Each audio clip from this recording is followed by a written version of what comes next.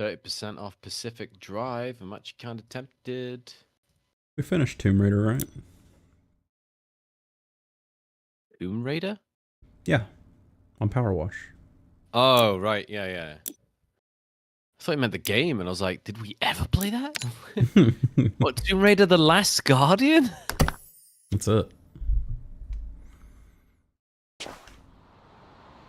I'll probably buy Pacific Drive for 30% off. Okay. Armored Core 6. I'll do that later tonight. Not that I'll get It's time. $42 for me, but you said it's cheaper on Humble. Well, I get the discount thing. It's 44% off for Armored Core on Humble, and I'm sure it's on sale on Steam right now as well. So I assume there's an achievement on this map, because it's a regular map, but I don't know what the achievement is. You can look that up while I'm setting up my stream. 30% off on Steam. It's cheaper for me on Humble still.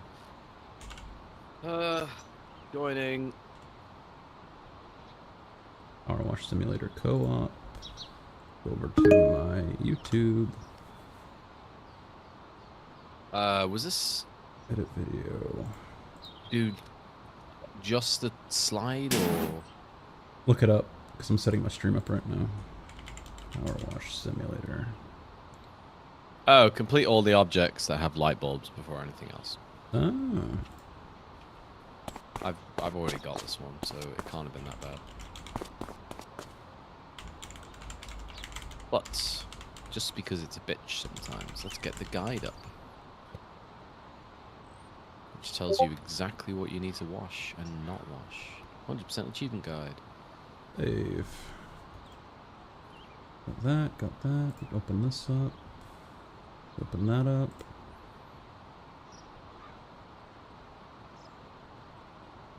Make sure that's muted.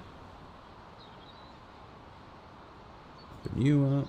Give me my chat. There's my chat.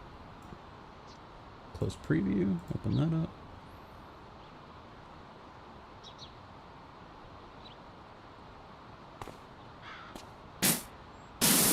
Oh god, that's loud. Why is that so loud? Why is that so loud?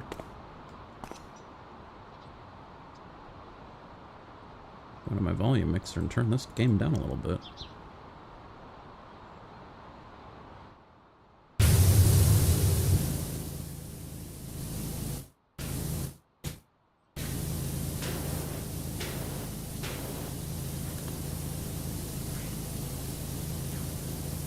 It's so loud.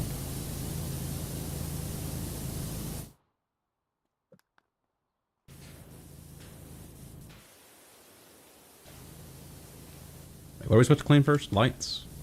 So, yeah, anything that has lights on it. So the list is sign, which I'm doing now. There's only one of them. Yeah. Top ring frame. There's only one of them.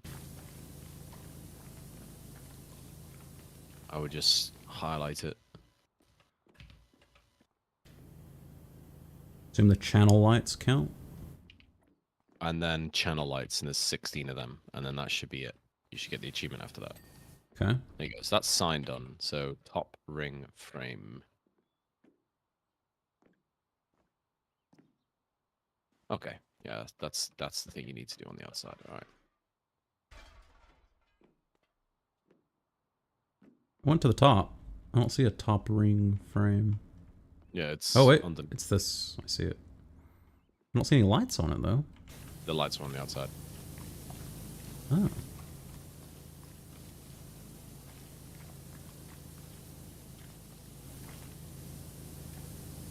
Oh, so true.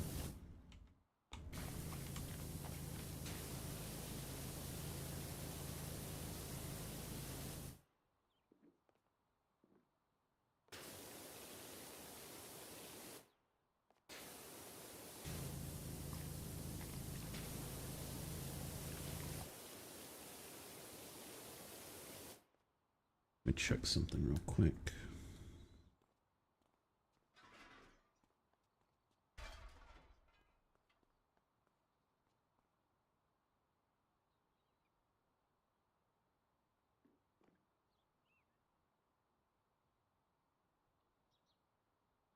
There we go.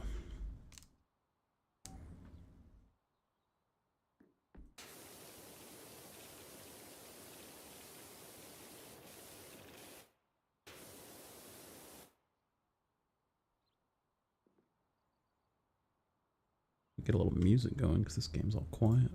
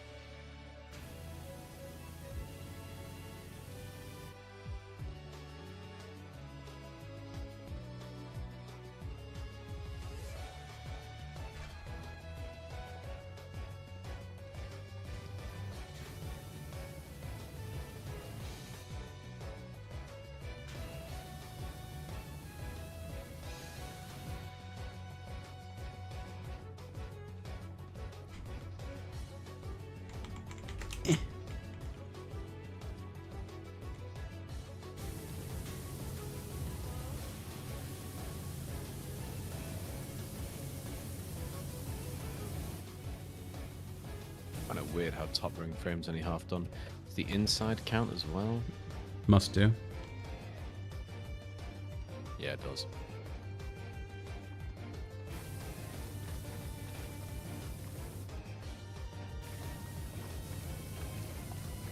The inside of the inside counts too. Yeah, looking at it.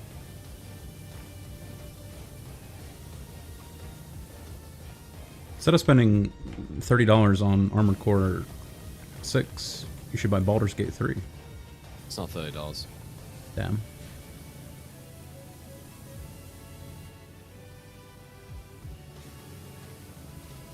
Probably not going to be $30 for a very long time. Game of the year. Game of the years don't tend to be dirt cheap very quickly. Yeah, they'll release like a new version at some point. Probably not. They had no intention of doing DLCs when it came out. No, like Game of the Year edition. There's like a pre-order that came with a couple of instruments and a cape. You can buy that separately to get it. That's basically it.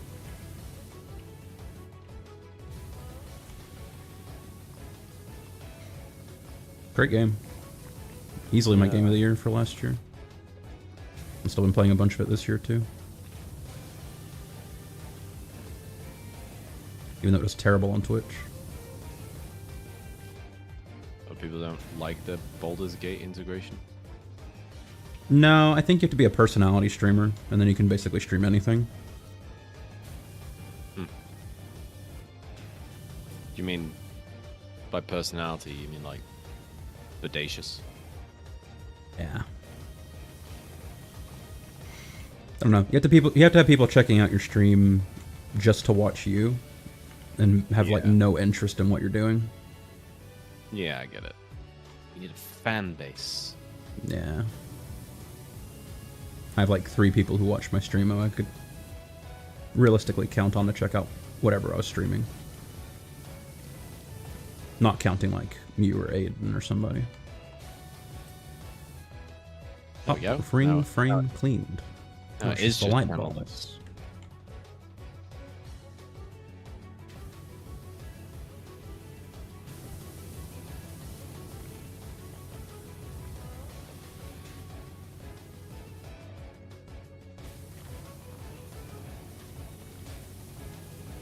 And the awkward bit of this now is the bits behind the actual slide, and you have to do it from different angles. Yeah. And the light bulbs themselves block the direction of your... Yeah, they do. It's kind of funny.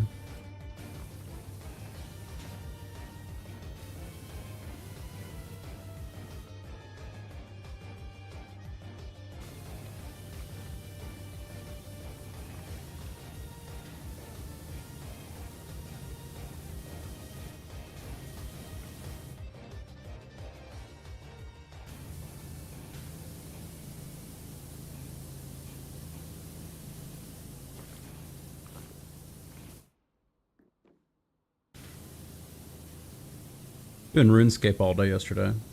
Had a big call in the RuneScape server on Discord. I was talking to a guy in there about... I really hoped it would pop into my head because I couldn't think of what it was we were talking about before I started the sentence. But it was something I know I wanted to bring up with you. We're talking about some piece of media, and we were talking about how it should have just ended after Season 1. Westworld, that's what it was.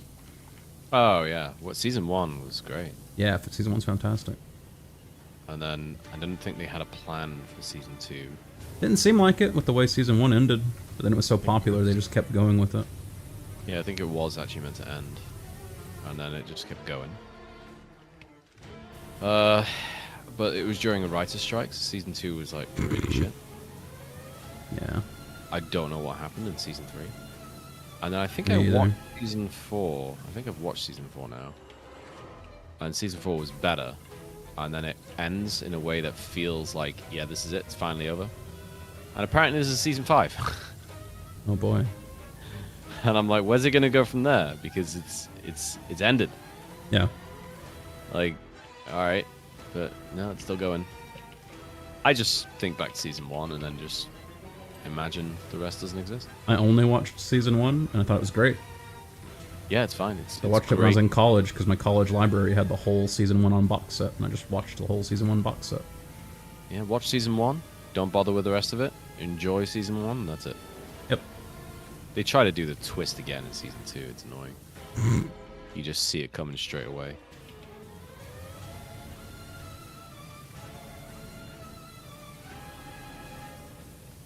What, the twist of the nerdy black guy being a robot the whole time?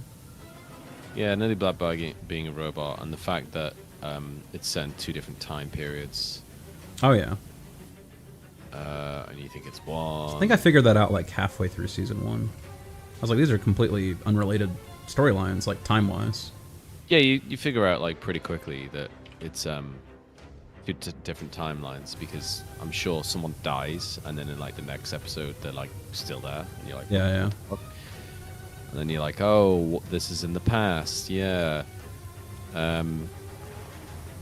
It's just like, what's his face being the Man in Black is not easily figured out. No, it's not.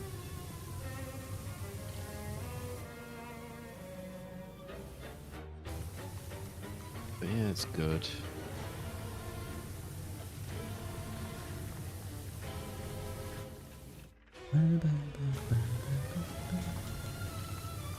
Wish I could swap the hand I'm holding my washer in. Because then I could be on the left side. Yeah, because then I could shoot down this hole easier. If you know what I mean.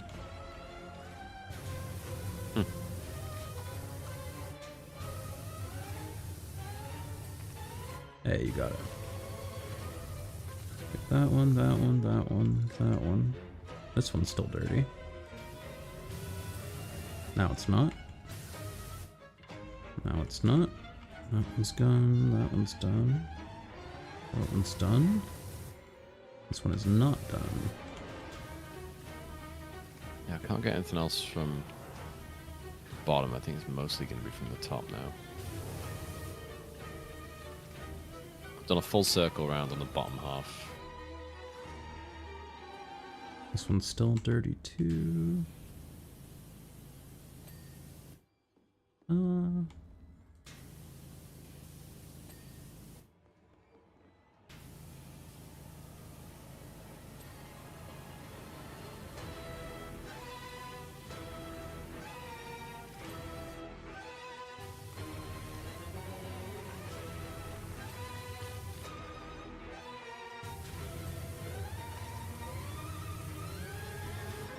So I don't know how the YouTube algorithm determined this. I got an achievement. Alright, just clean the whole map. I don't know how this got into my algorithm, but YouTube was randomly recommending me True Blood clips this morning. I don't know why you didn't watch that or show. thought of True Blood in like, I don't know, 12 years? Yeah. It's not a great show. It's okay. I think it had promise, and then, like many things, they didn't know where they were going with it. Yeah. And then it just became Same old shit and boring. Yeah.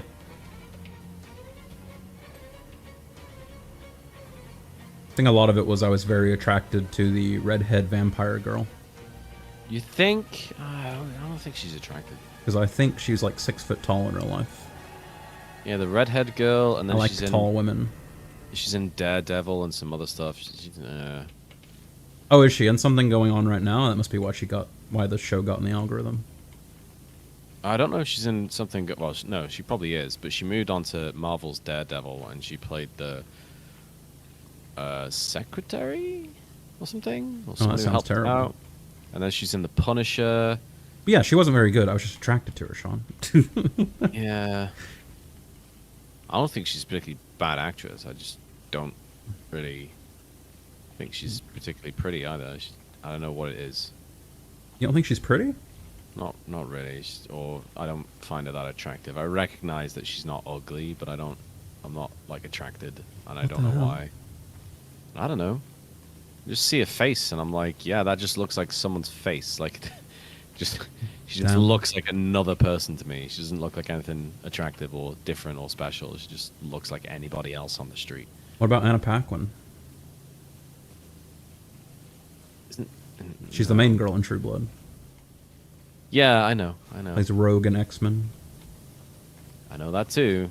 She's got a chubby hamster face, and she used to play the little girl in the piano. But so did the fucking Starlight actress, and she was pretty. And she was like, oh, my chubby hamster face, better get rid of that. Well, the Starlight actress is insane. True.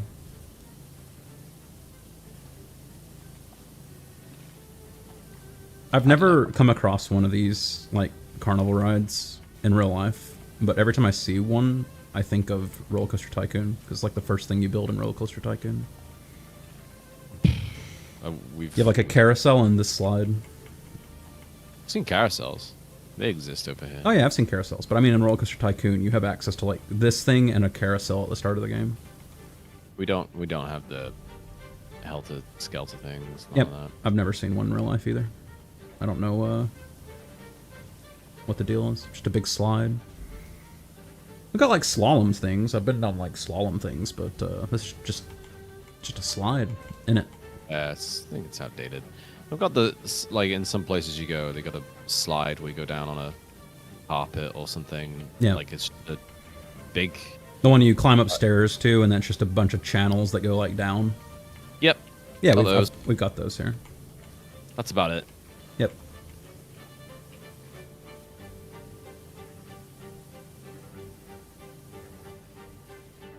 Also like the design of how the entire inner bit of this slide is like just stainless steel. So if you touched it with your bare hand on a summer day, you just melt. This is a winter-only carnival. Nah. And you freeze and get stuck to it. At my elementary school, which is like grades kindergarten through 5, we had a slide that was solid metal, and you just couldn't touch it during the summer. Yeah. There were like no rubberized bits or anything. Like even just going up the step ladder to get to the top of the slide was like you could feel the heat in your feet through your shoe. It's a wonder they didn't have like some sort of risk assessment on that. It was the 90s. They didn't do that kind of shit in the 90s. What, sue people? Yeah. That was a super late 90s, early 2000s thing for the US anyway. Any people who sued back then were like businesses. Like businesses would like sue competition and stuff like that. You didn't really have the oh, my McDonald's coffee is hot and I spilled it on myself. You didn't have stuff like that. To be fair, that coffee was really fucking hot. Apparently it was, yeah. You got like 3rd-degree burns. I spent 2 years recovering with like skin grafts and all sorts. Yeah. Yeah, people laugh about it because they just assume, oh, it's like reasonably hot coffee that she spilt on herself. It's like, McDonald's, why would you serve me coffee that's hot? But yeah, it was like actually way insanely hot. Yeah. But you can find photos online or something, and it's just horrific. But yeah, it's just how it's worded. Mm-hmm. It's like, oh, I bought coffee from McDonald's and it was hot. Yeah. We can serve coffee out of a machine, and people, not all, but some people are like, oh, my coffee isn't hot. And we just have to say, yeah, that's on purpose. Yeah. Like, the machine serves it at that temperature. Sorry, but, you know, if I were to, you know, walk over with a coffee cup and accidentally trip and spilt it all over you, you know, like, it's something like 65 degrees instead of, like, 85. So Yeah. that's why that exists. And then I just say, if you want, I can microwave it for you. Which I know is weird. I'm going to make a coffee and then microwave it, but hey, look, that's all I can do.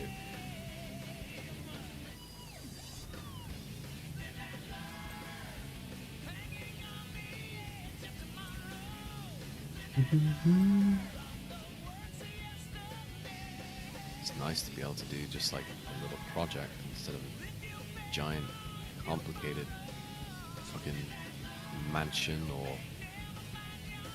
robot Sephiroth. Feel free to open the stream, by the way, Sean. Or help you build some viewers up. Yeah. Oh my god, you have 2 people watching now. I know it. They're not saying anything, though.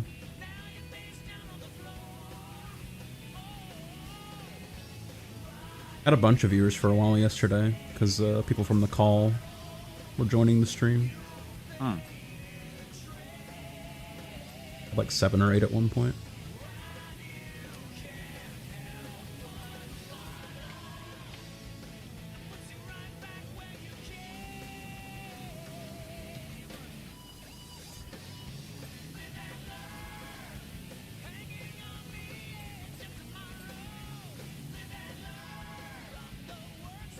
I'm missing on this. Oh, I see. I was also randomly thinking about The Expanse this morning. How season 1 was so good. It was. I like the last, like, 2, 3 seasons were kind of shit. Kind of shit. I think, to give them credit, I think they're still worth watching. But when you're comparing it to, like, season 1, I'm like... I don't think the second to last season, I don't think is worth watching. I think you could literally skip that season and miss nothing. Just the one where they go to the planet. Yeah. The one where they go to the planet. The one where he goes to the planet and he turns that machine on and has the glowing orb. Yeah. Yeah. I do think it's funny how the show is done now, and it's clearly not resolved. Yeah, but the books take place like 30 years later. No, I know, but I don't know, just cast new people. Yeah, they probably could. Amazon bought it. The show's doing well. Milk it for other IPs, I don't know. I don't know, Amazon's got like 50 shows right now that are all dog shit. What's one more?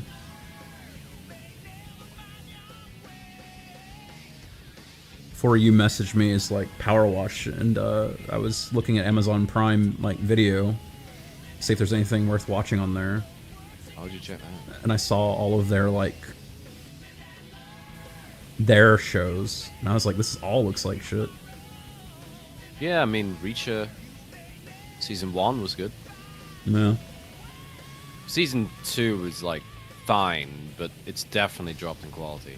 It's a me problem, but I can't watch anything Jack Reacher because Jack Reacher has been done so many times by so many different actors.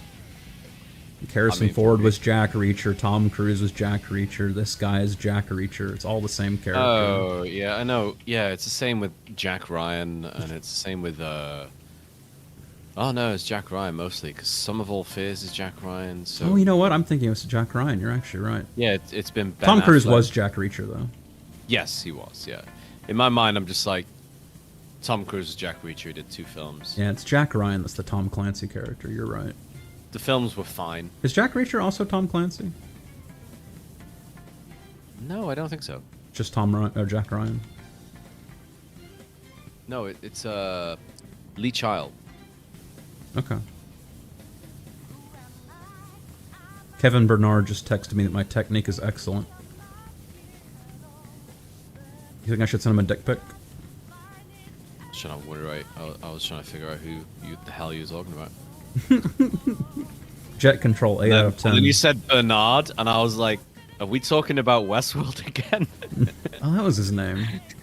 Yeah. And then I was like, what? I just got really lost. To me, he's nerdy black guy. Yeah.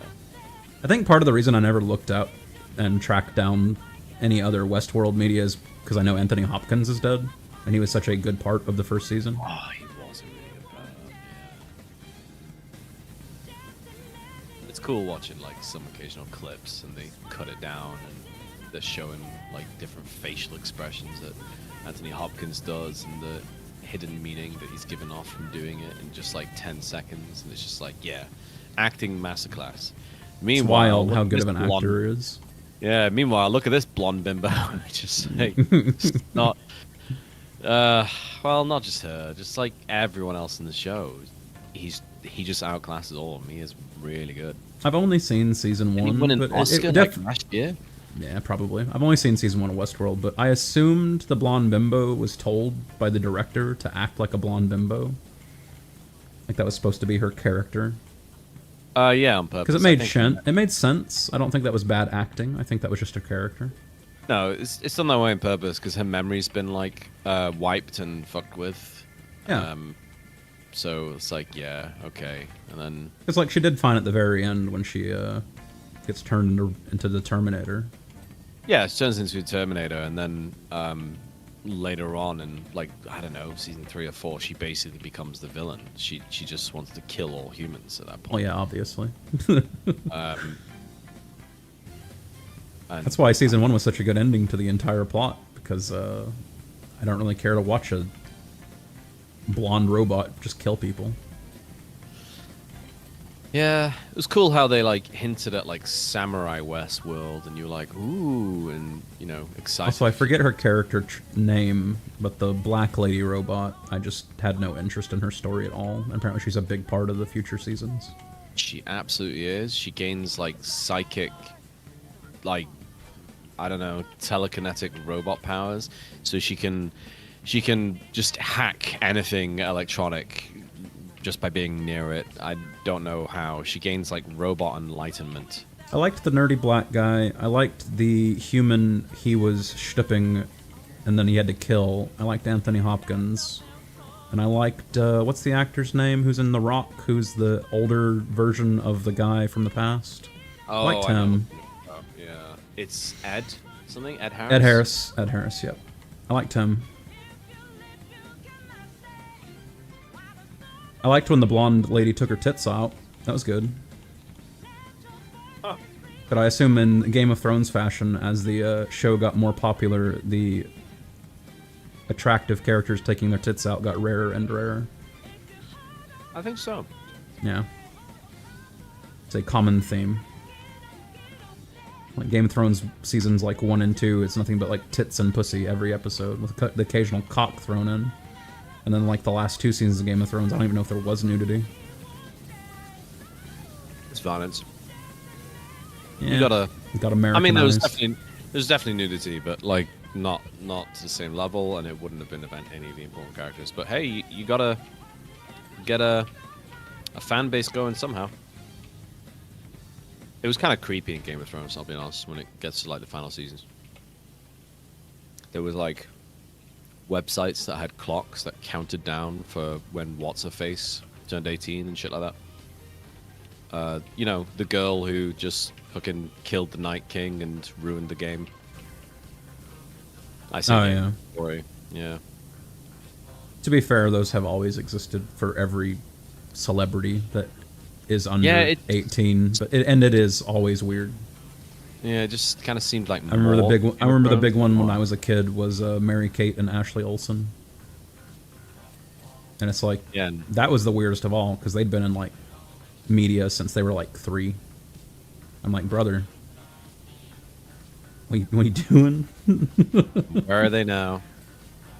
I have no idea. What have they done since? I have no idea. Meanwhile, their older sister comes back as Wanda and does WandaVision, which now she's dead. Was fine. The end of Doctor Strange Multiverse of Madness, she dies. And they definitely won't revive her character in any way. Especially now that the MCU is doing so terribly. They definitely won't bring back fan-favorite characters. Like Captain America and Scarlet Witch and Iron Man. So far, they haven't brought back Captain America. And I was reading something a few days ago. Apparently, they're going to bring Captain America back. How? I don't know. Going to be a different actor? No, it's going to be Chris Evans. But apparently, he's going to show up in one of the new movies or something. New movies set in the past? No. I don't know. They're all obsessed with multiverses now. It'll probably just be a Captain America from a different universe.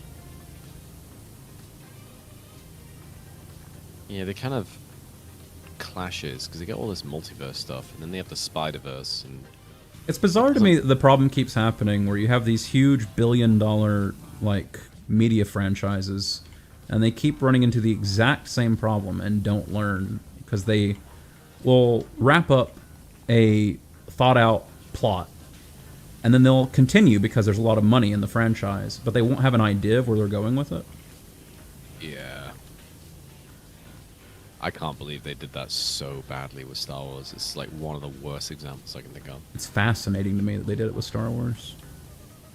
Yeah, it's also the fact that they did the one director. Yeah. They then had a second director who comes in who's like, well, I don't want to do that. And then the same director from the first one who's like, well, I don't want to do what he did. And just... it's terrible. No.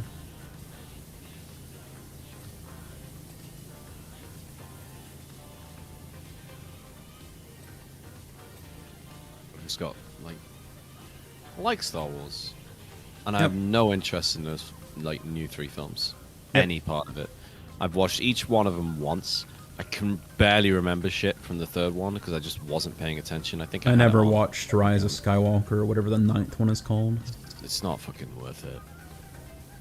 You're not missing anything. There's nothing. I heard that they were bringing the Emperor back, and I'm just was like, I'm not gonna ever watch this.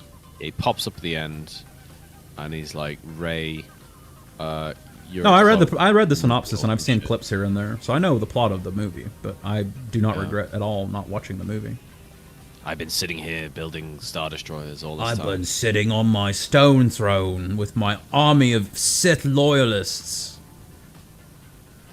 Nothing in the original trilogy mattered because I am more powerful than ever. It would be terrible if you blocked my lightning with 2 lightsabers, killing me instantly. They should have just done what they are trying to do with now with Ahsoka. And have Thrawn come back, and he's like, I'm not even a Sith, and I'm more dangerous. It'd be nice if they would just take like a year break. Like, take a year off. And, you know, steal some plot lines from the books and the games, and come back and just do some stories that make sense. Yeah, but unfortunately, they retconned all of that shit, and said that none of the expanded universe, in any way, shape, or form, is canon. And it is they did that like 15 years ago. Yeah, no, but like the expanded universe had a couple of good stories in there. They definitely could have used it. Yeah, like the Thrawn stuff that they're just stealing from the expanded universe. Yep. But they're doing it worse than the books did. Yeah. At least they got that actor who looks like the guy from Terminator 2, but is apparently not the guy from Terminator 2. Because I always see that guy and I'm like, oh, it's the guy from Terminator 2, and it's never the guy from Terminator 2. I've always wanted to have them do Kyle Katarn, but now I don't want them to touch him. Apparently they're going to do something with the Old Republic in the next couple of years. I can't wait for that to be a trash fire. No one's going to want to watch it. Because you can't tell the Revan story in a movie, and you probably can't tell it in a, like, 8-episode TV show either. The only interesting thing about the Old Republic is Revan, so if you're telling something other than Revan, what's the point? Yeah.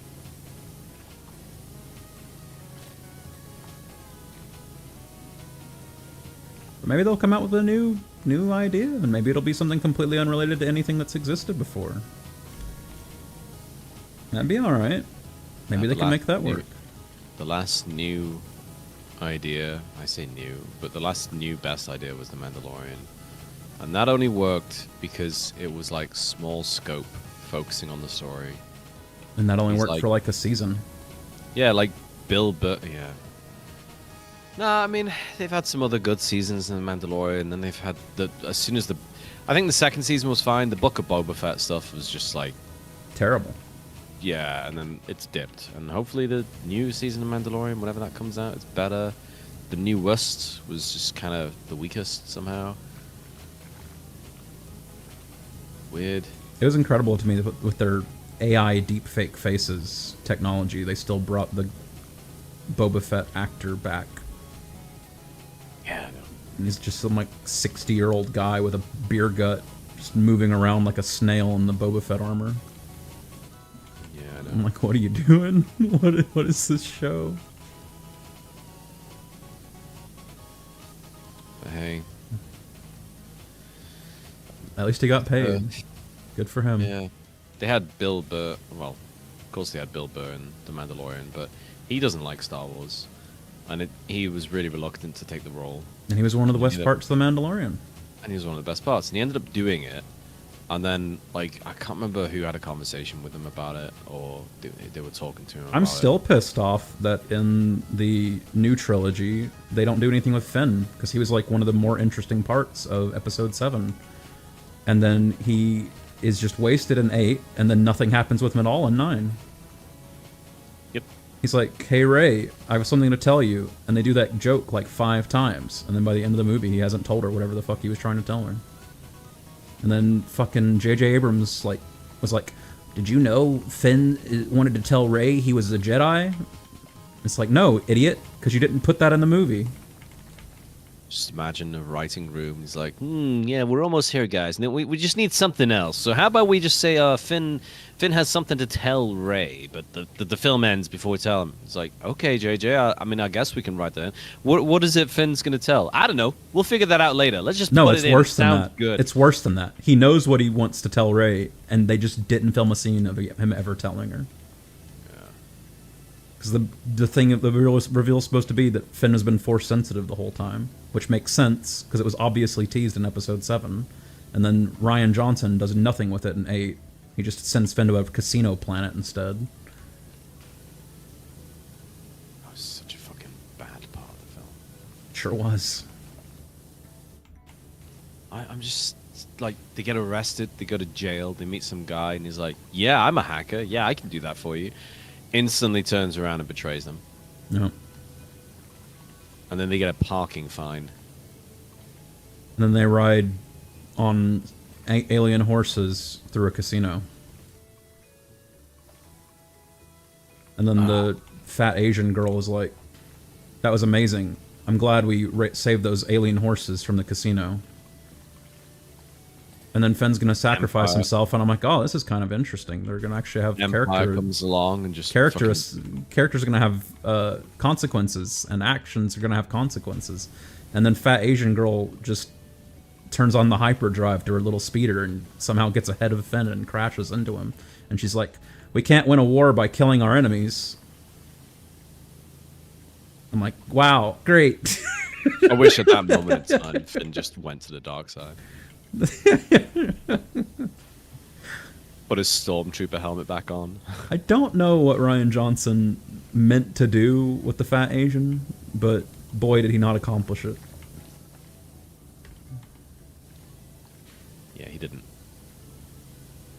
I don't know what that character's arc was supposed to be. Clearly we'll never know, because J.J. Abrams hated it so much he just abandoned her completely in the 9th movie. I think there's even a scene that's like, hey, fat Asian girl, come with us. And she's like, no, I need to stay here, actually. They didn't understand. Oh, they just didn't understand what Star Wars was meant to be. They didn't understand the media. They just did shit that they thought was cool and had no long-term plan. Yeah. It's a horrible, horrible, horrible project. But yeah, that's what I liked about Mandalorian. And when Bill Burr didn't, he had no interest. Rose. Thank you, Mad Lad. I think Bill Burr did it for like money. Not fat Asian. Rose. He had like a conversation with, I don't know if it's the director or the actor who plays the Mandalorian. I can't remember his name. What's his face? But he said, like Bill Burr said, like it suddenly clicked for him.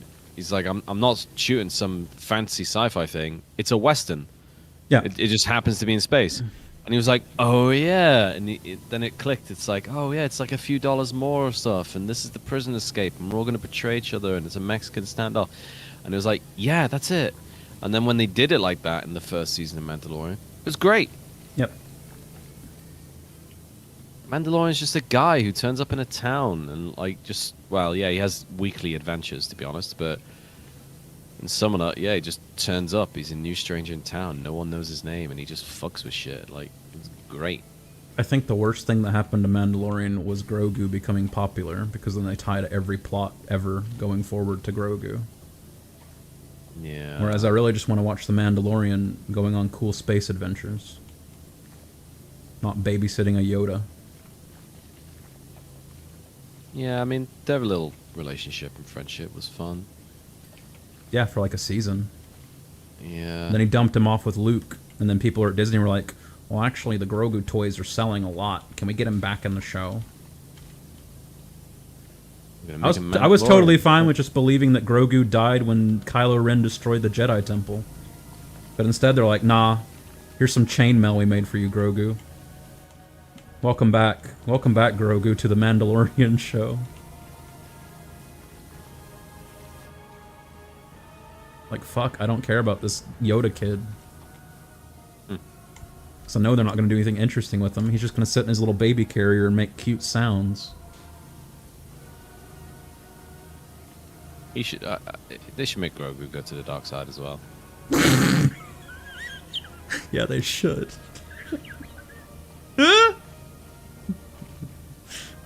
Like Grogu, like, you know, turns up in his robot with legs and the robot speech voice Fuck box. me, I hated that character so much. And he's Grogu and the robot is so dog shit. I blocked it out of my mind. Fuck me. and he goes to collect a bounty in a bar or something, and he's like, dead or alive, coming with me. And then the guy's like, no, I'll take you on. And they fight back, and Grogu wins, and the guy's on the floor. He's like, fine, I'll come with you. And he just goes like, dead it is, and then blows his brains out all over the floor. And it's just like Grogu turns evil bounty hunter.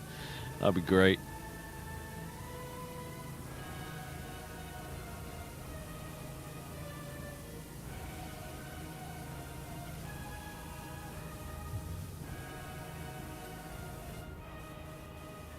Don't let him cook.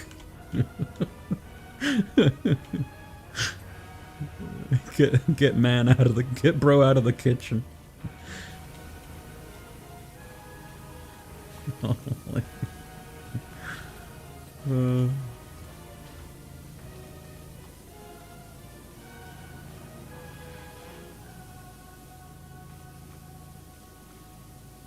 what have you been watching lately? You're always watching something. Sometimes you tell me incredible things like Owen Wilson is in Loki and get me to watch a show that I end up liking. Masters of Air. What? Which is... Oh, it's the... Like, it's fucking Band of Brothers, but planes. Oh. And I think it's Steven Spielberg producing it, but... Band of Brothers was the best one. They haven't done it as Spielberg. Yeah. There's The Pacific, which is, again, the same deal, and I think it's Steven Spielberg again, but it's The Pacific. Okay. Pacific, whatever. Specifically, it is the Pacific.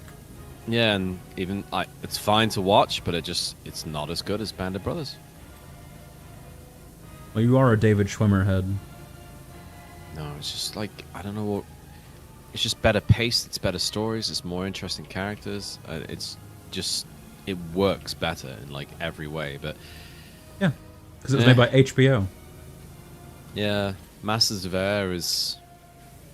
nothing special. It's alright to watch, it's just nothing special.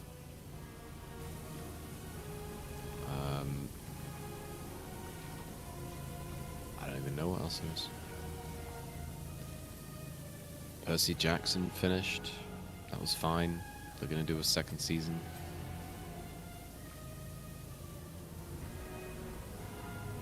some people were saying, I wish it wasn't like so serious, because they're trying to cater to, you know, like people who are fan of the books, but they're also trying to cater to older people so that more watch it.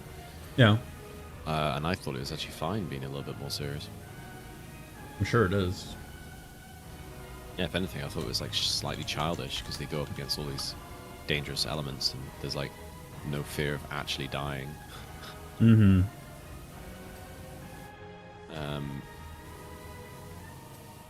Can't even think of anything else that's been good.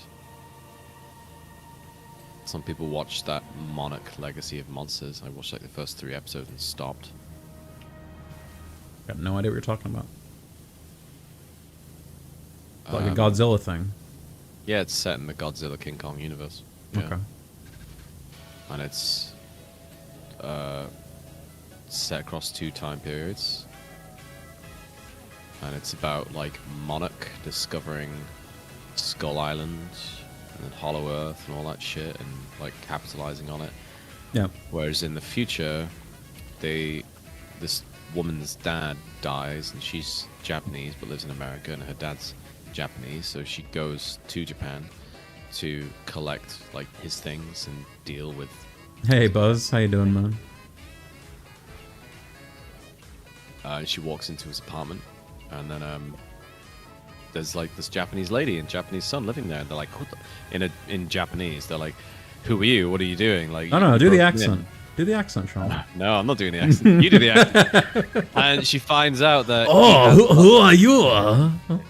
She finds out that her dad had a whole second family and was married and everything that she didn't know anything about. And then her dad is like some secret agent of Monarch and has these files.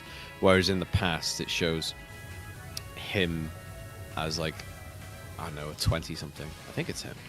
And they're discovering Godzilla for the first time and all that shit. Yeah. Apparently it was good. Wait, the 20s? I never stopped. I never continued watching it. Say the 20s? Not the 1920s. What are you, like 2020s? What? No, he was like 20. Oh, okay. I misheard you. Dead at like 70 or something. So I was like, Godzilla shouldn't have existed in the 20s because he's a mutation from the Nagasaki Hiroshima fallout. Yeah, it's like after World War II because yeah. the military are using nuclear weapons. And it's... I'm not even a Godzilla head, and I know that, Sean. Come on. Yeah, no, the military are using nuclear weapons because they use a nuclear bomb as bait to bring Godzilla out and shit. Ooh, tasty.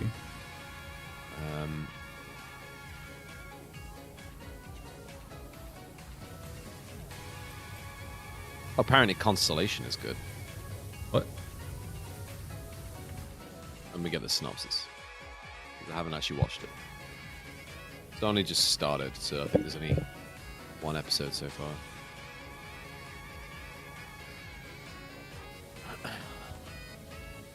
People were talking about that Mr. and Smith show, Mr. and Mrs. Smith show.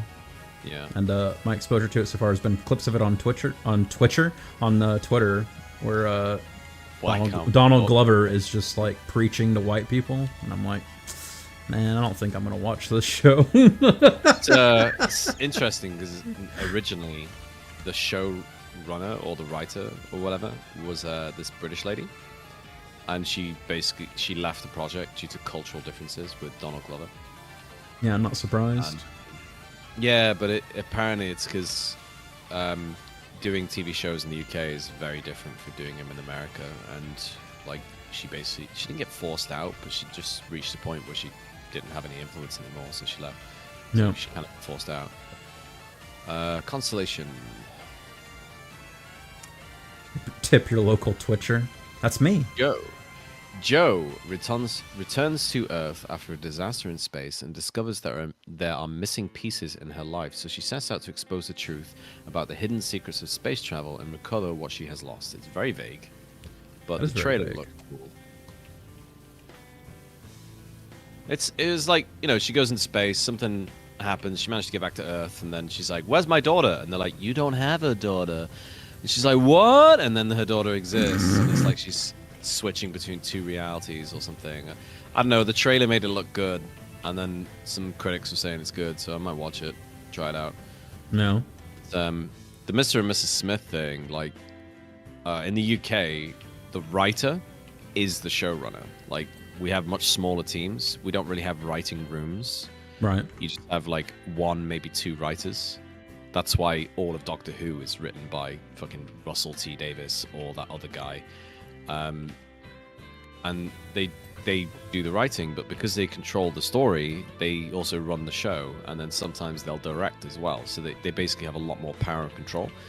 And then she went over to America to do Mr. and Mrs. Smith. Donald Glover signed on board. Donald Glover came over from Atlanta, so he brought all of his writers with him, and they had these writer rooms, and suddenly they're in a room with like 10 writers. She's one, and all the other 9 are all like Donald Glover's people. And always agree with him. So she basically lost all like power and influence, and then she left the project. Makes sense. Yeah. They cited its cultural differences, and it's like, yeah, she was in charge, and then someone else became in charge. Basically. Makes sense. Makes total sense to me.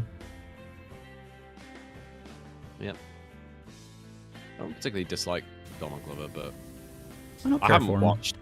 I haven't. I think he used to be funny when he was Donald Glover, but now he's like, he goes by like that rapper name or whatever he's got now. Well, he did both at the same time, to be fair. Oh. Like, when he was doing Community, he was also Childish Gambino. That's what it was. That's what it was. I used to think he was funny in. No, it was like a side project, and then when the Community was? Came out, no, the Childish Gambino. He was. Oh, that thing. Yeah. He was touring and doing that at the same time as doing Community, as well as other things. So it's been around for like a long time, but then when he had that big hit with This Is America, like that became like the #1 thing. At the same time, Community had like ended, and went on a big break before doing those odd few seasons. And then he had Atlanta in the works at the same time, so I don't like dislike him. He does some good stuff, and Atlanta was funny, but This Is America, guns in my area. So true. And then I don't know. I have not, he comes off to me as very preachy, and just as a general rule, I don't like preachy people.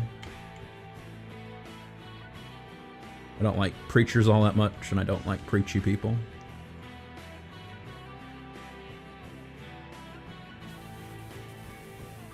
God, I had to go to a very self-serious, which I think a lot of actors are. I had to go to a funeral not that long ago, and it's for like a family member who's, I suppose they're pretty religious, being from like down in the South Wales, where it's all.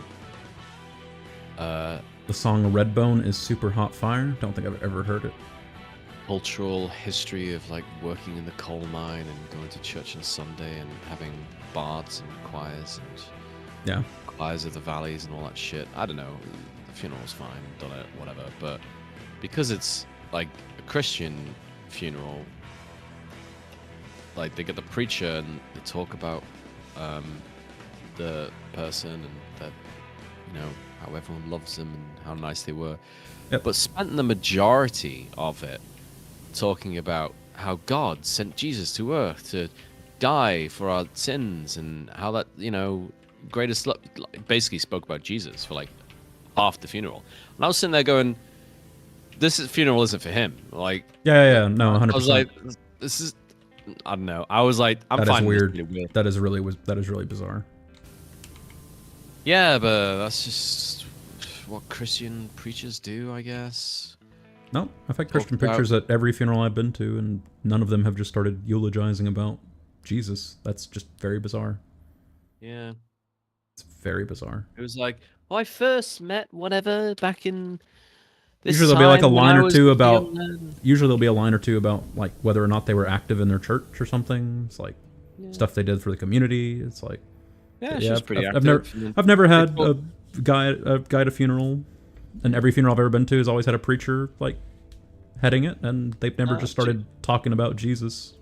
She was pretty active in like the community and the church and everything, so they talked a lot about that, and they talked about the history in the past, and then she talked about, oh, she's up in heaven now with her savior, and how nice it was for him to. Oh yeah, they'll say stuff like that. And then he was saying some stuff that just like contradicted in my head like straight away, and I was like, this is not the time to bring that up. I was like, she talked about like how God sent his son, who is also God, and also the Holy Spirit. And I was like, so there's 3? And I was like, it's the Trinity. getting very it's like, no, they're all the same person, but they're also 3 different things. And I was like, this is very confusing. It's like, I don't get how it's being explained to me here. Catholics are a bit washed. Yeah, I was like, I'm just gonna give this a pass. Like, I don't understand what's going on. But yeah, he just talked a whole lot about fucking Jesus and the crucifixion. I don't know where top door frame is. I guess it's at the top, because I was looking for it at the door at the bottom and couldn't find anything called that. So there must be a door up here. There is a door up here. Let's go. What's that last frame? Is it literally? Yeah, it is this last one. All right. The very last frame that I actually check. Of course it is. There we go. Just you now. Get that door done. I'm hitting it. I don't see any dirt on it, but I'm hitting it. Oh, I know. It's probably on top of the door frame. I'll have to jump up here to get it. Put my extension scaffolding down. Oh, it's down there. Isn't Redbone a band? I don't know. So the song Redbone is super hot fire. Oh, now I'm getting a full screen version of this. Yippee! That's a lot better. I'm glad they made that change. What song are they famous for? Look, Sean, it's full screen now. Come and get your love. Yeah, that's the one. I knew it. Sean, we got a private jet to clean. Wonder what the achievement for this one is. Oh, this is an achievement. Complete the private jet laser and anti-gravity parts first. Oh, that seems easy. I don't think I've got this achievement yet. Okay. Well, there's the laser. Yeah, I don't. So, laser. Laser mount, different. Don't do laser mount. Yep. Laser, anti-gravity boosters, 2 of them. Anti-gravity panel, and there's 2 of them. And that's it. I will do the boosters. This hose is part of laser, so I'll clean the hose.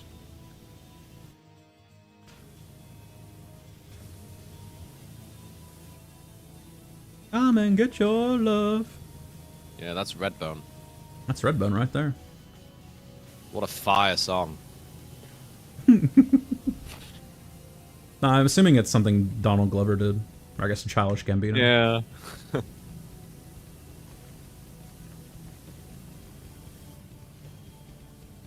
I am not a... My favorite rapper is Aesop Rock. I don't have a favorite rapper. Oh, okay. If he pushed me, I would say Will Smith, because I think his songs are funny. Well, that's not... Okay. That's not the normal criteria people go by. I don't like rap. I find most rap funny because I think it all sounds stupid and juvenile. Because it's all rapping about, like, material possessions and women. No, not all rap is like that. It's all the rap I've heard. A$AP Rock. I'll link later a video that like deconstructs A$AP Rock's lyrics. And I'm definitely not going to watch that. Okay, never mind. That's terrible. Why would I do that? Never even heard this artist before. I'm definitely not going to watch a video deconstructing his music. It's not even... It's just like really clever. The guy... I'm sure he's fine. It's just not a genre of music I like. Like if I didn't like classical music, you wouldn't be like, oh, here's a dissertation on Beethoven. Well, no, if you... I mean, I could talk about classical music. Yeah, of course you could. You could play the piano. I could talk about like a handful of songs that just like... You ever played Metal Hellsinger, Sean? That's a good game. I own it. I've owned it for a while because I think it was in a Humble Bundle a while back. And finally played through it. I've liked the music for a while, but hadn't played through it myself. Claim the laser. I can help you with the anti-gravity booster. Nah, I've nearly finished it. I don't know. Here you go, Sean. You're welcome. Did not get an achievement. Panel. Top of it, probably? Yep. Yeah. No, like, A$AP Rock has a shitload of, like, really clever rhymes, but he also has... Oh, speaking of A$AP Rock, you know what's good? Schoolhouse Rock. Yeah. He has a load 1, of, like... 2, 3, 4, 5, 6, 7, 8, 9, 10, 11, 12. That's a banger right there, Sean. complex like fucking metaphors and shit that he basically like if you read his shit like he becomes more like a fucking poet than a rapper because it's just really clever with what he's doing. Oh, so he's like Super Hot Fire. He's not a rapper. Not in every song, but like there's some where you just like they. Oh, there you go. Super Hot Fire is my favorite rapper because it's just a meme. I don't know who's what. Sweet dollar tea from McDonald's. I drink that. Super Hot Fire. I spit that.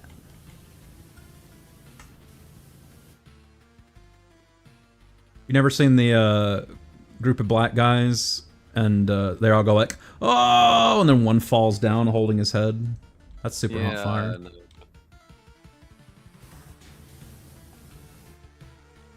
Alright, I cleaned my panel.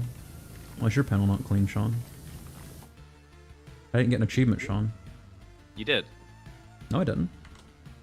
You didn't? Wait, maybe I did. It didn't pop. But apparently I do have it. Complete the private jet, laser, and anti-gravity parts first. I do have the achievement, but it did not pop.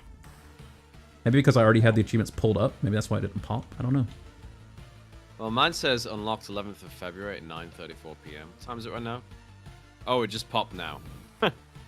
Mine says 11th of February, 4:34 p.m. That means I got it before you, Sean. By like 5 hours. You're so slow.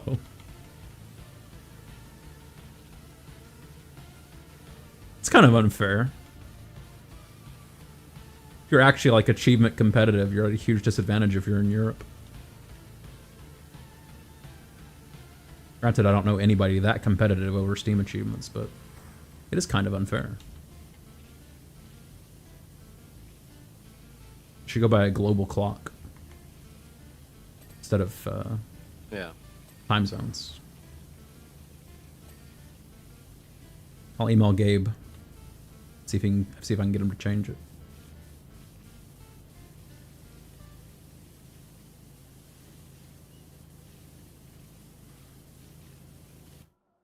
All right, Sean, clean the plane.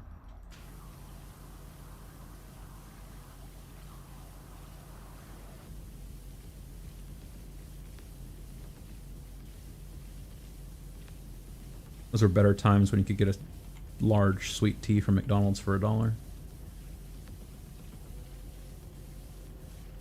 I think a small tea from McDonald's is like $1.50 now.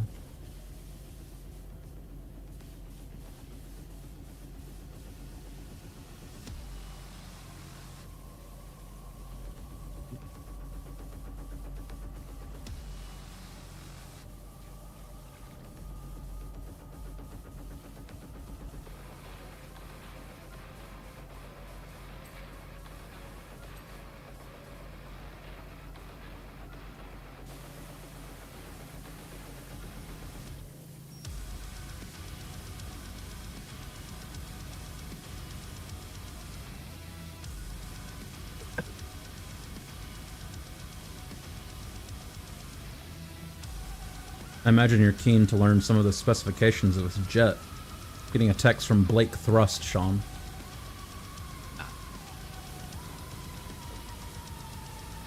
Me personally, I feel like it's on the nose for somebody named Blake Thrust to own a private jet.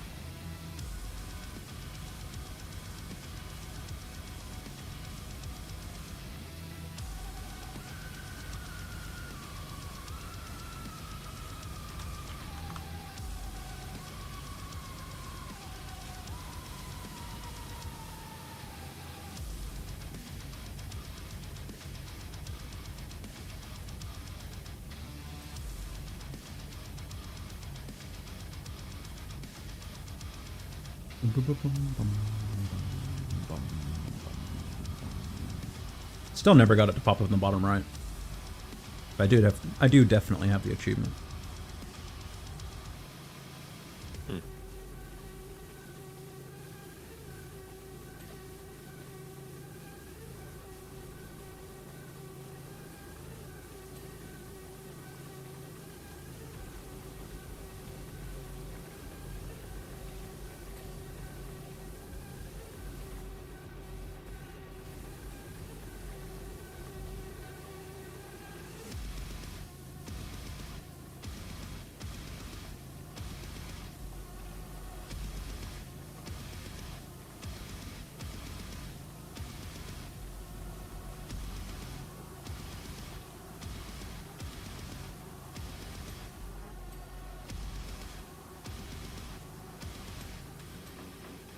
Hey, Sean.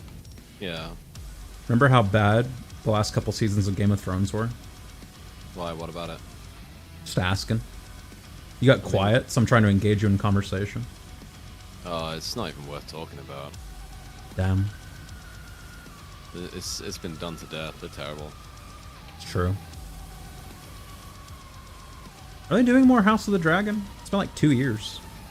Yeah, I believe they are. Okay. I think they're filming it now. It definitely got renewed for a second season.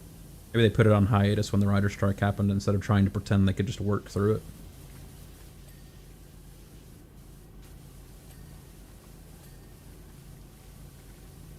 Another thing I don't really understand is every time there's a writer's strike, every studio is just like, yeah, we'll tank the hit. Don't worry about it. It'll be fine. And then everything that comes out during a writer's strike is dog shit. Yeah. They'll just be like, yeah, but what else are you going to watch? Nothing. I'll rewatch The Prisoner for a 5th time.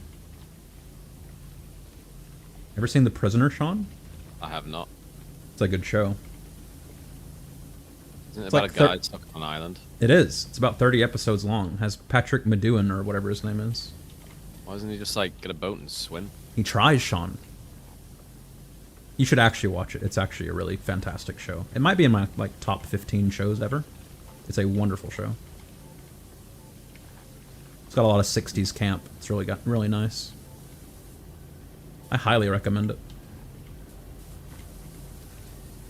It's also nice that it's only like 30 episodes. So it doesn't take particularly long to get through the whole show. I want to say it's free on YouTube right now, like the whole series, but that might be an America only thing.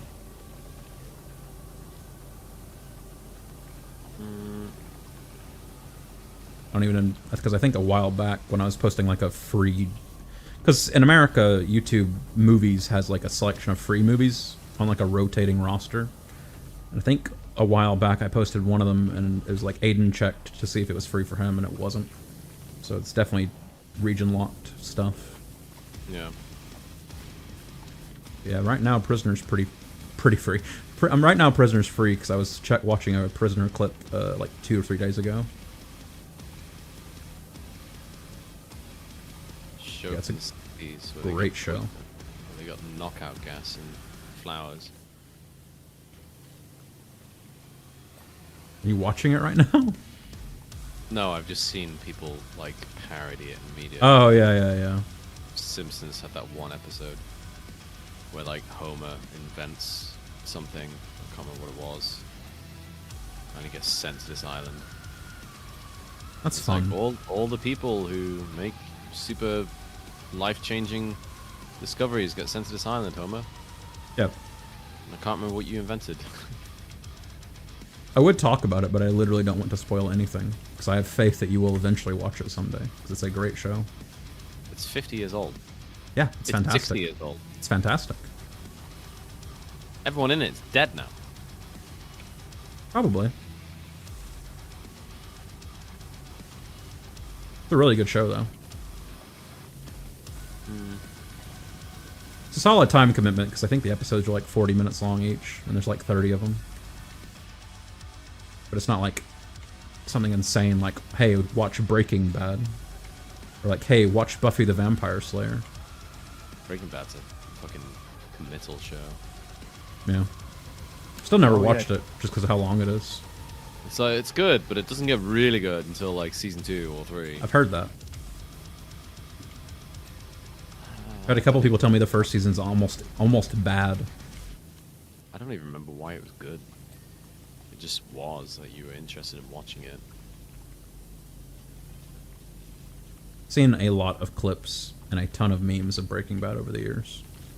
So I've already seen all the big, like, spoilery reveal things from the show. Which Yeah. means my desire to watch it decreases. Because I already know the major plot points. Like, I know how it ends, I know what happens to most of the major characters. Well, it's alright, you can just watch Better Call Saul, and some people say that's even better than I have Breaking Bad. also seen clips of Better Call Saul and seen bits of the plot. And the problem with Better Call Saul is it's a prequel, so none of the main characters can die. or end up in prison because they all have to be there for Breaking Bad. Yeah. Yeah, I have also heard that Better Call Saul is actually better than Breaking Bad. Yeah, I'd stop watching the show, to be honest. That's fine. I'll probably never watch either. It's just like got long and had lots of talking, and I just got bored. That's fair. I'm a new generation. If I only streamed RuneScape, I'm sure I would watch it I eventually. need some woman to show me her tits for me to pay attention to the TV show.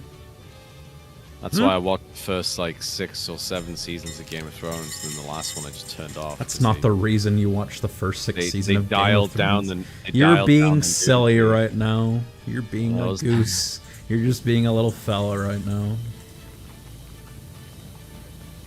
That's why the first season of Westworld was great, and every other season after that sucked. Definitely helped. That blonde girl's cute.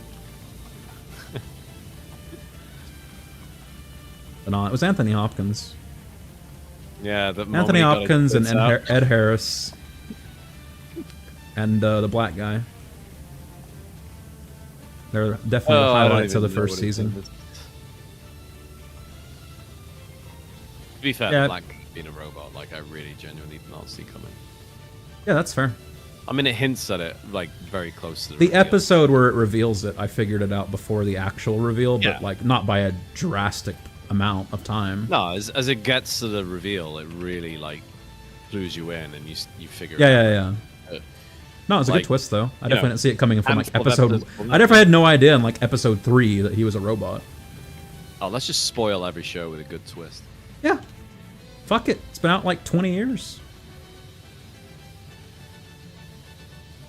Google best TV show twists. Alexa, what year did Westworld Season 1 come out?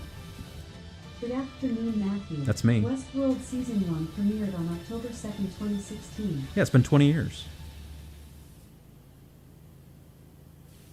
What? Best TV and movie show twists. And this list comes up. Number 2 is Twister. And I'm like, What? that's what I googled. I get it. Best TV show twists. Oliver Twist. No. You've done it, Sean. You found the perfect list. Literally written by AI and it didn't know what it meant.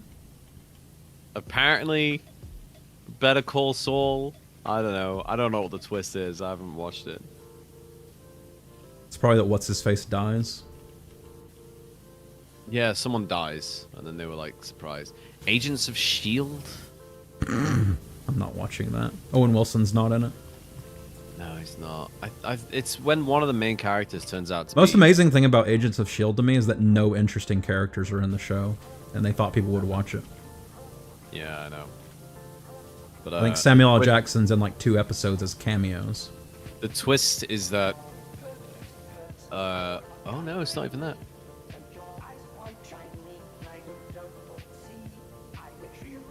17 episodes in, the main character of the show turns out to have been a sleeper agent, and he's actually a villain.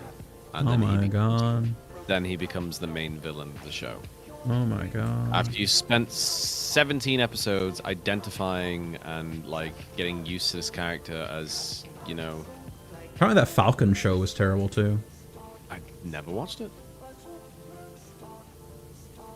Which one's Falcon? What? The The black Soldier? sidekick of Captain America, who has the wings. Winter Soldier. No, Winter Not Soldier's him, Bucky. but Winter that Soldier's was- Bucky. Yeah, I know, but like the On your TV left, series guy. called that.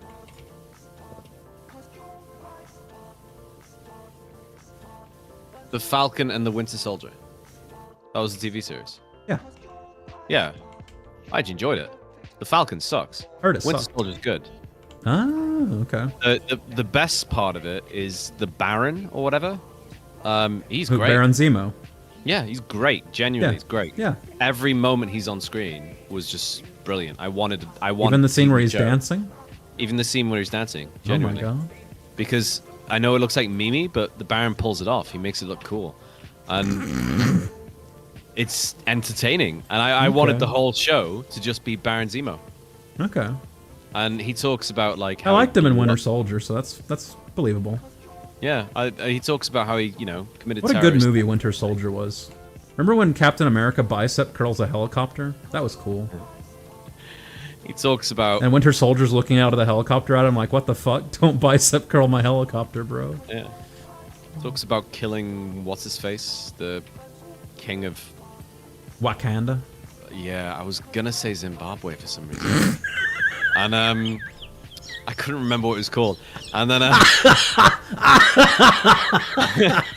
he talks about that, and he's like, well, I have to protect my country, and he just hates all, like, superheroes and wants to kill all superheroes. And he says they're a threat to humanity and stuff. And then in the same, like... Yeah. Okay.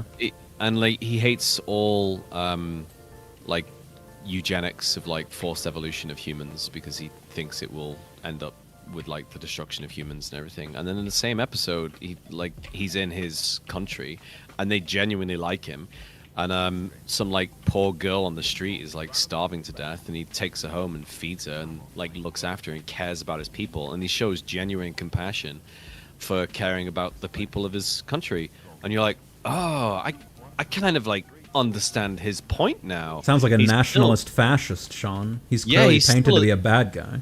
He's still a zealot, but it reaches that point where, yeah, he's the villain, but he's also right. My favorite thing is that they'll have that and paint him as a villain while simultaneously having the Black Panther and Wakanda being painted as heroes. Yeah, well, anyway, the Falcon and the Winter Soldier like eventually become like uneasy allies. Do you think they've ever touched on the fact that Wakanda is like the most advanced like location in all of Marvel Earth, but simultaneously it exists in Africa? It's because and they just do nothing to help their neighbors and out and like brothers and sisters who are living in different countries. Yeah, they mention it. Okay. It's because of that fucking unobtainium material they get or some shit. You mean vibranium? Yeah, that stuff. And it's like super versatile and could be used for nuclear weapons and world-destroying weapons, and it's Captain America's shield, and if anyone else found out about it, like, people would fall apart and there'd be World War III all over again, and like it would be horrific. So we have to keep all our technology secret because people can't be trusted with it. But they're people.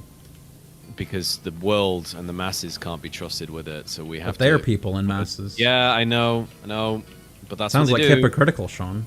Yeah, well, imagine like when America invented a nuclear bomb, and they're like, we have to keep it secret, and then someone stole the plans and gave it to Russia. Like, sure did. It's the same sort of logic, but I remember that coming up in a movie or a show or something, and that was basically their explanation. Like, all of our technology is so great. I think someone actually asks them the question and says like, why don't you share it? Because you could solve the world's problems. And then it was like, oh, because they'll become reliant on us and they won't solve problems for themselves. And it's like, what the hell? Wakandans are white nationalists? No, it's like, oh, if you had to fucking hammer That's what a white nail, nationalists like, argue against giving any kind of aid to Africa. That's literally their argument verbatim, is that if you give aid to Africa, they won't ever try to solve their own problems. Is either that combined with like, oh, if you had a problem where you have to hammer a nail and I gave you a nuclear bomb, you'd fix the problem, but you'd make things far worse. And he's like that's just stupid. That's what the rest of the world would do. They'd use this technology and they'd just like destroy themselves. The world is not ready for it. Oh, so the show is written by idiots then? Yeah, and then it does. That's disappointing. At Not some surprising. point, it does slowly change that Wakanda begins sharing its technology and opens up a bit more. Because I think it's the newest film, the one where the Black Panther's dead. Yeah. I think it's in that one, like all the other countries around the world, like France and everything, are like launching secret strike squads to get into Wakanda and steal that technology, and they accuse Wakanda of, you know, doing what they're doing. Yeah, being elitist and just hoarding all their technology and shit like that. Okay. And then Wakanda is like, if you dare go against us again, we'll fucking kill you. Like, it's like we're the strongest and you can't beat us. And like, if you try and do this again, we'll eliminate your entire country. And oh, look, here's a video of your strike squad, even though they're deniable operators. Here's a video of them like confessing that you hired them personally and blah blah blah. And it's not a very good film. That's what I heard. Yeah. Neither was the first Black Panther movie, to be fair. It was fine. Just He was good as a side character in Civil War. again, like, I just keep thinking about Falcon and Winter Soldier. Yeah. Just watch it. Watch the bits with the Baron. But And Owen then Wilson's as soon as not he in it. leaves the show, and the Baron's not in it Sean, anymore, was it better than stop. Loki season 2? Well, no. Okay. I mean, that's a different kind of show. A good show? It's a good show. Whereas this is a show with... Sounds to me like you just have a crush on Baron Zemo. I don't know. Not that there's anything wrong I with know that. the actor from some other stuff. Like, he was in... Was it Rush? I think it was called. Crash? Rush. It's a Formula One film. Biopic about a race car driver. Did you ever watch Clarkson's Farm? Yeah, I have. Did you watch the second season? Yeah. Yay. That's a good show. Jeremy Clarkson's very entertaining. I don't think that's a hot take. Well, not really.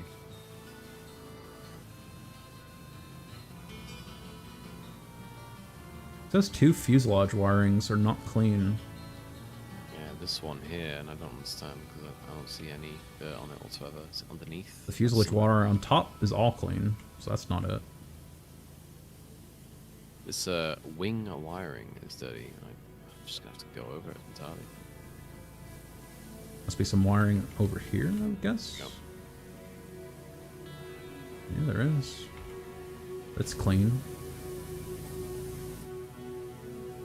Must be the other side of the plane.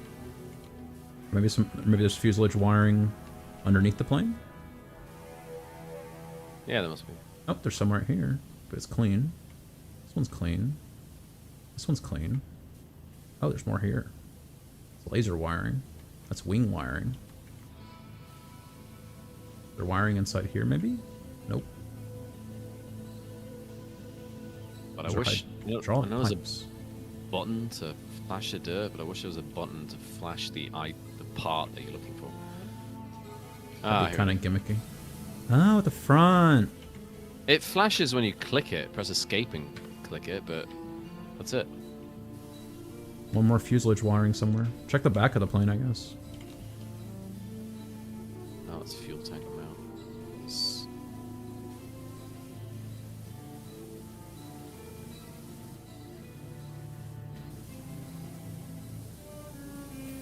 Yippee! Look, Sean, we're cleaning the plane.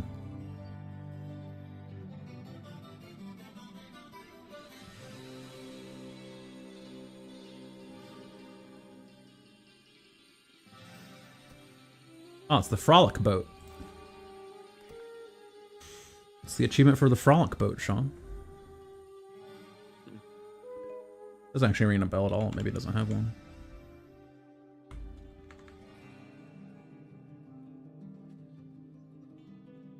Yeah, I don't...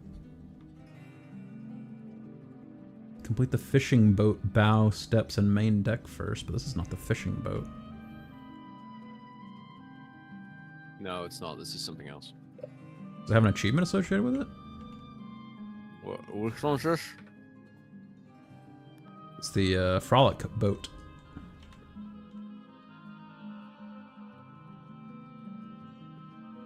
I don't think so, no.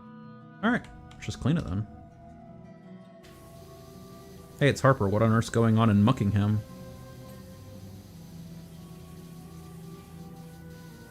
You ever been to Buckingham Palace, Sean? Been outside it. Do they not have tours through it or anything? Probably can. But You Maybe never not. have. Does the king Never. live there? not really. Queen lived there though, right? Yeah, but they also have several properties. Nah.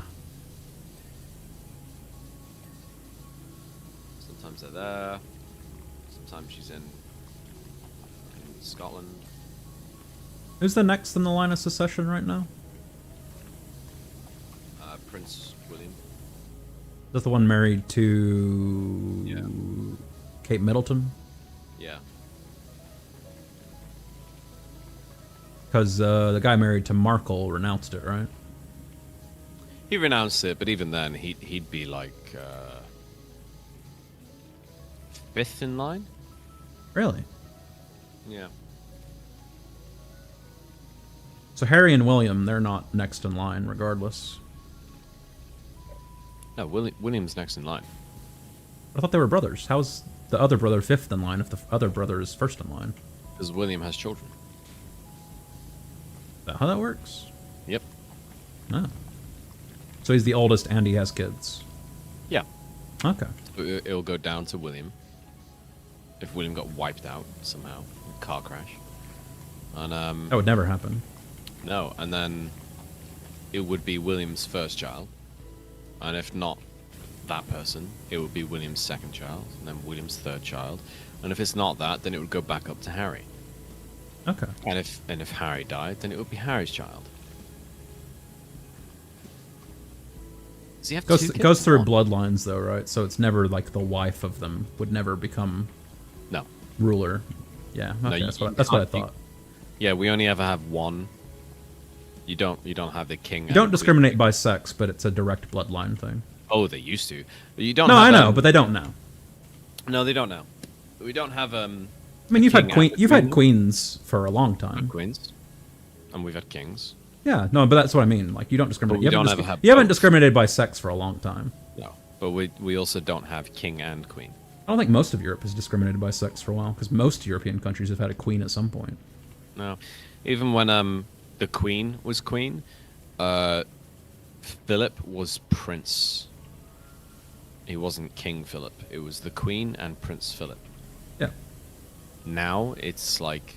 So he wasn't like he wasn't like Queen's consort. He was Queen's consort, Prince Philip. Oh, okay. That's what I was thinking. But for some reason, with women, it's the opposite. Like, now you can call Camilla Queen Camilla, but she's like Queen Consort Camilla. Yeah. It's a different title. But it's always just like King of England and Queen of England. Like, it's just the one. Yeah. You can't marry into it and then become the monarch. Yeah, it's a separate title. Yeah. So it would go down the bloodline. It also means there's always going to be an heir. So yeah.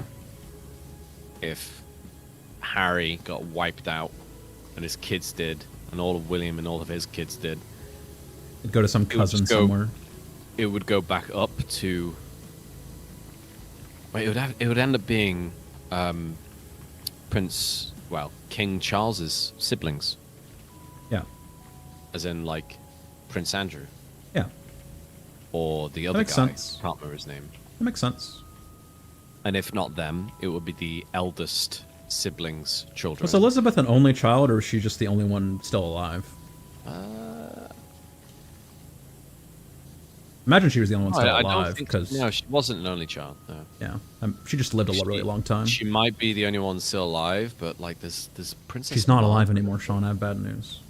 Princess Anne or something. I can't remember. You can look at the royal family tree. I'll show you. I'm not going to do that. But yeah, it just goes back up, and then it'll go across to like another person, and then all the way back down until it finds a descendant. And if that reaches a dead end, it just goes all the way back up to the next, like, split in the family tree, goes across one, and then works its way back down. Yep. So that it can go back like 300 or 400 years, and then go back down, and it'll find some random descended duke somewhere who's like 700th in line, and it will still find an heir. Yep. Makes sense. Yeah. Even if you're a bastard, you can still... Mostly a ceremonial position now, though, isn't it? Yeah, pretty much. Because your parliament does everything now. Parliament does everything. Like, they do have control over Parliament, in theory, but they never... They can disband it, right? But they never do. Never do. Because the Parliament people would rebel. Because what's his name? King guy disbanded Parliament, and then they cut his head off. Well, they have used it before. The Queen used it in Australia. Yeah. She disbanded the Australian Parliament. But that was by their request, I think. Yeah. No, but was it Charles, King Charles? He disbanded Parliament and then they chopped his head off. Yeah, Charles I, they chopped his head off. Yeah. And Charles II ended up being like one of the best kings that England had ever had. Yeah. And then died kind of young from I don't even know what. Wasn't that with Cromwell or whatever? Yeah, that was all Charles I, and then Cromwell turned out to absolutely suck at governing. Yeah. And then they ended up going back to the monarchy. That's when Charles II came along. He was a good bloke. Did a good job. He was a good bloke and did a good job because he looked after like the royals and appeased them, but he Probably also, afraid of getting his head chopped off if he did a bad job. Yeah, people. He had a brother, Yeah. and people would make jokes because his dad had his head chopped off. People would make Yep. jokes that like It's his fucked up brother- when you say it like that, but I guess it's the truth. Yeah. All right. Apparently, like people would make jokes that his brother would become king if Charles were to die. Yeah. And reference the fact that they decapitated his father. Yeah. And then Charles said, I don't know the exact words, said something along the lines of like, "Brother, no one's gonna kill me if it means you're gonna be king." Ah, I get it. That's funny. It made like a bunch. He was known to be very witty and like quick. Yeah. Had a good sense of humor and everything, but he basically played both sides. How far removed from Queen Elizabeth was Charles II? I don't know. Like 2 generations?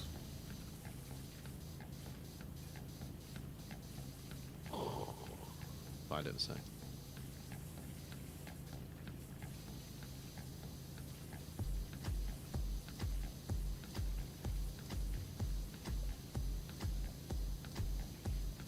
I don't even know. I got a picture here.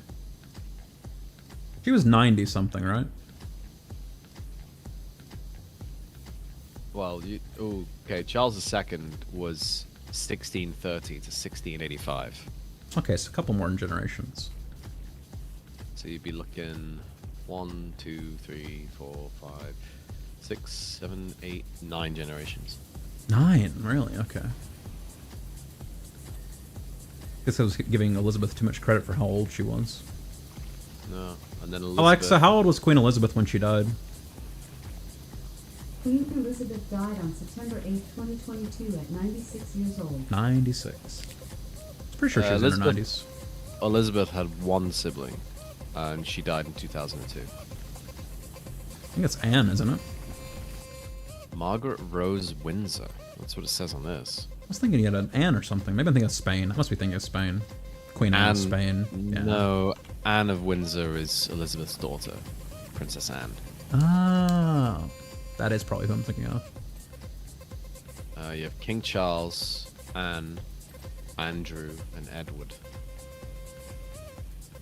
4 kids. And one of them is really Is disappointing. Prince Harry still considered like an embarrassment?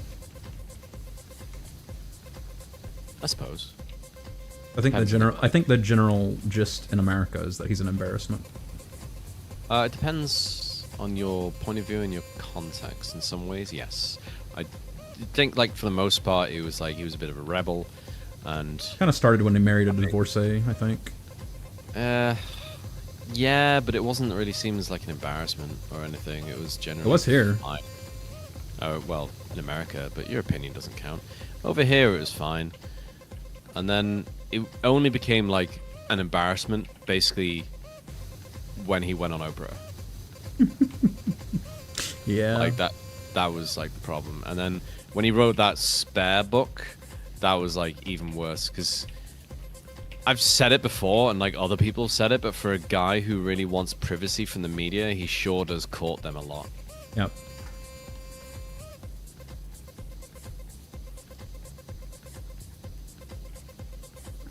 But yeah, the royals like to keep everything secret, and William seems not alright. really- Yeah, I thought years ago.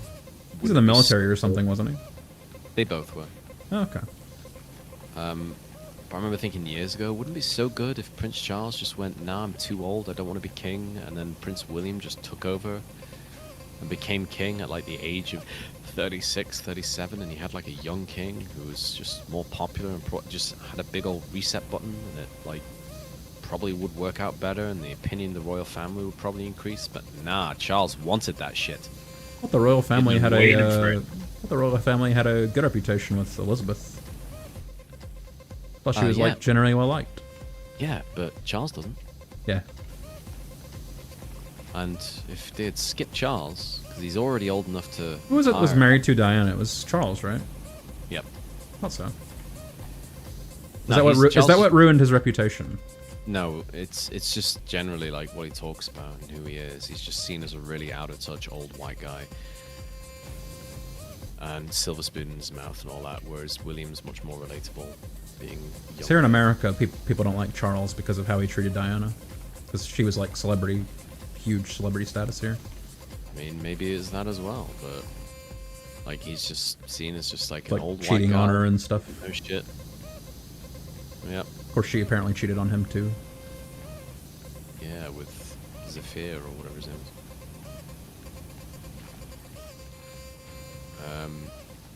But yeah, he's just seen as like old and out of touch, and now he's got cancer. Yeah. He's got big sausage fingers. No one knows what type of cancer though. Has not revealed it. Maybe it's skin cancer, and they'll just fix it. So if he dies, it goes to William. Yep. Okay. I mean, let's face it, he's not going to be pulling records like Elizabeth did. Yeah, no. For one thing, he just hasn't been a king long enough. No. I mean, she was crowned when she was like 21 or something. Yep, and left to be 96.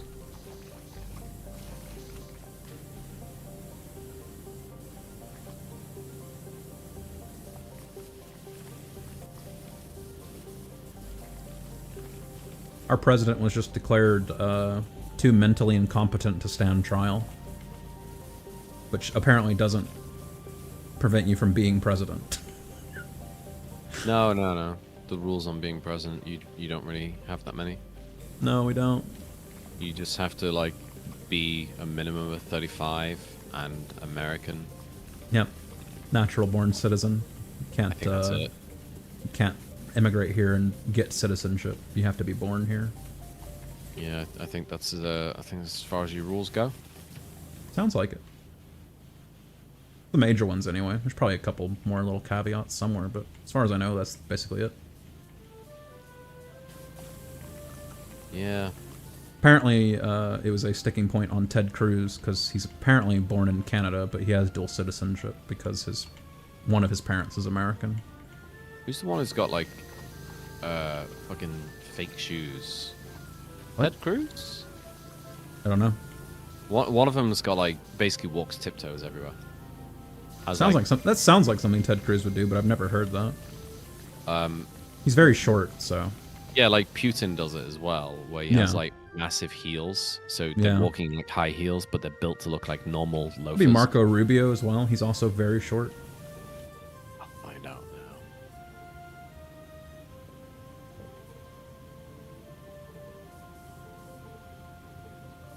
Ron DeSantis. Okay. I don't actually know how tall Ron DeSantis is, but he does strike me as a short guy.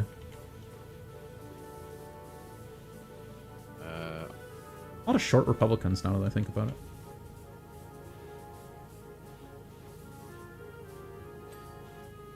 Yippee!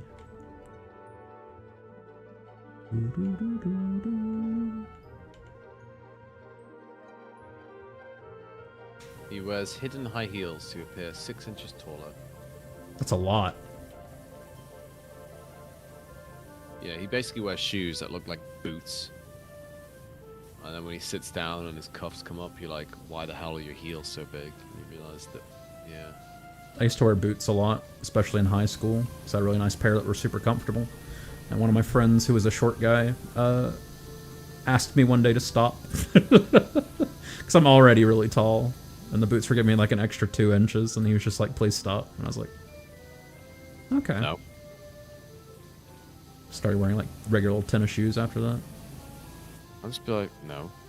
What the fuck? Why? Like, Nah, he's all right. He's just a little short. My king. shoes. He's a short king, and I was making him. I was mogging him, and I wasn't trying to mog him, so I get it. Just be like, well, how about you wear some taller shoes, huh? What's your game? I think he did. If I remember correctly, he wore like black boots, and they were like a 2 or 3 inch lift, and he was still probably like 5'5". He's a good guy though. Just happened to be short. Do you ever watch Mr. Robot? Nope. Yeah, it's probably not your thing, but I really enjoyed that. You ever watch iRobot? What? Did you ever watch Talk about Will Smith again? Yeah. Your secret favorite rapper and actor It's not a secret. He's my favorite rapper.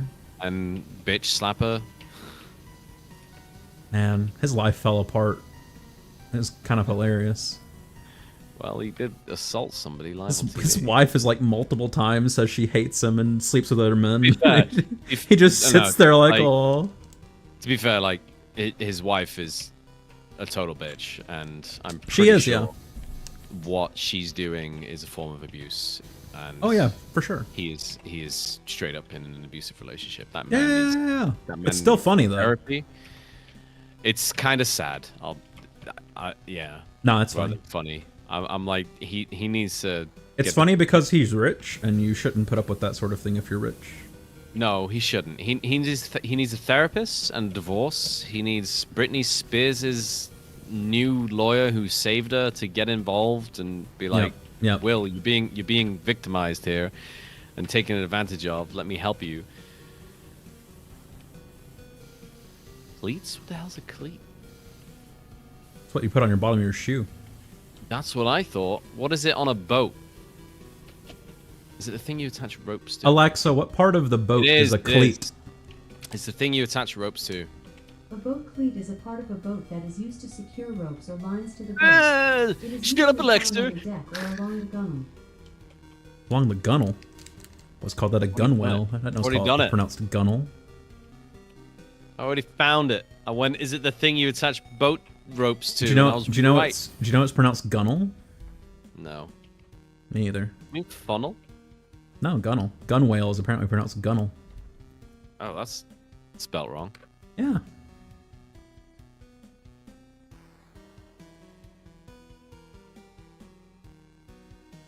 Yippee! Monster truck. This one has an achievement. I remember there being an achievement for this one. We gotta do on the monster truck. Complete the monster truck tires first. Tyres. Alright, let's just quickly Google that. Just in case. Wheel outer. I will start cleaning just items called tire. Yeah, it is. Yeah, just tire. I've already got this. I don't.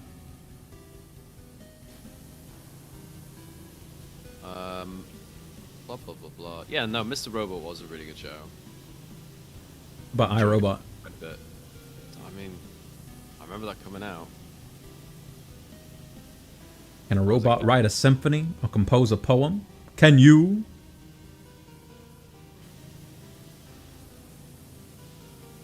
I did not murder him.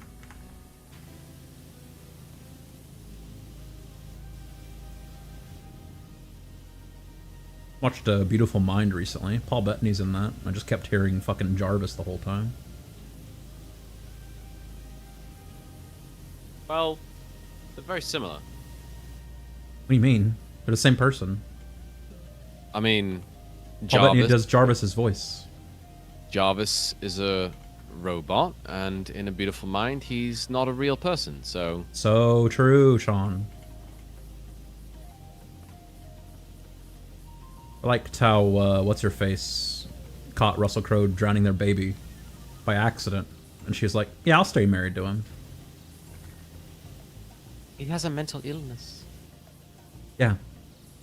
That made him a danger to his child.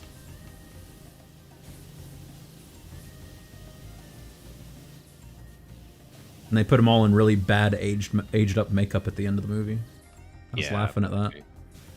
They didn't have the technology, the CGI and shit back then. So true. Good movie, though.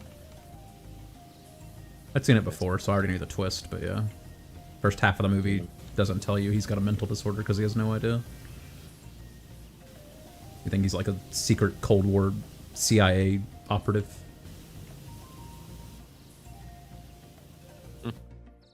Turns out, nope. Just a schizo.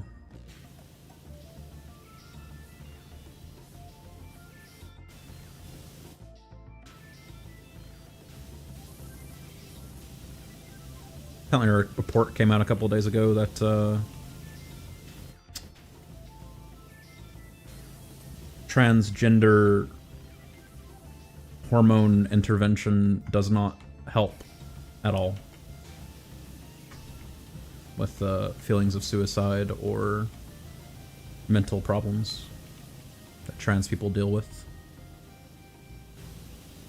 I'm not really surprised. Like, they compiled data from like 60 studies, and there is no correlation between hormone therapy or surgery and improved life outlook for transgender people afterwards. Yeah, but I'm not really surprised, because not every fucking transgender person is suicidal or depressed. Yeah, but doing the things that you would think would help don't help, apparently. That's probably, again, not surprised, because that's not how depression or suicidal thoughts work. There's no magic fix of, oh yeah, if I just buy a new car, I'll be fine. That's true. That's a good point. Like, it's been that way forever. Like, people just go into a depressive mode, so they spend shitloads of money. They don't make them feel any better. It's just like you're distracting yourself from the issue. You feel better like short term, but the problem is still there. Like, it can be somewhat related between like transgender and depression and suicide. It can be related, but there's a high correlation between depression, yeah, suicidal thoughts, and transgenderism. Having the surgery and like completing it won't fix that issue. That's true. Because it's a smart way to look at it. Yeah.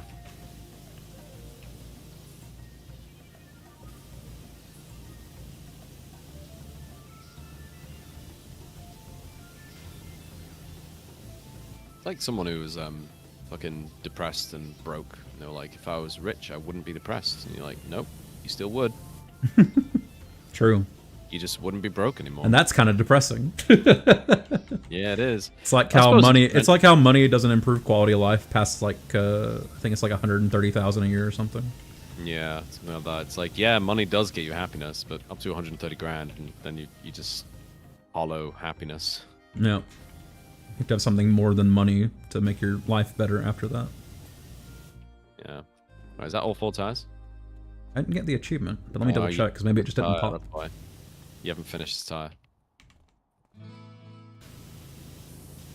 It's my fault. Yes, it is. There you go. Oh, you haven't finished this tire. God, you're making me depressed. I'll crack your egg, Sean, don't worry. Yeah, I got an achievement. I'm just gonna climb on top of this thing. Just start up here. Start on this pussy truck. Pussy wagon. You ever seen Kill Bill, Sean? Yeah, but not for years. It's a fun movie. 2 movies, I guess. You ever seen The Americans? Nope. It's also a really good TV show. I don't watch TV shows, really. Yeah, shame. Sometimes you tell me that Owen Wilson's in a TV show and I'll watch it then. No, The Americans has this Welsh actor, actually. Anthony Hopkins? Matthew Rhys. Is Anthony Hopkins Welsh? I think he is. Alexa, is Anthony Hopkins Welsh? Anthony Hopkins is from the United Kingdom.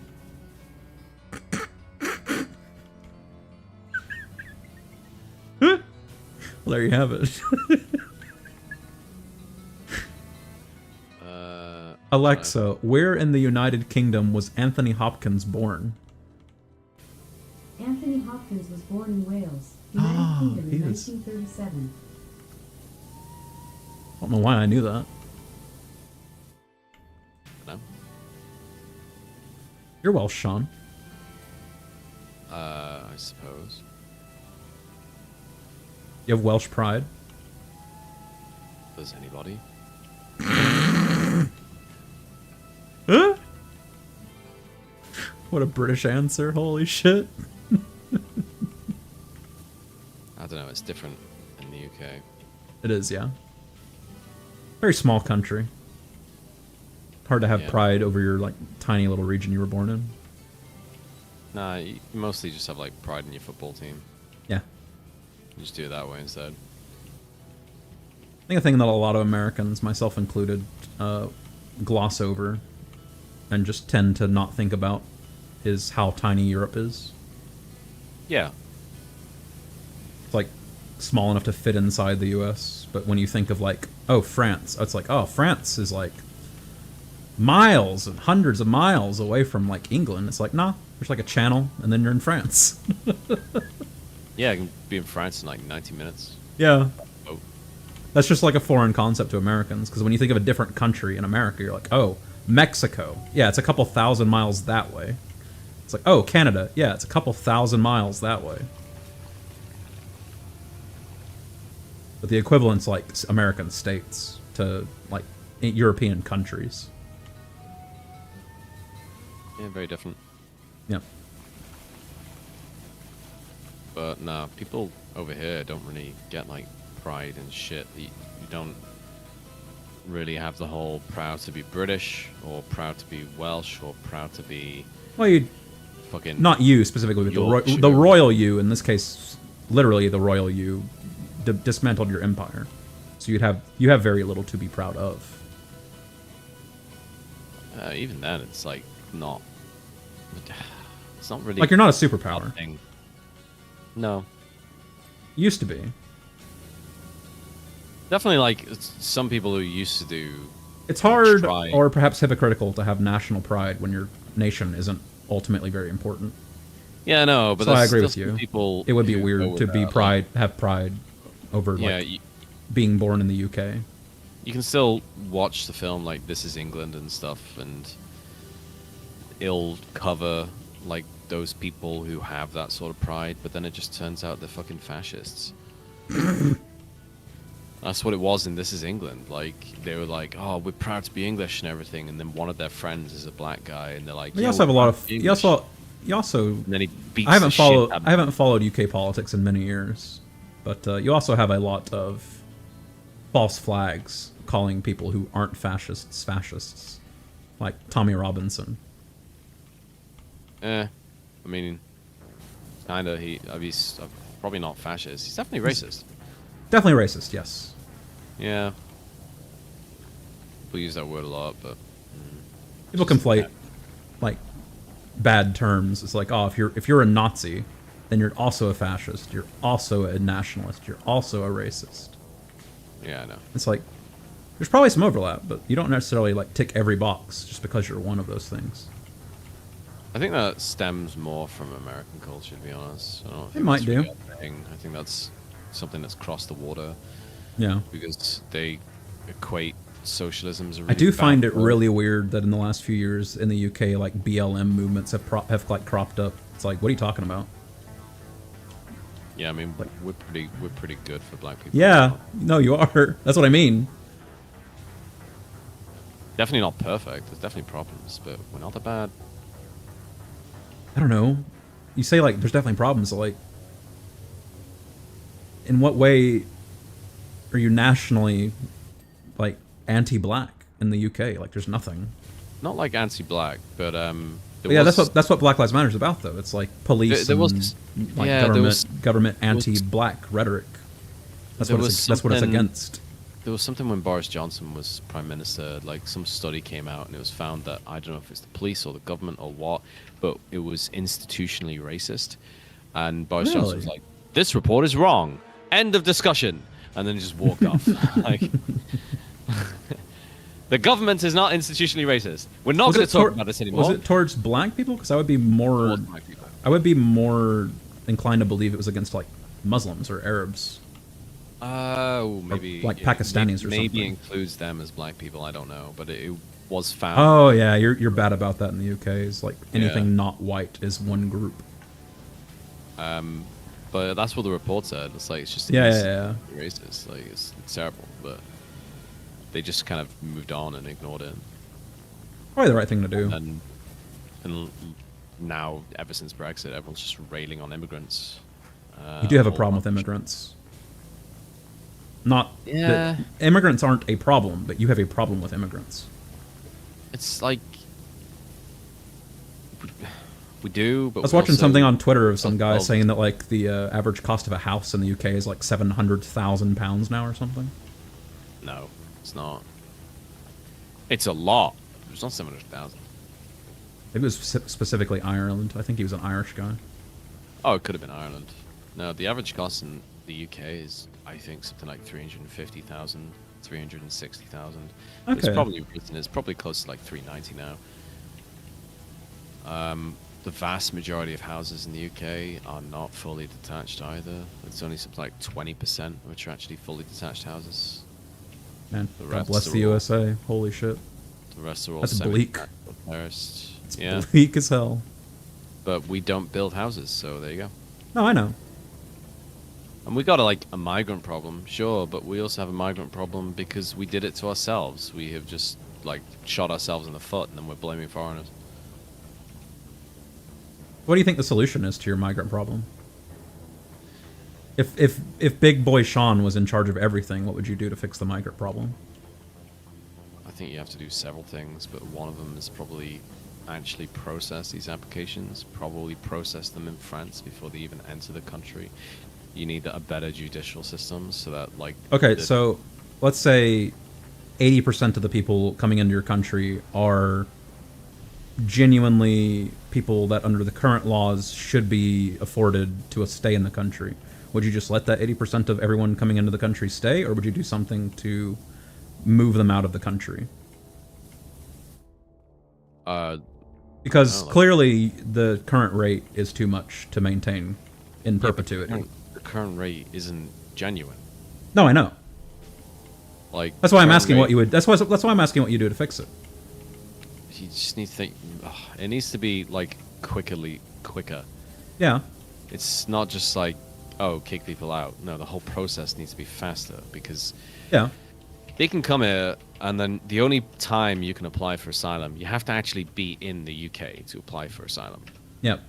So you have to cross the border illegally, and then get into the country, and then apply for asylum, and then we have to oblige and... Something I'm confused by, and there's probably an answer to this, but you might know, is the majority of your migrants are claiming asylum, right? Uh-huh. How is it they can come into the country from France and then claim asylum? How is it do you not just immediately turn them around and send them back to France if what they're doing is claiming asylum? Because they've claimed asylum. Right, but France is a safe country. They're not claiming asylum from France. They're claiming asylum from some Middle Eastern or African country. Yeah. And they're coming over from France, which is already a safe country. Uh-huh. So how is it that when they come from a safe country into your country, requesting asylum, you don't just immediately send them back to France, which is a safe country? Because they haven't claimed asylum in France. They claimed asylum in the UK. That doesn't make any sense, though. Like clearly, at that point, like, it's a one-to-one, okay, they're doing this for an economic reason. Because they're not actually fleeing a war zone when they come from France to the UK. No.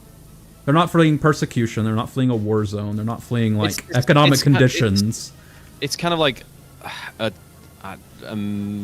know what the word is, like, misnomer, misconstrued idea, but, like, some of them do claim asylum in France. Right. Some of them do claim asylum in Italy and everything, and the ones that can't move to the next country. It also makes more sense that if you speak English, you go to the country that has English as a language. They speak English in France, though. They just don't like speaking it. You go to the country where your family is to claim asylum there. There's a lot of people that do that. Yeah. But once they've claimed asylum, you have to process that application. You can't just be like, nah, sorry, buddy. Like, you came from that direction, so... No, but I'm floating out like a solution to your current problem. Because that would be a solution if everybody who came to your country wanted asylum from France. And they're like, no, actually, France is a safe country. Go back to France. You do that, like, sure, that's fine. But then... That's why I was asking, like, what would you do about the situation? Because it's obviously a crisis. It's obviously a problem. Because you already have a housing shortage, and then you're bringing in hundreds of thousands of migrants. What? That all presumably have to live somewhere. Yeah, well, it wouldn't, like, really work, because France would just kick the fuck off, and then they'd just take all their Coast Guard, which stop the boats, and just be like, we're not doing this anymore, and they just let them all in. But the problem, or one of the problems that you have now, is that when they claim asylum, you have to, it's a legitimate claim. You have to No, I understand that. That's why I'm asking you what takes, you would do to fix the problem. Yeah, you just need to process those applications quicker. Okay, but what does that do to solve the problem? Because then you can deport them. Okay.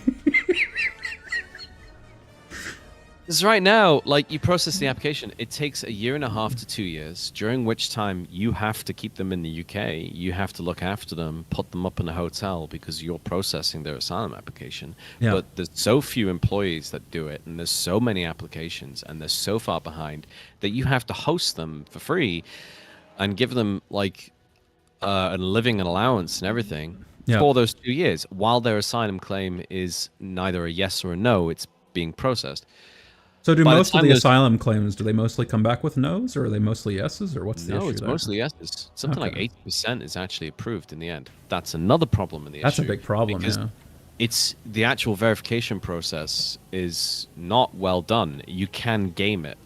Yeah. Like, they I don't know, meet dealers or whatever, the people move them across, they meet certain groups. The human traffickers, yeah.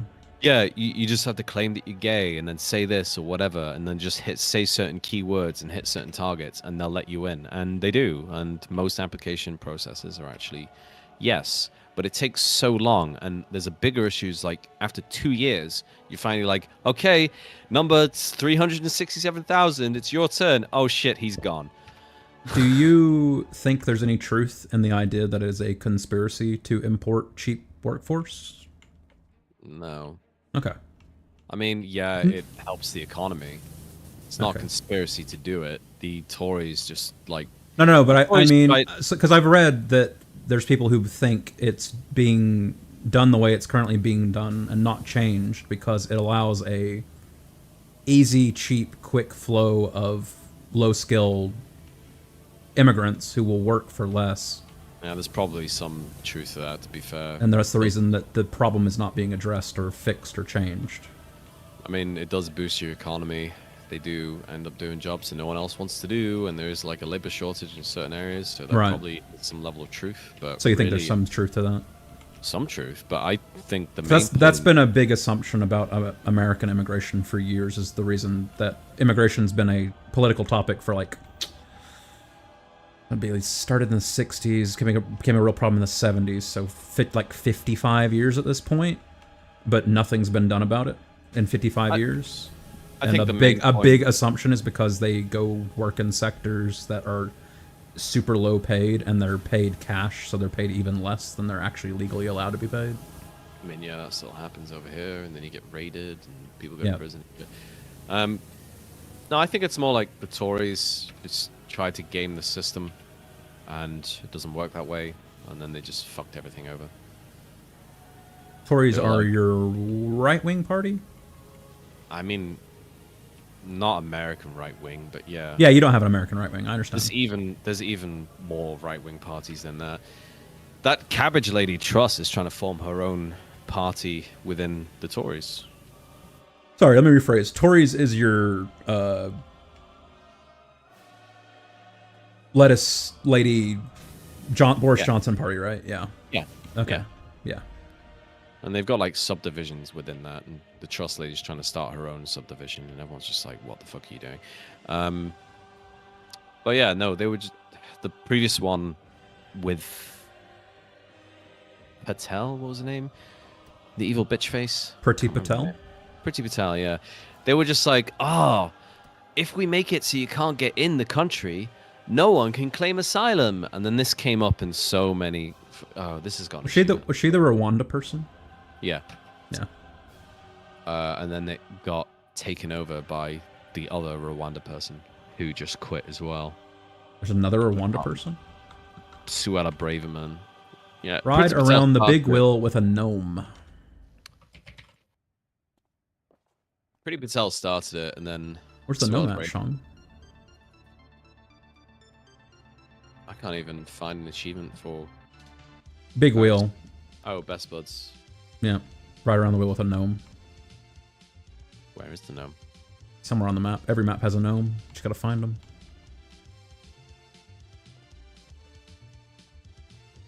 Yeah, I think they tried to game it. I think they were just like, if we close the borders and stop migrants from coming over and make it so that they can only claim asylum while they're physically in the UK, you know, then that fixes the asylum problems, right? And it doesn't work that way, and now they're facing the consequences of it, and none of them had any real plans. Then they cut the whole department that deals with asylum applications. Mm-hmm. So now it's falling behind, and they didn't entertain any way of actually fixing the issue. They just did things.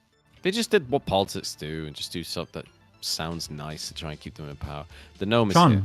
Look, there's a fire over there. Oh, damn. Where are you at? Where's the gnome? Oh, that's a volcano. Volcano? Yeah, it's here. Oh. Yippee! Come on, Mr. Gnome, let's go for a ride.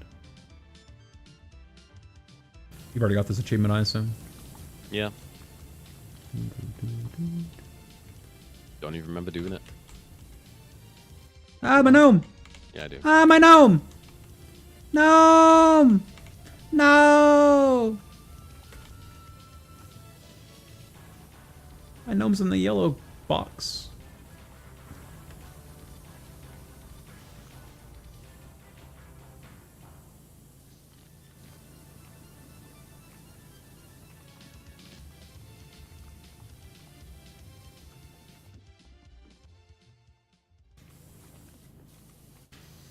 Guess I could be cleaning while I'm doing this.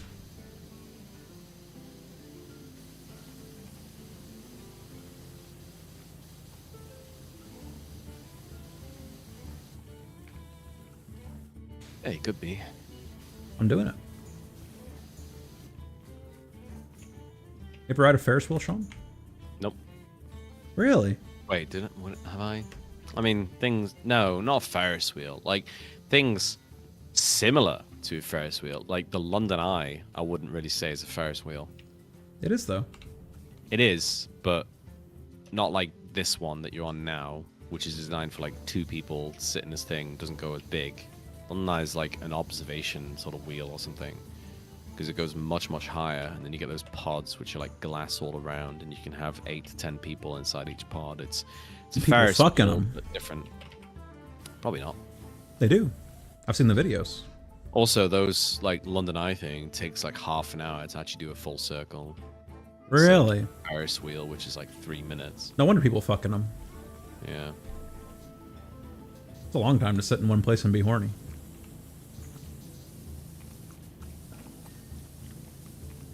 It's also really expensive. London Eye? Yeah. But you've ridden it. No. Ah.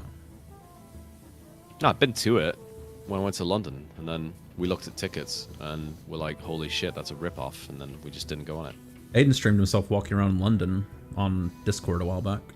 Yeah, I remember. I got to see Big Ben. I've been to the same streets that he went on. Did you see Big Ben? I did see Big Ben, but it was under like scaffolding. You've been in Notre Dame? That's in France. I have. Not been in it. Did you go to it before or after it got burnt down?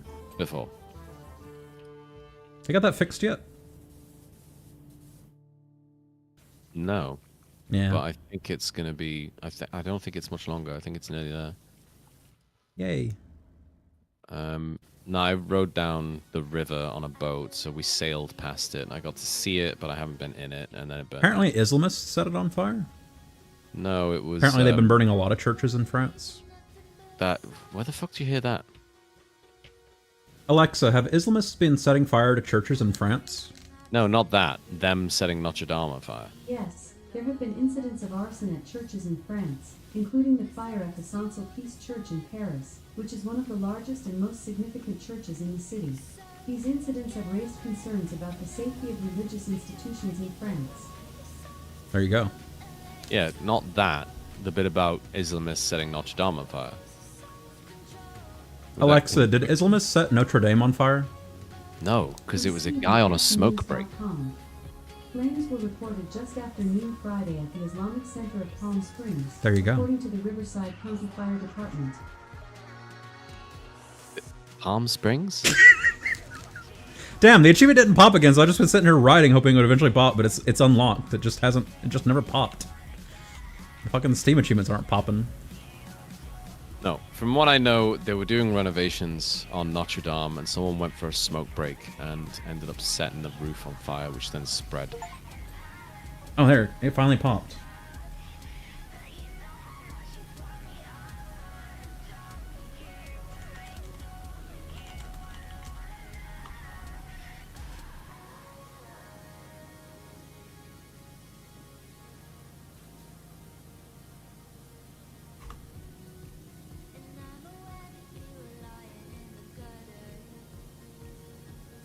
Smoke.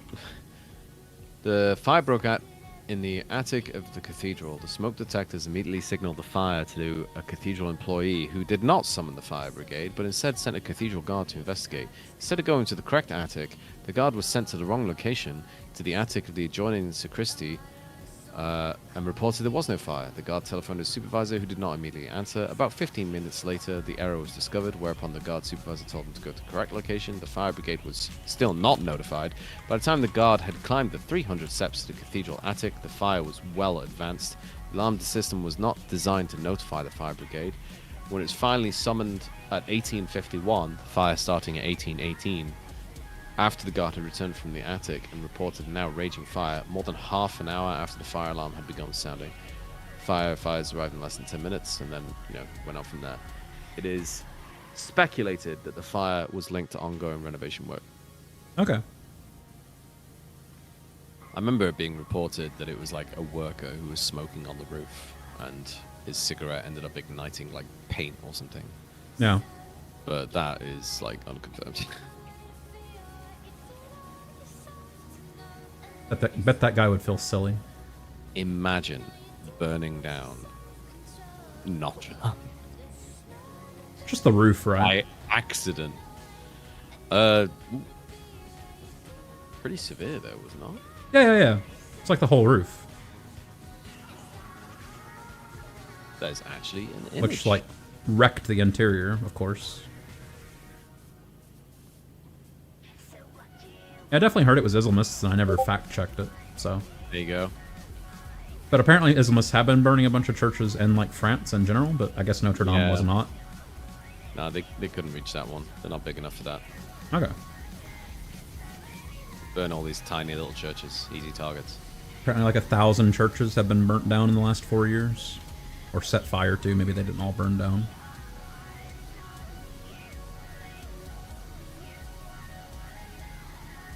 Not entirely surprising.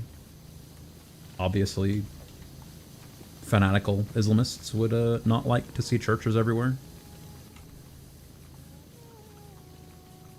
Yeah, but the French are known as pretty big rioters anyway. I don't think it's fair to lump the French in with the people setting fire to the churches. No, I mean, like, when the French riot, like, oh boy. Oh yeah, they wreck stuff. For sure. But I don't think French people are related to the churches being burnt down in France. No, like the Islamists riot, and then they just do what the French do. And destroy everything. I believe that's your take, but that's a weird take. I don't think they learned it from the French. Just fitting in. don't think this is anything that can be laid at the feet of France, and I learned it by watching you. You see the Paris riots when they were like, Macron was like, yeah, we're gonna raise like the retirement age from 65 to 66, and Paris nearly burned to the ground. Based. Retirement age needs to be like 75. Don't at me. You just don't retire. You just work until you die and never claim your pension. I mean, that's how it is right now. That's what they want it to be. That's how it is here. If you don't have your own form of retirement set aside, you can't subsist off of retirement from the government. Same here. You have to have like a pension or a 401k or a Roth IRA or like a bank account that's just flush with funds. In the UK, you're forced to get a pension. That's great. And you get your actual pension, but you also your state pension, which is great. Oh, okay, it sounds like that's just Social Security then, the equivalent of our Social Security. If you're forced to get it, because if you have a job in America, you're forced to pay into Social Security. And Social Security is your retirement when you hit 65. No, it sounds like it's the same as a pension. It's not the same. It's similar. How is it different? You get a state pension, which is just like a certain amount of money. Like everyone above a certain age gets that money. Like how old people above a certain age gets the same amount of money for heating in the winter because they're old and they need the heat. Even if you're a billionaire, if you're above the age of, I don't know what it is, you just get that money. You get a state pension, which is Social Security or some shit. Yeah. But the pension that you're forced to get is an actual pension. Like a private pension. Employers in the UK are forced to give you a pension. They have to have a pension. So does it come out of your pay or does it come out of your employer? It comes out of your pay and your employer contributes. Okay. The government does not pay money towards it. Okay. Like different jobs. That would be a 401k in the US. It's a 401k. So we have Social Security and 401k. Yep. We also have both of those things. Yeah. But not every job has a 401k, especially low labor, low skill. Well, they jobs tend to not have 401ks. They changed it many years ago before I was born, where the employers legally have to provide you with a pension. All jobs. Even if you work at like McDonald's? Yes. That is bizarre. They have to give you some form of pension. Are your McDonald's just like ghost towns when it comes to employees now or something? No. Really? Okay. Like, it's not a problem. It's fine. The problem is that even if you pay into this pension, it's not going to be enough to live on because. Okay. So it's like a Band-Aid measure thing. It's not actually enough to live off of. Yeah, because a 401k is like, by the time you hit retirement age, you're golden. Yeah, no, you don't pay off enough. It's like okay, yeah. It makes more sense. That makes more sense. Sorry, I was thinking like a genuine 401k in America, but you're working at McDonald's and your McDonald's employer is paying into a legitimate 401k. It's like McDonald's would go bankrupt. McDonald's just goes, or like any job will just say like, I don't know, 20% of your, or 10% or whatever they'll say in your contract of your income. Your paycheck goes towards your pension, and no shot it's 10%. That's insane.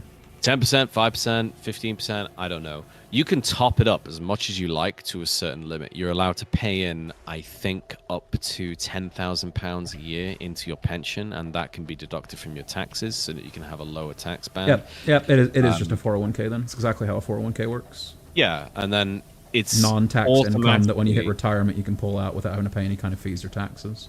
Yeah, you automatically pay in a certain minimum payment into your pension, and your employer matches that to a certain extent, and different jobs. And then you can put more if you want to. Yeah.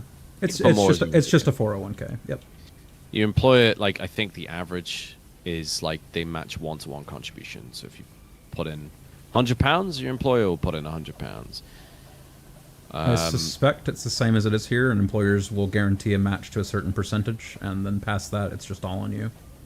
Yeah, and then different jobs will give you different, like... match rates. Yeah. Some of the best ones you can get is basically working for the government. They will give you the best pensions. Yep. The problem is, the vast majority of people don't have enough money to top up their pensions, so they end up just doing the minimum payments. And if you live your life doing on the minimum payments, your pension won't be enough for you to retire. Yep. which is really common. Like, I should be paying into my pension, but I'm trying to save up money for, I don't even know what. Baldur's Gate 3.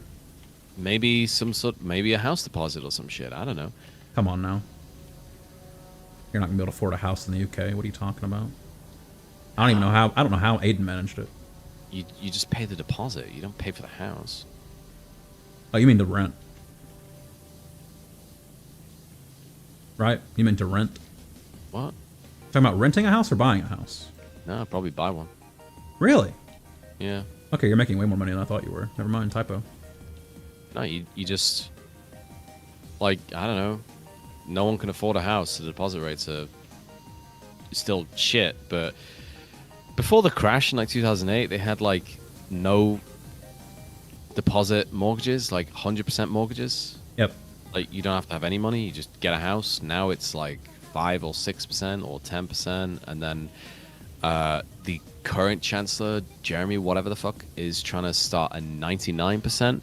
So you only have to have a deposit of 1% of the value of the house, and the mortgage will cover the rest, and then you can own that house. That seems like a bad idea. Yeah, but there are limits to it. Like, it's only for people who earn above or below a certain amount or some shit, because no one can afford to buy a house. No one's buying houses, and this housing market is slowly suffering, and it's treated as like an investment platform. I thought the issue was that everyone has already bought all the houses, and now they're just renting them out. Is that not the thing in the UK? It's a bit of both. Okay. There are not many houses out there For sale, now, yeah. For sale, so the house prices are really expensive, and just everything is expensive anyway. Apparently, you also just don't have enough houses in general. Like, even if they were all on the market, you've got too many people. I mean, yeah, but if it goes on the market, you couldn't afford it. Right. So some Do people you have the issue in the UK where in certain areas, when a house goes on the market, a company will come in and pay like 50% more than asking price and then immediately put it out for rent? Yeah. So that's a problem here in the US. You have companies like BlackRock that will go into a newly built subdivision of like 50 houses, buy every house at like 30% markup, and then just immediately convert the entire subdivision into a renter. Yeah, there are companies that will just buy property and then use it for rent only. Oh, okay. Like, a lot of companies are not a lot of houses are just like rented out, but Apparently Canada has the same problem, but with like they have it actually worse because it's actually like foreign companies, like Chinese companies, will just come in and buy up property and then rent them out. I don't know how it's allowed in Canada, but yeah, it's actually worse in Canada. It's a lot of house prices are apparently coming down, but they've gone up like so much in the last couple of years that the amount that they're coming down by is like insignificant.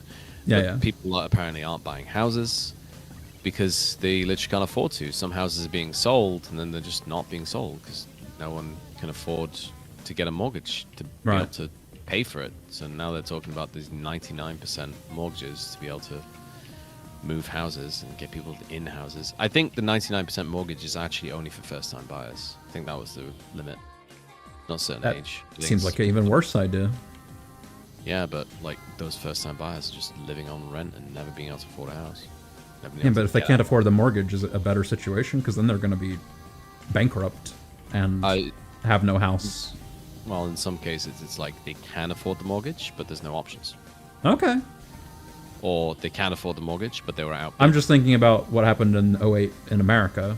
Because we were giving out loans to people who couldn't afford the loans, and then the housing crash happened, which ruined like everyone's value of property, even people who were doing nothing wrong. That was also like rampant greed and fraud. That wasn't just, hey, that's true. Free houses. That was the problem, though. That's where the greed stemmed from. That was the mission statement, is because they were giving out loans to people who could never actually afford them. Yeah, and then they just kept doing it, and then escalated it even worse. Like initially, like you do it a bit, that's fine. You do it for every single fucker, like okay, that's a problem. Yeah. Like it's different, but I don't know. Like, I could afford to pay a deposit for a house now, straight away, for me, and get a house if there was one. I would have to get something like somewhat modest. I could probably afford like a 2-bedroom house. There's a big stink about that recently here in the U.S. Biden forgave a bunch of loans and he telegraphed he was going to forgive them ahead of time, so a bunch of people went out and took out business loans for fake companies. And so many people did it that the prosecutors and like DAs have just decided not to prosecute it. It's literally like hundreds of millions of dollars of like loan fraud that's just the debt is being completely forgiven. Oh, that sounds exactly like what we did, but with like, COVID. I suppose it's nice that it was individuals instead of businesses, committing fraud, because usually it's businesses that are committing fraud. Ours was fucking businesses, and they were causing. Ours were fake businesses made by like one person, and then they would take out a business loan, knowing that Biden was about to forgive business loans. Oh, that. And they would get like $10 to $25 to like $50,000 to $70,000 of loans just forgiven.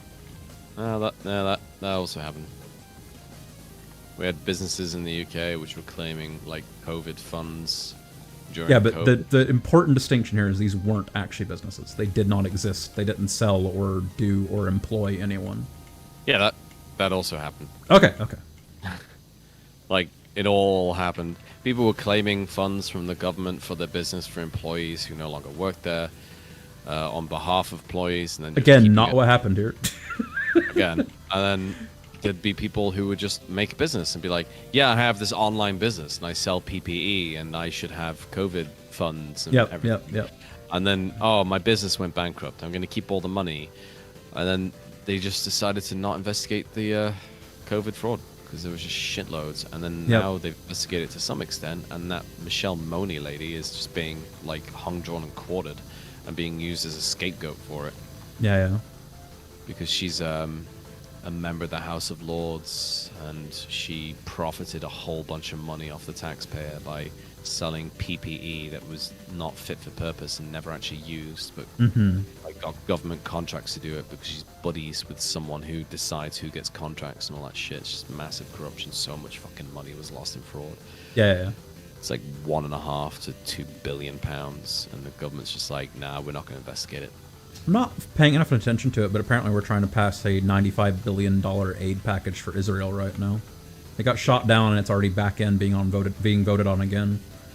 Yeah, well. So I don't know exactly why that's happening, but apparently we're really desperate to send $95 billion to Israel right now.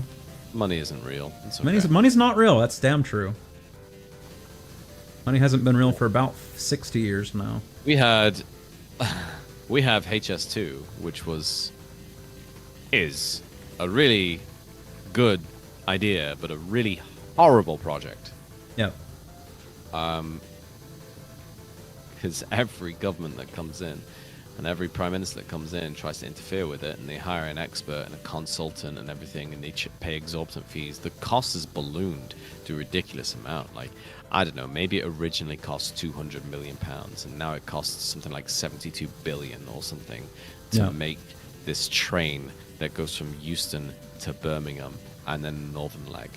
And they cancelled the northern leg, which people were saying is a really bad idea because the northern part of England really needs investment and it really needs infrastructure. And everyone's always just focusing on London and ignores everything else. Anyway, the Prime Minister was like, it's too expensive, we're not doing it. It's cancelled. The current Prime Minister, Rishi Sunak. And he says, tell you what though, because of the money has already been invested and set aside for this project, instead we'll use that money to spend £8 million on roadworks. He's very recently, in the last week, said, we don't have any money to spend on roadworks. Yeah.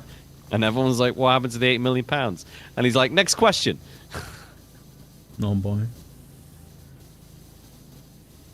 Yeah. They're still building it, and it's taken like 20 years to build, and it's just never going to happen. It's going to balloon and it costs even more.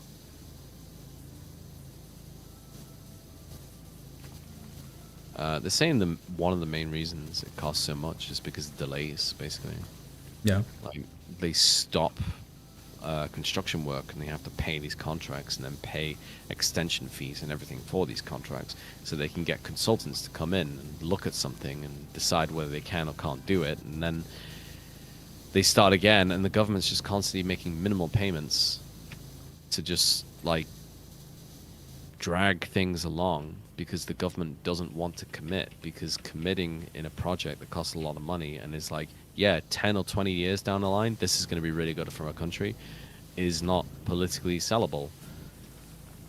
So they just like keep doing the minimum thing to drag it out, and no government is just like, all right, go, like let's do this. You know the most unbelievable part of this game? Look, I'm hitting this like railing with pressurized water strong enough to like de-grime and de-mold it. Paint's not chipping at all. Yeah. No, there is no paint. The wood is just that color. Oh, blue trees.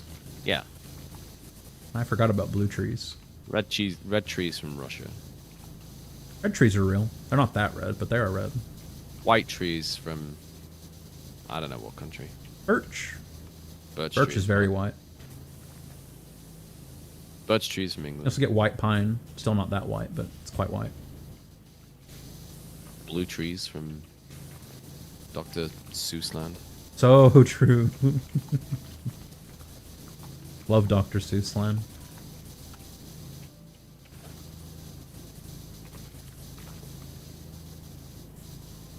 Oh, look out. Hee hee. Hee hee.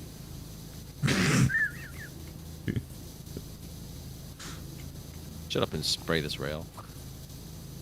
So you tell your girlfriend. Spray this rail? Yeah. That's kind of weak. Y'all ain't getting your cock pissed on? Do you? I'll take anything right now, Sean.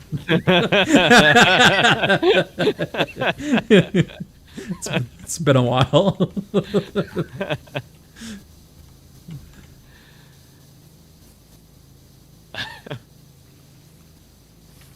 I was fucking imagining that. I can't. Was it College Humor or something? Like it's like a family having dinner, and they're like, "What's that noise?" And it's like, "It's your dad at work." And then they come upstairs, and he's like an office worker, and he's riding a Sibian, and he's like, "I'm working hard to provide an income for the rest of my family." he's doing a fucking OnlyFans account. It's a.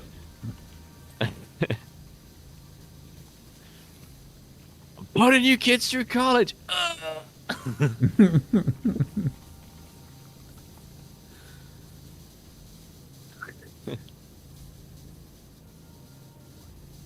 Thank you, Monster Dong 69 for the song.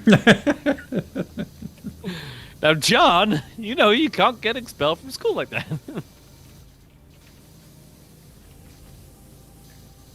Big red button here. Oh, I think it turns this Ferris wheel off. It does. I'm not going to do that, though. It's very useful that it spins. Makes it easier for you to clean in some ways. Nah. Just let it spin around. Yeah, I did. Just clean the same pole. A couple of revolutions, you got it done. That fast? Sparkling. Depends. I remember doing this and I was just really methodical. Did everything around the outside. I left the actual Ferris wheel for last, like what I'm doing now. Yep. And then I just stood in one spot and cleaned everything from Let it spin, yeah. Let it spin. And then I stood in another spot and I did the exact same but from a different angle. And then I might have ended up stopping this Ferris wheel to just like pick certain bits off at the end, but by that point I was like 99% done. Nice.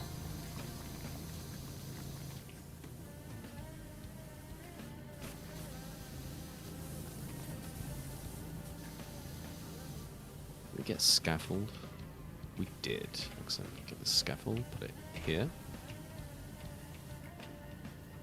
I think you'd like Baldur's Gate 3. I probably would.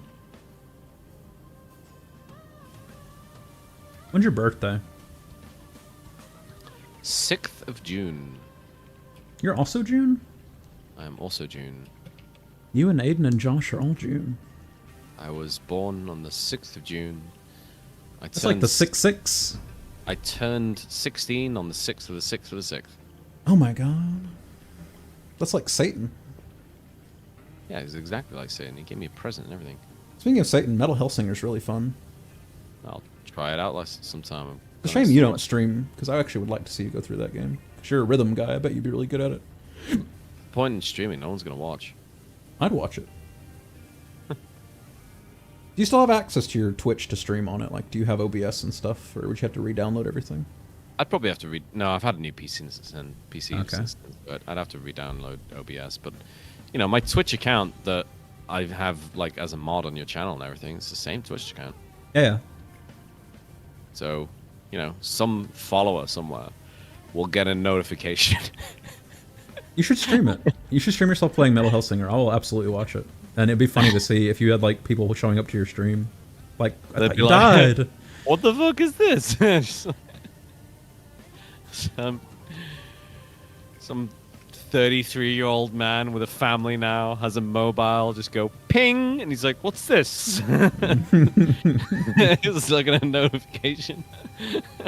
You should actually do that. I would actually really like to see you go through Metal Hellsinger. It's like a 6-hour game. Probably shorter for you because you'll be good at it. I played something similar. It wasn't that one, but it Crypt of the Necro Dancer? No. It was like something really similar because it was I think it was a roguelike, and it was like a first-person shooter. There's a thing on Twitch that's like guest stream like stuff now. I don't know exactly how it works, but I might be able to just host you while being live. I don't know. And then if anybody subs, I can get the sub instead of you.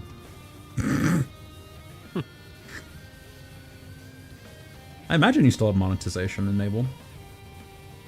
Ooh, don't know. I don't think they cancel it. Unless you've done something bad. No, sure. not that I know of.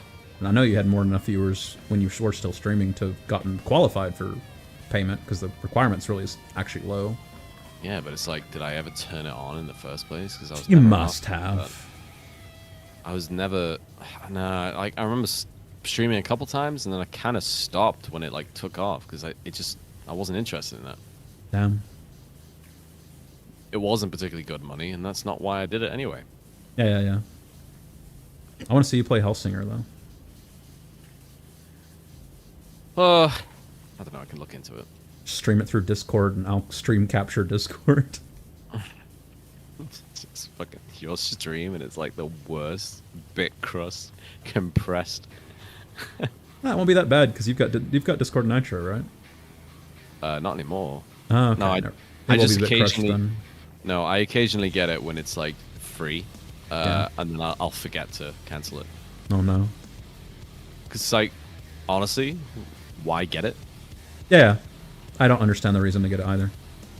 It's a really bad value. Back when it was like, hey, you got those Discord games, I was like, oh, that's kind of fun, and then Then they made them free. yeah, they made it free, and then like an animated avatar or some shit. And like, We should check those out again sometime, because I think they added quite like 2 or 3 more ones that we haven't played. Oh yeah, it totally could, but it's better with like 3 or 4 of us, definitely. I'm sure we can get 3 or 4 people to do it. Tony would always hop in. We can probably get a couple of people. Have to do that sometime. Miss playing games with Tony. He's never around now. Well, he got a clown girlfriend. So. Tony did? Was it Tony? Or was... Oh no, I'm thinking. You're thinking of Tyler. I'm thinking of Tyler. I really do get everybody confused a lot.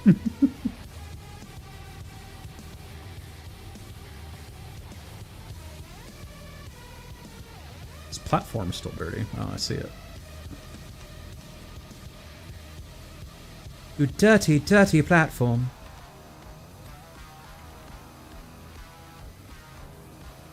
Do you like my British voice, Sean? I call it horny British nurse.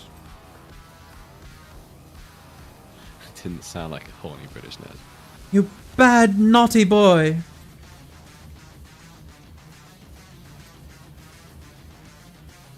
You're getting turned on? No, it sounds like, I don't know, like horny gay prep school kid. Like, What the hell?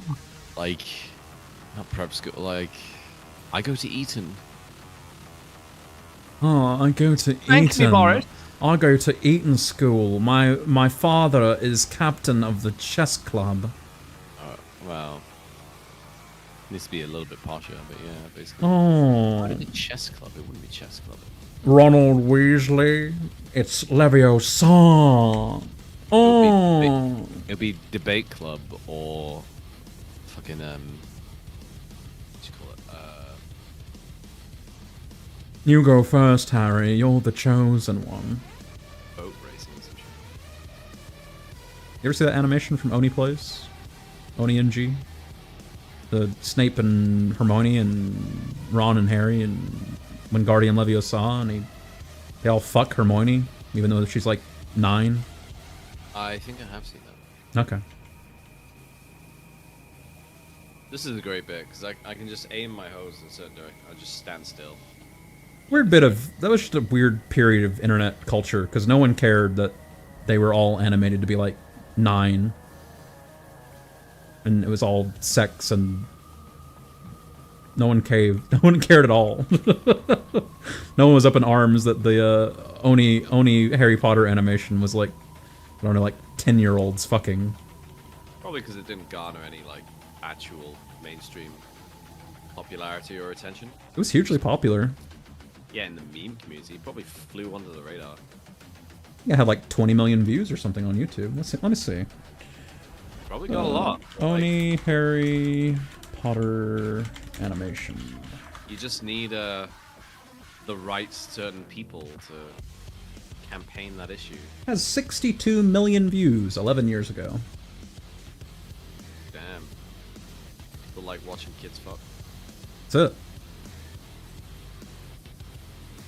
Especially if you're named Vosh.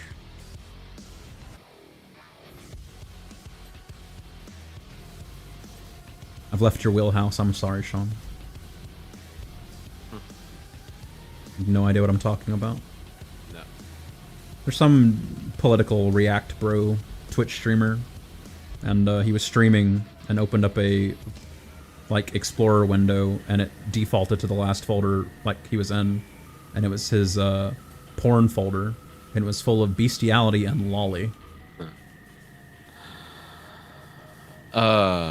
And then he tried to say, I didn't know it was lolly, I thought it was goblins. But people like... How does that work? It doesn't, because people went onto the screenshot of when he'd opened it up on stream and sourced every single image, and it was all just like, you know, 12-year-old white girls. There weren't even any green creatures. Like, there's no way you'd think they were goblins. I remember a fucking politician who had to quit. Yeah. Not that long ago, because he got caught watching porn in the House of Commons. Yeah. I remember that. The microphones. Yeah. And he was like, I was just trying to look up a tractor. Yeah. And he got caught twice. That was why he had to quit.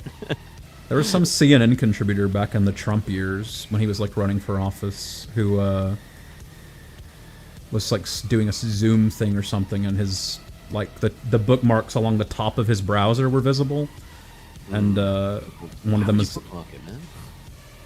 See, I get bookmarking it, but you definitely wouldn't bookmark it along your visible bookmark, especially if you're using your work computer. Like, I don't know. But it was like he was like, "Oh, I was laughing with my wife and daughter. They didn't think tentacle porn exists, so I looked it up to show them what it was," which already is just a weird excuse. Like, "Oh, you're showing your daughter tentacle porn?" But people did the exact same thing, and they went on the pixels and figured out exactly which doujin it was he was looking at, and it had nothing to do with tentacle porn. I think it was like mom and daughter rape incest or something like that. Which, I mean, I'm talking about your wife and daughter, and then that being what the doujin is about. My wife, but also with someone else in the room. And there's no one else in the house but my daughter. See, I don't have a thing. I'm just limited by my options. There was also that guy in the red shirt at that Hillary Clinton debate back in there on the same time period. And he was asking some really, like, PC, politically correct questions to Hillary Clinton and getting her, like, softball questions to make her look good. And people on Reddit found his Reddit account, and he looked up, like, a whole bunch of, like, degenerate porn. Lovely. Yeah.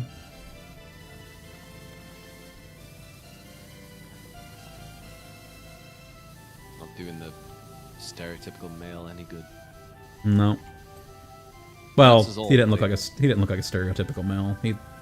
looked like the kind of person who'd be on Reddit looking at degenerate porn. The big fat guy, balding, with glasses and like a pedo stash. Don't you know porn hurts the children? Think of the children. You need to ban porn. I'd be okay with it.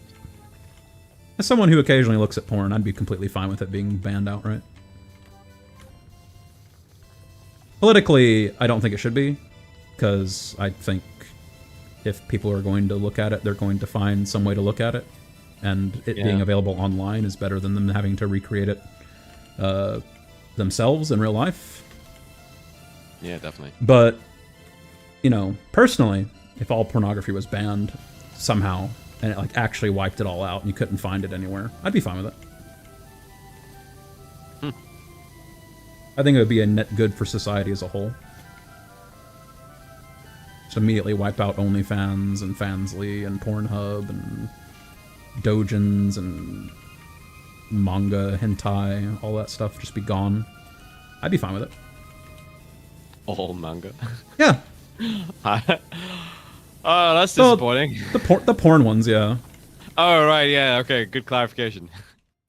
I mean, I think by and large, anime is pretty shit, but there's some, there's a few that are all right. Like I think. Just imagine walking into a studio in Japan and just being like, "Oi, I know you've been writing One Piece for 20 years, but you need to finish it, and I mean like next week."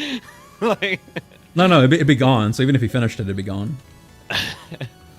Oh, shame. You said we need to get the physical sales. No, right now. Regular anime would be gone. Oh man. Sorry, it wouldn't be gone. Like anime and manga would be alright. No, I'm just imagining banning all manga. Anything more than like softcore anything would be immediately deleted though. Oh, I don't think it's feasible. Like. No, it's not feasible. That's what I'm saying. And even if he did, I think it would escalate because you do that, and then people would be like, "Well, what about Game of Thrones? That's TV. That's basically porn, but on TV." And then it would just be a whole. Like I said, anything more than softcore. So you could have a naked titty or a soft cock. Well, yeah, that's what they say. You can't have an erect cock. Yeah, I know. It's always soft. We were talking about that a few weeks ago. Yeah, like some. What were we talking about? We're talking about the boys and how it's all penises. Oh yeah, and it's like the boys. And we were talking about how it made no sense that every cock in that show is soft, even when they're in a sexual situation. Graphic sex scenes, and none of them are turned on. She's like the guy who shrinks down to go in his boyfriend's cock. His like cock is completely soft. I'm like, Jesus, how sad. He's not even into this. Yeah, I'm like, does that make it hard? Like, not harder. I mean, like, a more difficult task to complete if it's soft or like. That's actually a solid question. I have no idea. Would it be harder or easier to get into a soft or erect cock? Yeah, basically, yeah. I have no idea. You would go down a different tube. I don't know. Because you've got that little switch. Oh, I think the switch is at the back of your cock, so actually it wouldn't matter up front.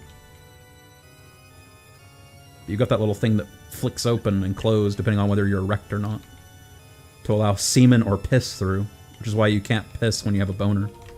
God, imagine if that scene just kept going and then he just pissed all over the guy.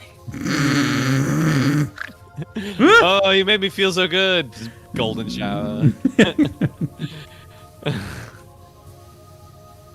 That's why I've never understood the golden shower thing, because like you'd have to not be turned on to piss on somebody. Like women can do it. Women can piss when they're horny. Getting pissed on is the turn on. And that's like the whole thing with squirting, is women just piss themselves while they're horny. But yeah, men can't unless they've got something like a weak boner, I guess. Because if you're like half chubby, you can piss. Get like a half chub, you can still piss. But if you got a good solid erection, you can't piss. At least I can't. What about you, Sean? Can you piss with an erection? I can fucking dual stream, mate. What does that mean? They both. I can multitask. You're on Twitch and Kick? I'm gonna stream while streaming. I'm not on Kick anymore, and I don't miss it because like every stream I would get like 2 or 3 bots, but now I don't have that problem. Yeah, Kick only like doesn't have a proper fan base yet, and the only people who get it are already famous. Yeah, exactly. I gave Kick a solid shot, but it just didn't work out. I have more followers on there, but at the same time, I'm pretty sure most of those followers were bots. So I only had like maybe 5 people in like the 7 or 8 or 9 months I streamed on Kick who would come back between streams. And they were all streamers on Kick, like every single one of them. Follow me, I'll follow you. Yeah, basically. I thought about buying the premium version of Restream, because like for like a day it was on like super sale around Christmas. Yeah. But I didn't realize that, and then there's like things that I get it like 30% off, and it lets you stream to like 4 channels, whereas the free version only lets you do 2. But it's like $70. I know the business motto is like you have to spend money to make money, but that would be a significant portion of my profit from last year's streaming. You have to spend money the right way to make money. I was adding it up the other day because I have to get the correct amount for taxes, and I think I made like $200 last year streaming. Yeah, taxes are so fucking harder in the US. Yeah. I don't know why you make it so... well, yeah, you make it so complicated so that people can profit off it, but... could be so much easier. Yeah, we could just get rid of income tax and not have to worry about it. It's just another way to grind more... Income tax used to be a 1% tax for a wartime measure, and now it's become a locked-in tax that never goes away. Our system is just, like, so much better. Even though it's really bad... It is. And has a lot of problems, there's so much about it that works. Even New Zealand, like, had a really good tax system. Yep. Like, the only issue I've ever had with New Zealand is they kept sending me letters saying you need to file your tax report after I left the country and didn't have a visa anymore. Yeah. And I just didn't for like 3 years. And then I rang them on Skype at like some stupid time because time zones. And I was like, hi, yeah, I've received this letter. This is the first time I've received this letter. I just lied to them. And I was like, you know, I don't live there anymore. And basically, I'm not going to fill this report out. And I'm not going to pay you tax. And if you think I owe you tax, I ain't paying that either. Because I don't live in New Zealand. I don't work in New Zealand. I haven't received any New Zealand income. Like, it's a complete foreign country to me now. So, this isn't happening. Yeah. Like, stop sending me these letters. How can I fix it? And the guy was like, oh, right, yeah. So, basically, like, some switch somewhere should have basically been triggered, and that never happened, which is why you've been receiving them. And I'm like, all right, cool. And he fixed it in, like, 5 minutes. It was done. And I said, so what about, you know, all these times that I should have filed a tax report? You get a fine for not doing it, obviously. What goes on now? And he says, I think in this case, you know, we'll forgive the fine and consider it paid. Don't worry, you don't owe us any money. It's like, all right, cool. Should I delete my like tax number, basically? And he said, no, it's fine. He kept it. So if I ever did actually move to New Zealand, like I can get a job within a week, like straight away, because I've got a tax number fired and ready to go. Yeah. He said basically they only ever delete them if you die. It's kind of like a complicated process. So he said even if you never come back to this country again, you'll have a tax number here. Mm-hmm. And then after like 100 years, it'll finally be removed from the system or some shit. And I was like, all right, that's handy. But ever since, they finally didn't send me any letters, and I never had to pay them any penalties for not filling out my tax system. Yeah. But it was more complicated than like the UK one, in that you had to actually go on a website and then declare your income. Mm-hmm. But you only have to declare, like, you know, income outside your job. Weird. UK, your tax is deducted from your paycheck automatically. Same here. But I don't get a paycheck. I get payments from Twitch. I have to keep track of them. Yeah, we just get paycheck. I suppose it'd be different with it's like Twitch. contracted work, so. Yeah, Twitch is basically like well, it's not self-employed, but it's for tax. No, it is. It is. Yeah, for tax purposes, it is. Yeah.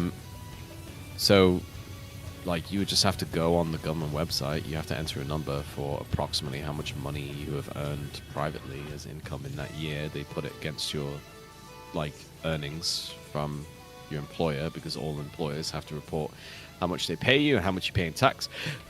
And then they just go, boom, you owe us this much, or you don't owe us this much, or we owe you that much, or whatever. And then it's like really quick and simple. Mm-hmm. It was complicated for me for selling cryptocurrency because that counts as taxable income. Yep. And I had to Google it and be like, what do I do? And every like sale and transaction you make is something that you have to report. And I'm like, this is going to be really complicated because this is going back a few years, not just recent. How does this all work? It basically boiled down to I just had to declare how much I'd made in profit.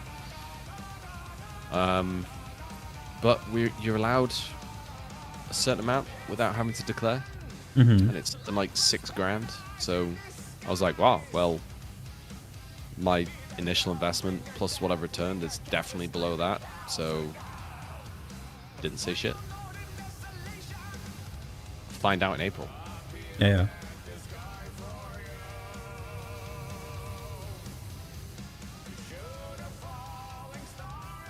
Basically got the side of the Ferris wheel done.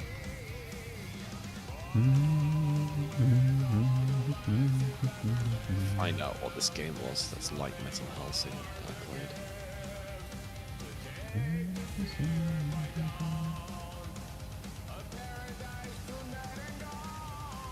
It's funny, like all day yesterday I was doing RuneScape. When I do RuneScape, I have music going in the background. And the big thing in Metal Hellsinger is clicking along to the beat. And because I just played Metal Hellsinger, I would be like clicking and doing actions in RuneScape to the beat of the music playing. So it just got like ingrained in my muscle and brain for like 6 hours doing Metal Hellsinger. That's what you're supposed to do. I'm gonna play that Beat Saber sometime, but that's never gone on sale. Hi-Fi Rush is apparently really good. Another, beats, like, there it is. BPM, bullets per minute. That's what I played. Yeah. And it's like a metal thing, and it's the exact same system. You see those lines going towards the middle, and you have to shoot on the beat. Yeah. Rhythm action, FPS roguelike, where you must shoot, jump, and dodge to the beat of an epic rock track. Maybe you might like that. I don't even know if it's how cheap it is. Oh, okay, you're not going to buy that. Oh, it's like £16, so it's a lot cheaper than other games, but it's still too expensive. It's something you're just gonna play once. Yeah. Don't even know where I got it from. Yeah, I beat Hellsinger and then immediately added the DLC to my wish list. So next time in the wish list, last time it's on sale, I'm gonna definitely pick up the DLC.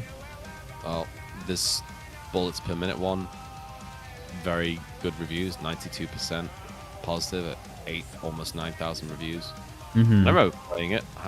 I find it. I played it for 2 hours.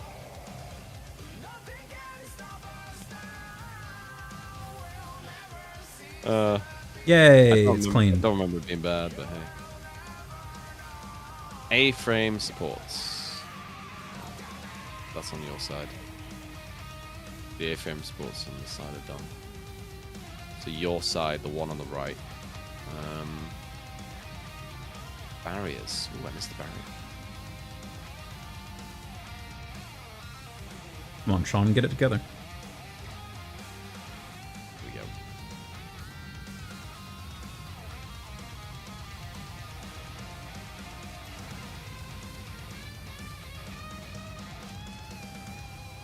Plus, you like metal. Another reason I think you'd really enjoy Hellsinger. I like many forms of music. Nah. You were talking earlier about how much you hate rap.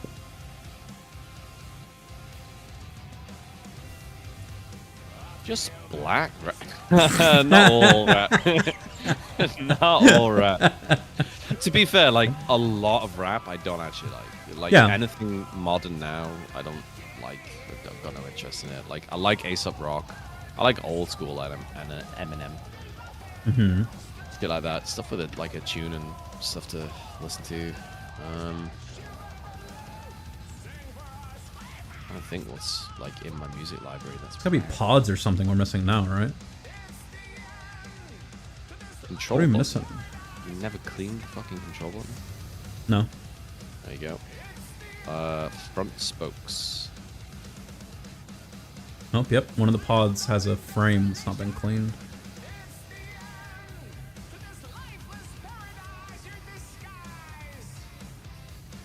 Possibly two of them. Here's spokes and posts. Ah! That pod dipped me out. Really front spoke? Oh, rear spoke. That's why. Which rear spoke? Nope. Nope. Nope. Nope. That one. Wrong. Pod frames and posts.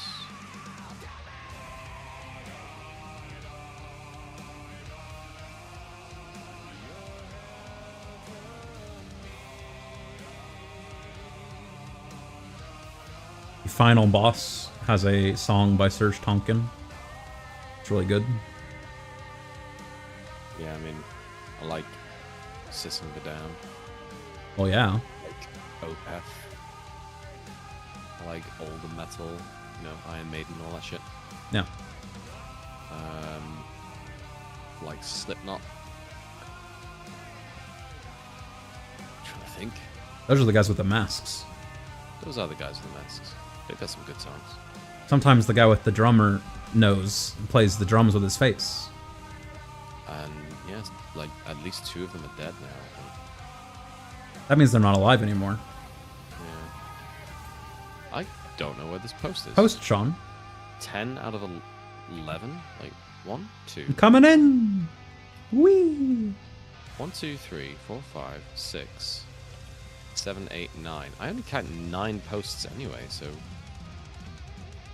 What's this last one? Top of the thing, maybe? Are there any posts up there?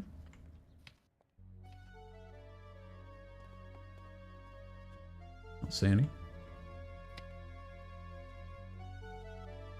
Good point, though.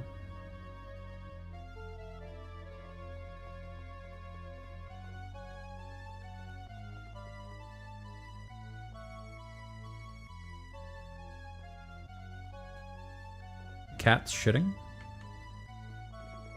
Or has just finished shitting, because I can hear it scratching in the litter box.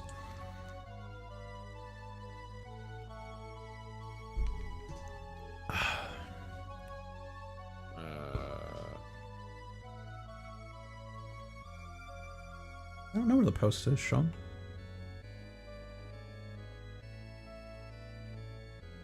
You're right.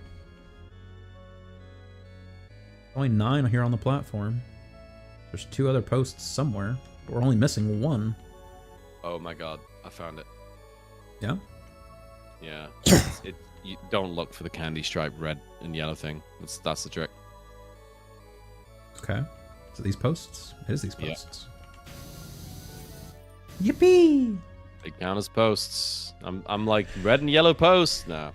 Look at it spin in the video. Wee! My video is just a still image. Oh wait, there you go. Yay. Subway platform. Oh, Jesus. Oh yeah, I remember this one. This one's got an achievement, I'm sure. Complete the advertising boards first. Yeah, I remember this. With the advertising boards first. Is there a trick to them, or are they just all advertising board? Okay, they're all advertising board. Yippee. I remember doing this one without looking it up, so we should be alright. I will look it up just in case. Advertising boards X8. So, yeah, no, you'll be fine. Yay.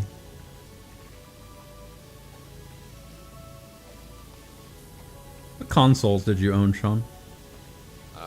PlayStation, GameCube, Xbox 360, and then I stopped. You never had a N64 or Super Nintendo or anything? No, played them, but never owned one. Okay. Oh well, no, I've got the Nintendo Switch, so I guess that counts. But I'm thinking of like fucking traditional consoles. Yeah. And then the Switch, I just like, you know, choose a handheld rather than a console.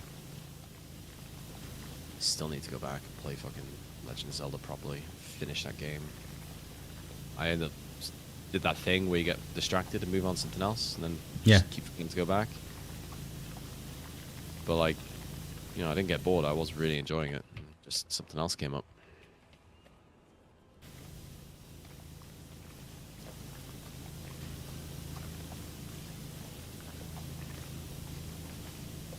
I'm seeing an image of someone cleaning this map, and they've cleaned exactly half of the map, but like lengthways. That's cute.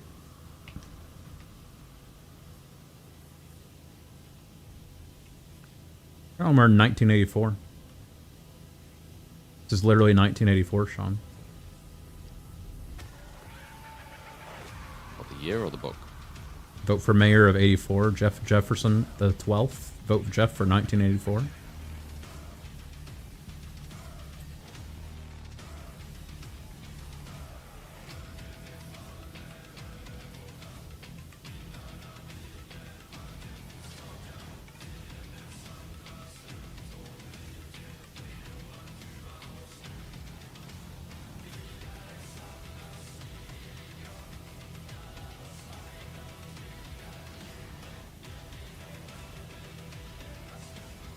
How's a subway get this dirty?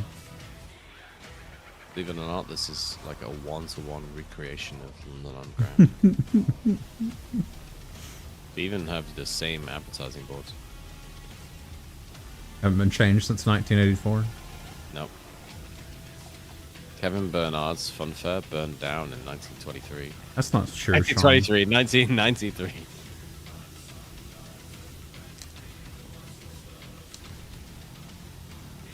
Look, Sean, we were just cleaning that far level.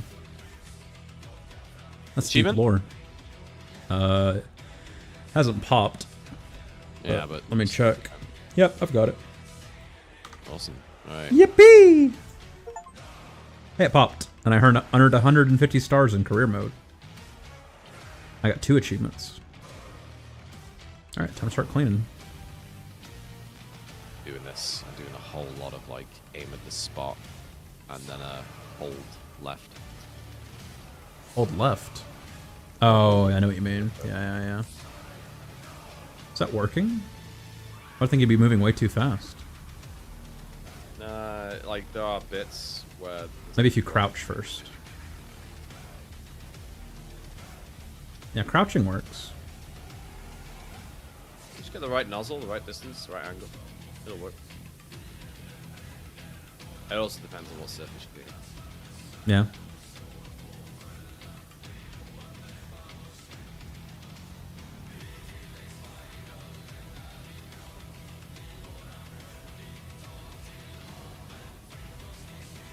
Just tile in it. Just bathroom tile, but on the wall.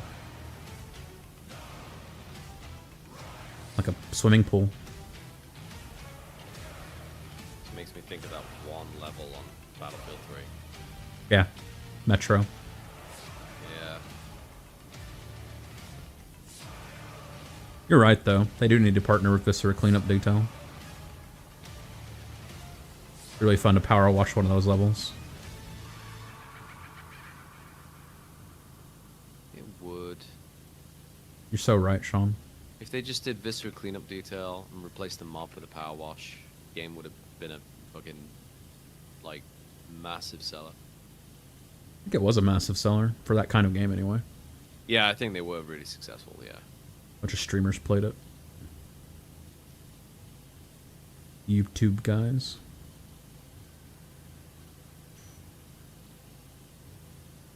Use the nozzle that does cleaning equipment? No. Cleaning liquid? No. I bet you can. Why would I do that? If you did like a little boost, cleans certain materials very quickly. I'm just holding left, Sean. Get multi-purpose, and it'll take all this graffiti off very fast. All this what? Use the multi-purpose cleaning fluid. I think that's what you use now, but you can use like, you know, different cleaning fluids to clean certain surfaces very quickly. You have to buy the cleaning fluid. But in multiplayer, it just doesn't let you. Sounds like it'll eat into my profits. Yeah, it would. Can't have that. But it's not like you actually need the money. You get The water's free. Just like real life.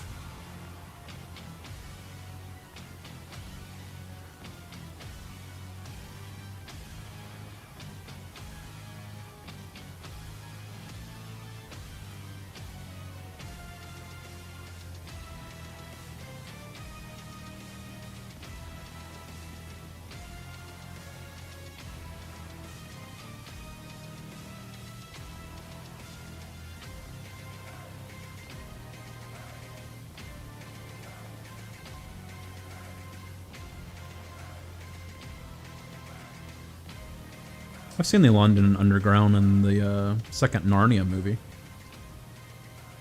The different stations look quite different. I mean, they all look shit, but like, they do look different. Isn't there one in a ritzy part that looks nice? Maybe. Or are there like, no ritzy parts of London anymore? Maybe like King's Cross, and it's like actual modern and stuff. Remember in Harry Potter when Harry's in the like cafe at the train subway bit, and there's the black girl, and she's like, "You want to fuck me later, Harry Potter?" And he's like, "Yes, I do, miss." And then Dumbledore shows up, and he's like, "Sorry, I had to cock block you, Harry, but we've got to go." Remember that? No. Really? That actually happened. I'm not making that up. Doesn't ring a bell. I think it's the very beginning of Half-Blood Prince, if I'm not mistaken. Because they leave there and they go recruit Slughorn, and he's in Half-Blood Prince. It's actually a very pretty, like, black girl in that cafe. Must be why I remember it. Been a while since I watched it. Me too, Sean. I remember not thinking very much of the modern... I say modern, the later Harry Potter films. Yeah, they're not very good. I wonder why. The books got a lot longer, and they kept the movies about the same length. I would have just said, like, the directors were shit. It's possible. They had a real good director in Prisoner of Azkaban, and the rest just tried to copy him. They had a good director for 1, 2, and 3. And those are probably the best of the 8. I think... Is it the same director for all 3? Nope. Oh, They had some weird, like, Italian or French guy doing the 3rd one. And they had Christopher Columbus do, I think, the first 2. First 2 are the most accurate to the books. But I think the 3rd one is very well directed. It's a well done movie. But I unironically think the first one's probably my favorite of all the movies. Like a one-to-one recreation of the book. Everyone's casted appropriately. Just a fun little lighthearted children's movie. Doesn't have any of the angst of the later movies. I don't love you, Ron. And I never will. You know what, Hermione, you're right. Bitch, I'm gonna leave. Ron, please come back. I didn't mean to suck off Harry in the tent. Why'd you do that then? You know I didn't want to do it first. Hermione, let Ron go. You know I couldn't shag like rabbits without him here. Oh, Harry, you're so right. I don't really like you, Hermione. I like his sister instead. She's younger. It's funny how terrible of a character she is in the movies. Yeah. What, Like Hermione? No, Jenny. She's like a whole character in the books. In the movies, she's just like Ron's sister. Yeah, like... Yeah. I was going to be like, they didn't really care about the rest of his family very much They really throughout the didn't. films. And then they were like, oh, he ends up with Guinea. Oh, shit. We have to do something now. Quick. Have that moment where, like, Harry sees Guinea after a year and it's like, hi, Guinea. Why are you saying Guinea? You're freaking me out. That's how it's spelt. Her name is Jenny? She's not named after currency? No? She's... Okay.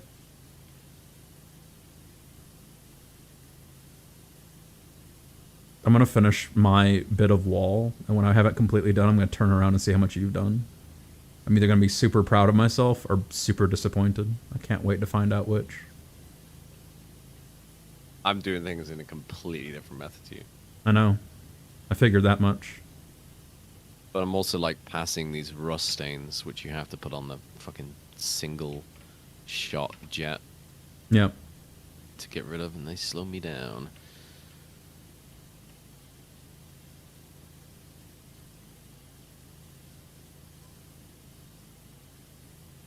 Go over this bit again. Like grime was on a little harder.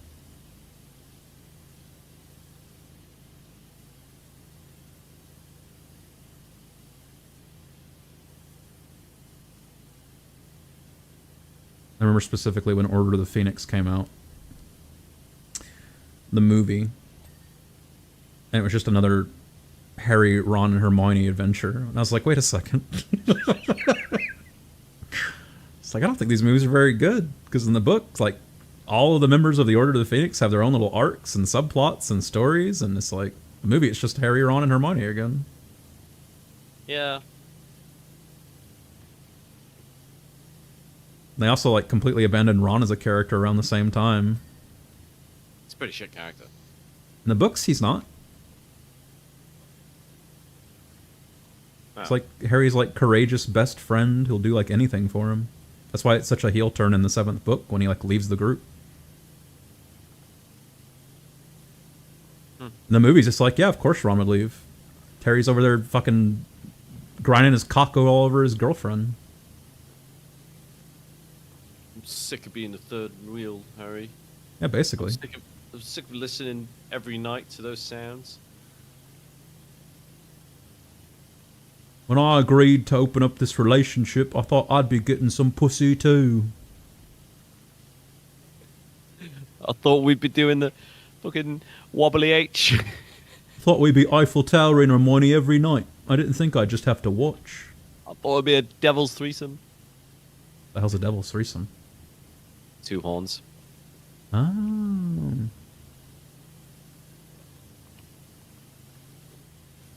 Must be a British thing. Oh, is it? I don't know. You're the capital of dogging. Are we? I mean, you invented the term, so yeah. Probably. We've got so many of these country roads where it's easy to do. Dogging is not a thing in the US. I don't think it's much of a thing in the UK either. Maybe not anymore. I think it used to be a big thing in the 80s, though. Yeah, back when people needed entertainment. Now they've got Game of Thrones, so they don't have to go dogging anymore. So they can see tits on the TV. Everyone knows that when the newest hot show comes out and they don't have tits in the first season, dogging just spikes right up.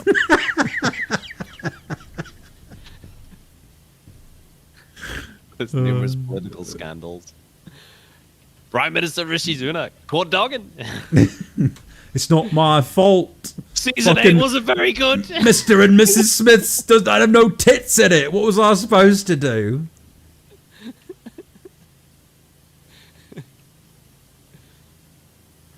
Yeah. I don't know. It might have tits in it. I'm not going to watch it. Budget in the car. It's probably just got Donald Glover's non-erect cock in it, though, knowing Amazon Prime. Or the woman's.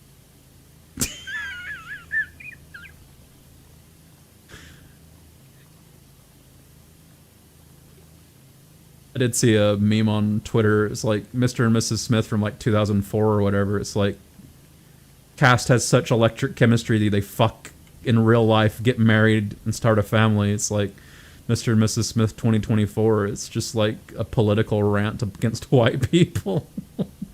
I'm like, damn, so true.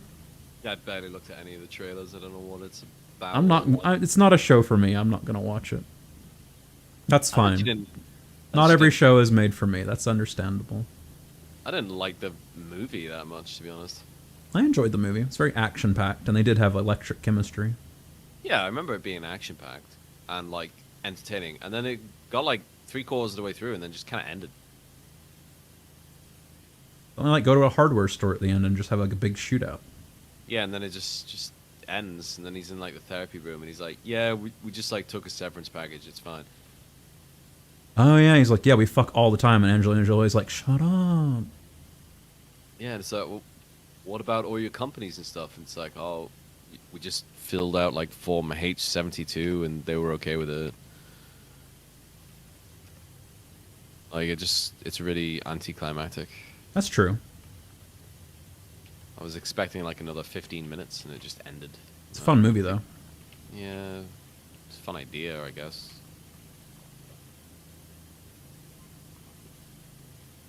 Like The grout on the ceiling is like way more caked in.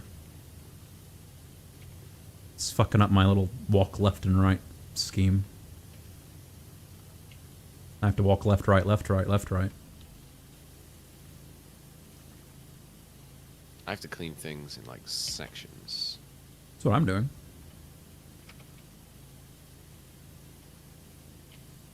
Rishi Sunak's a stupid name. Yep. Should be named Dave Johnson instead. He's known to be a not particularly competent prime minister, and to not have much political... Was David Cameron your last, like, competent prime minister? Or would you say he was also incompetent? I mean, given like the current bar... He's a little prat, because he, like, left when he didn't get his way in Brexit, but... Yeah. Given, like, the current He always bar, struck me as, like, a decently okay prime minister before that. Yeah, given the, like, current comparison, then yeah, he was competent, but... Who'd you have before David Cameron? Tony Blair? That sounds right. Although at one point David Cameron was like a coalition, so he was co-prime minister with some other guy, and I can't remember who that was. Nigel Farage. No, it was like... Why doesn't Nigel Farage run for prime minister? I don't think he's interested in it. He just goes on talk shows now. It's like all he does.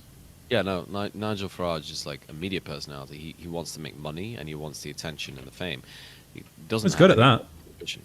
Yeah, he doesn't care at all about actually governing. Yeah. Or doing anything at. Which is weird because he was like an MP for years, right? Yeah, and he just never went to the meetings. Ah. And then talked about how the meetings are like the EU sucks. I'm not going. Just never. I believe that. vetoed everything he possibly could. Based. Yeah, it was a massive waste of time. He used a shit show. I'd have done the exact same thing. Vetoed everything you could. Bunch of bureaucrats. Mm.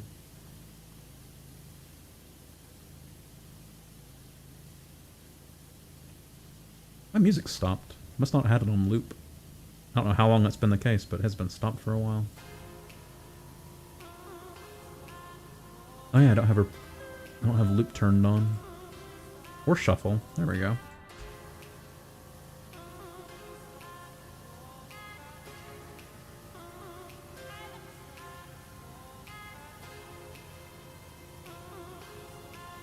Worst part about this is the sections are so large. You spend a long time doing... Until you get a ding. Yeah, you don't get a ding very often.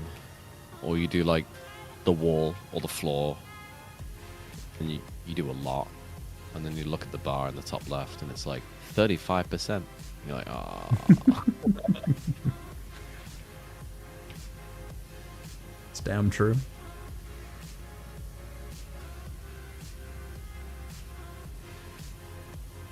I wish I could somehow get the mouse-controlled aiming turned on while also turning off screen edge turning.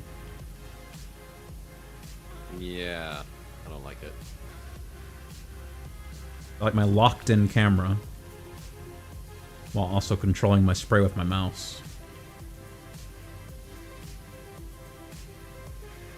These like oil stains are so tough to get out. You do it pixel by pixel. It's the algae for me.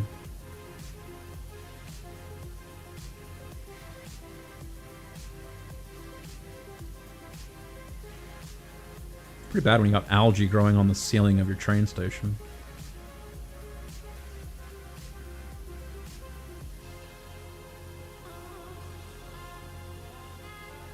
The trains don't even go through it. I know, they're boarded up. Why are we cleaning it? I don't know. We're getting paid, though. That's what matters.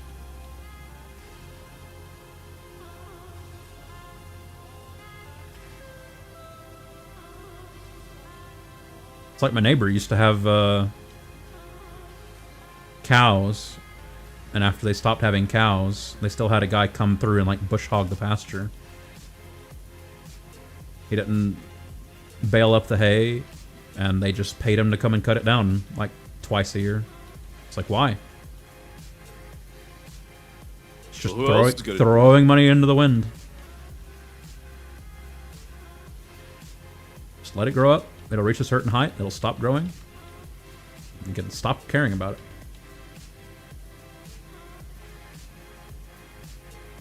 Could have baled it up and sold it. I know. They didn't, though. Just got a guy come through with a big mower and mow it like twice a year.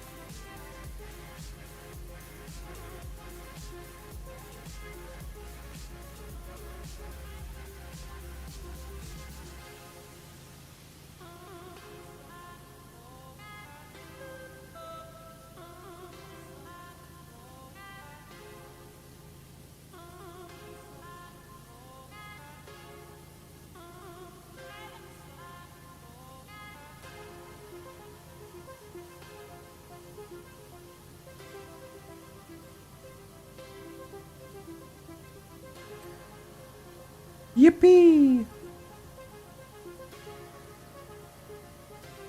Got a ding, Sean. Hey. We're so back.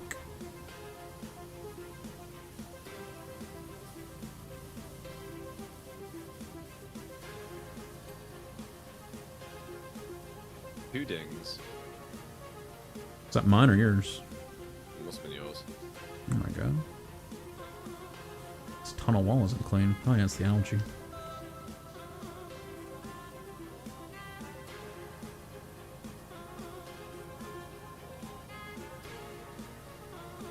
I like pressure washing. Sadly,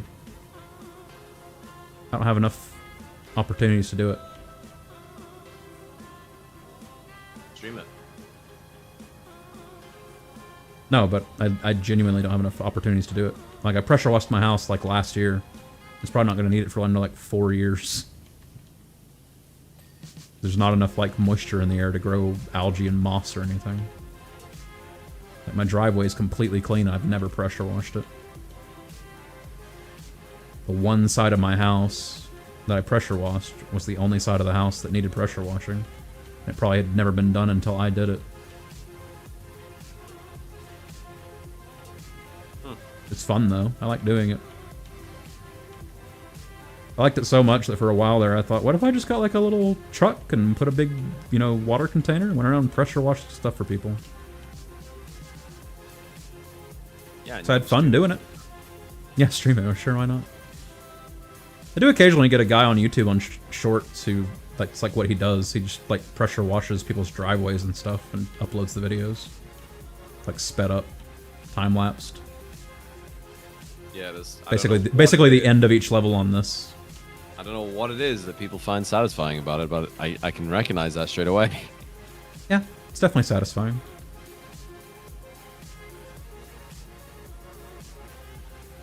like when you put off doing something for a while and you finally do it. It's a good feeling when you finally get around to doing it. Yeah. Like how when you exercise, when you haven't exercised for a while, and you're like, damn, that felt nice. Usually that's the opposite. Do what? Usually that's the opposite. You exercise and you haven't exercised for a while, and it's like, damn, my body doesn't like my body doesn't like this. Really? Yeah, because it's out of shape. So you do the stuff you used to do, and then the next day, like it's taking you longer to recover, and your muscles are screaming because they're not used to having. That's just old age. Depends on the exercise you're doing. Ah. Just skill issue.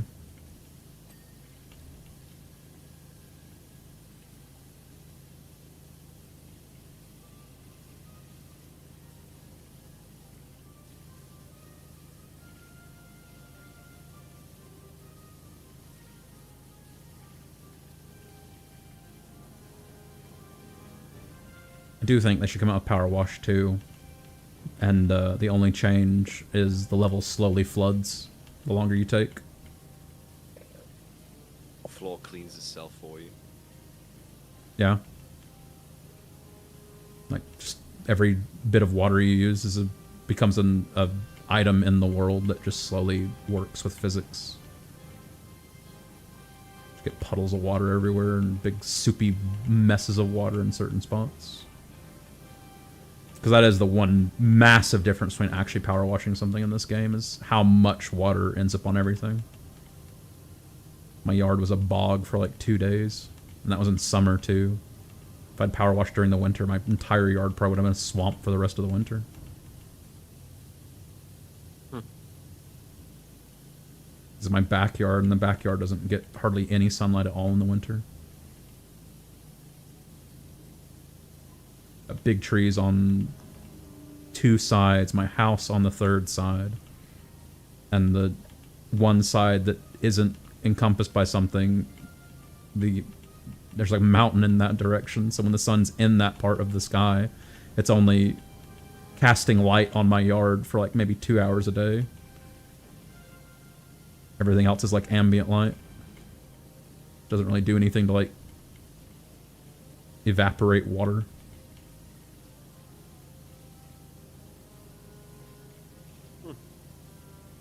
Unless it's summer and you actually get like noon sunlight. A backyard doesn't really get sunlight.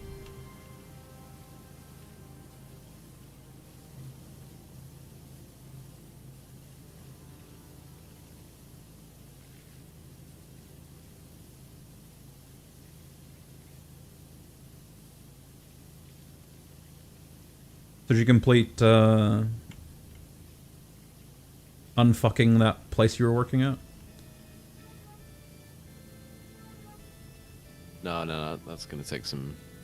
They need stability. Basically, they need like a new manager to come in and be like, "Look, this is the plan. This is what we're doing," and then he needs a senior team to help him deliver that. Like, you could be that manager, Sean.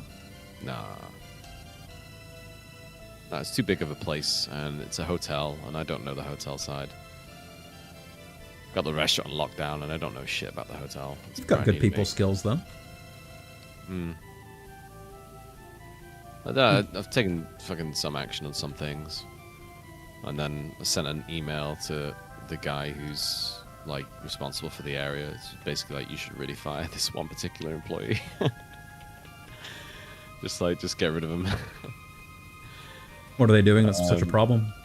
They're like a new starter, and new starters get about 13 weeks of probation, and they have all this like legal compliance shit that they have to do, which is all like e-learning and training. Yeah. About like allergens and selling alcohol and blah blah blah, and you have like certain time limits to do these things. You get paid for doing it. You can access it on your phone as an app, or you can go on a website and do it, and it's just like a PowerPoint presentation explaining the legal rules behind like alcohol and allergies and the consequences of someone having an allergic reaction and all sorts of stuff, and your responsibilities as a business for advertising allergies and how that relates to the law, and if you get it wrong, what can happen, as in a fine, a prison sentence, blah blah blah, everything you need to know to do with food. and all that. And you have to know that to be able to work in the industry, or at least you are legally required to be given that training. Yeah. Anyway, gets like 3 or 4 weeks to do it. He started like mid-December, so he's on like week 9, and he hasn't even started it. Like, oh boy. Nothing. So you go on his record card, and it's just red, like all the way along. He's done like the very first one, which is his induction, like you do on your very first shift, and the manager like, does that with you, because he says like, here's the fire escape, here's where you clock in and clock out, like all the basic shit. Hasn't done anything else. And then I was like, okay, well, I don't normally work here, so benefit of the doubt. I was like, is there a reason why it hasn't been done? Can you not log on? Are you having some difficulty? Is it hard? Like, are you stuck? And he was just like, oh, I just kind of forgot. And I'm like, oh, right.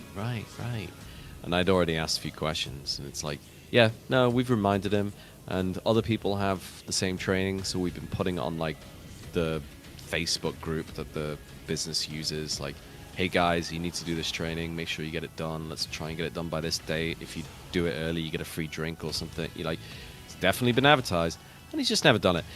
And I was like, well, it's pretty important. And he says, oh, my parents go on lots of days out, and you know, I go with them, so I never really get time. And I'm like, in my head, I'm just like, bullshit like what the fuck? Yeah. You go on days out for like 9 weeks straight? Like, what? Like, dude, some of this stuff takes 30 minutes. You don't have 30 minutes? Do it on the bus home. Like, you get paid for doing it. Like, this is stupid. Anyway, he was saying this stuff, and I was like, okay, well, like, legally, you have to do this to be able to work. And now that it's overdue, you can't work. So I'm sending you home. He came in for a shift, he clocked in, he went straight in the office with me, and after 10 minutes, he clocked out and he went home. And I was like, all right, well, yeah, you can't work. You haven't done your training. If we got audited right now, I know it's really unlikely, but they don't announce when they're going to come in, and they can turn up at any day on any reasonable hour. So they could turn up now and say, we'd like to see your training records. I can't say no. I'm obliged to let them see it. They'll see that you haven't done it. They'll see that you're on shift, and they'll instantly think, no confidence in management. You're not training your staff. And boom, that's a big black mark. So I just said, dude, like, you've had all this time. It's not done. You're not working today. All right, so your next shift is on Saturday next week. Yeah, get it done by then. If you have any trouble, contact us. If you can't log in, contact us. If you get stuck, contact us. Like, we'll give you all the help we can, because if you still don't do it, you're basically, like, you know, I'm giving you enough rope to hang yourself. And yeah, I'll see you next Saturday. And the very first thing he asked was like, is there like a minimum I have to do? I wanted to just be like, yeah, buddy, just how about nothing? Let's just call it now, huh? I'll go get your P45. I'll just do nothing. Just like, that's fine. Just call it quits. Like, why waste time, you know? Like, let's just get us over with. But I just went, the minimum is all of it. Like, and he just sent him home. And then, yeah, sent an email to my boss's boss, just being like, because no one's in charge. My boss is in charge somewhere else. Just sent an email to him saying, like, this is what I've done. I've sent him home. I've told him he needs to have it done by the 17th. And I've also heard rumors that he's not actually particularly good at this job after being here for like 9 weeks. He hasn't figured out basic things, and even has some like conflict with other members of staff. And, you know, he's only got like another 4 or 5 weeks left before he finishes his probation. So probably want to fire him. Yeah. In probation, you can just fire him without reason. Yeah. Without notice. So it's a lot easier. Yeah, you've explained that to me before. Probably once they get through probation, you have to go through a whole lot more to get rid of them. Yeah, but he's got like 1 shift a week where he does 5 hours, and he was going to ask for more shifts, and I'm like, well, I don't do the rota because I don't work here, but if you haven't done any of your training, I think the answer is going to be no, because, you know, who are they going to prioritize? The person who wants the hours and has actually done the work, or the person who hasn't? Yeah.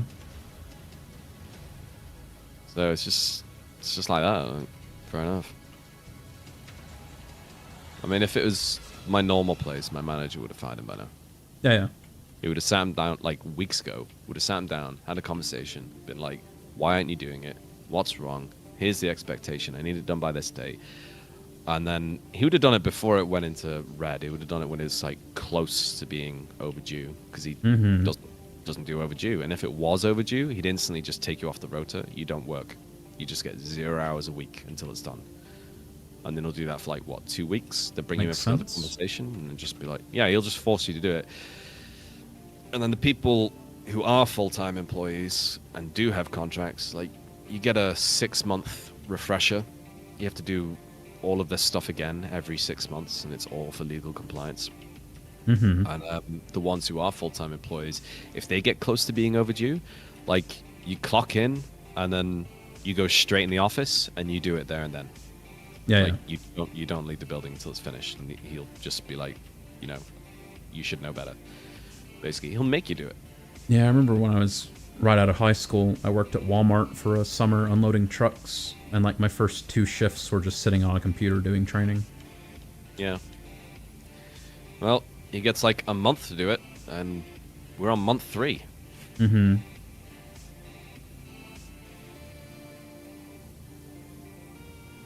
But yeah, there's a whole other bunch of people that still need to do their training. It's just his was the worst, and he's also like the least valuable, so I just chose him as the sacrificial lamb.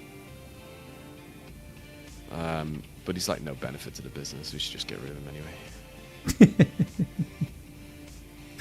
So true. Yeah, I heard he made he made one of the other girls, who's like 18 or something, cry because he just fucking went off at her.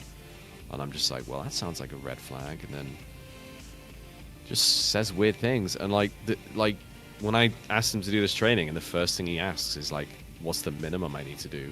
Yeah, you don't give a shit. Like, that's just okay. Like, even if that's what you're thinking, you don't say it. I know.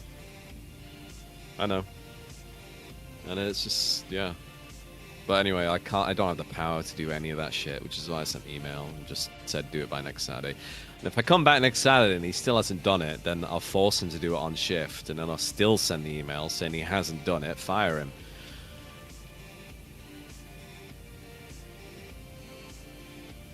You're such a fascist, Sean. No, I just, like, that's what it is in hostility, I'm sorry, but, like, put the business first. There's a high turnover.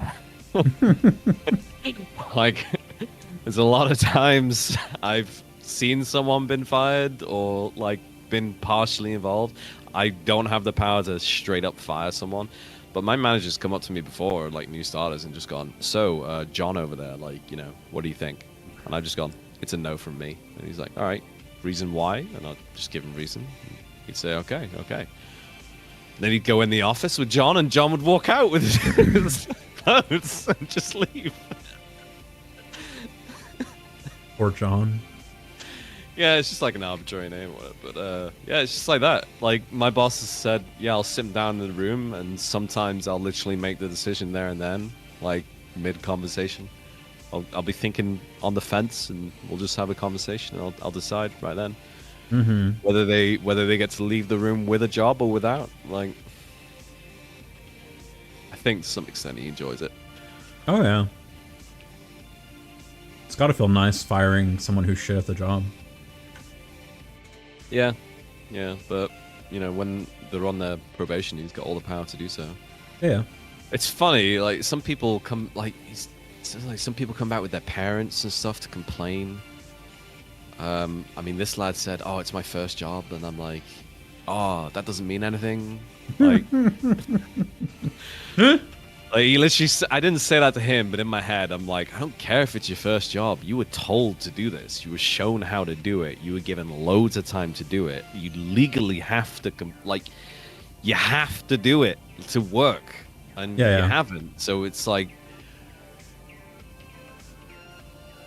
I think if you went to university and like you didn't do any of the coursework, and then your teacher was like, "Dude, like the course ends in 2 weeks. You have to submit like 8 months of work in 2 weeks," and you just went, "Oh, it's my first time at uni." Like, it doesn't work. Yep.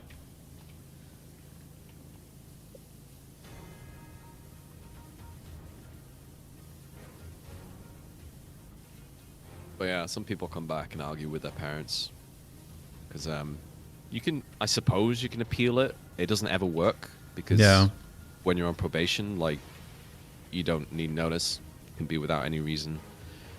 The business has all the power.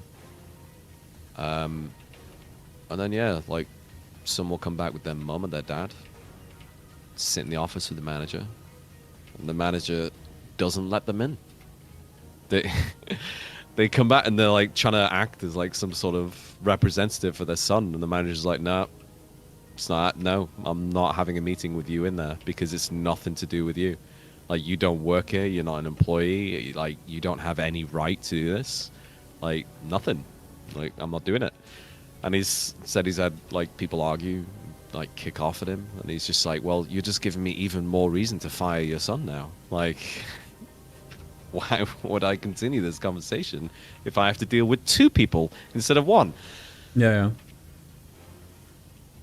Yeah. He's just got like certain rules as well, which aren't really bad.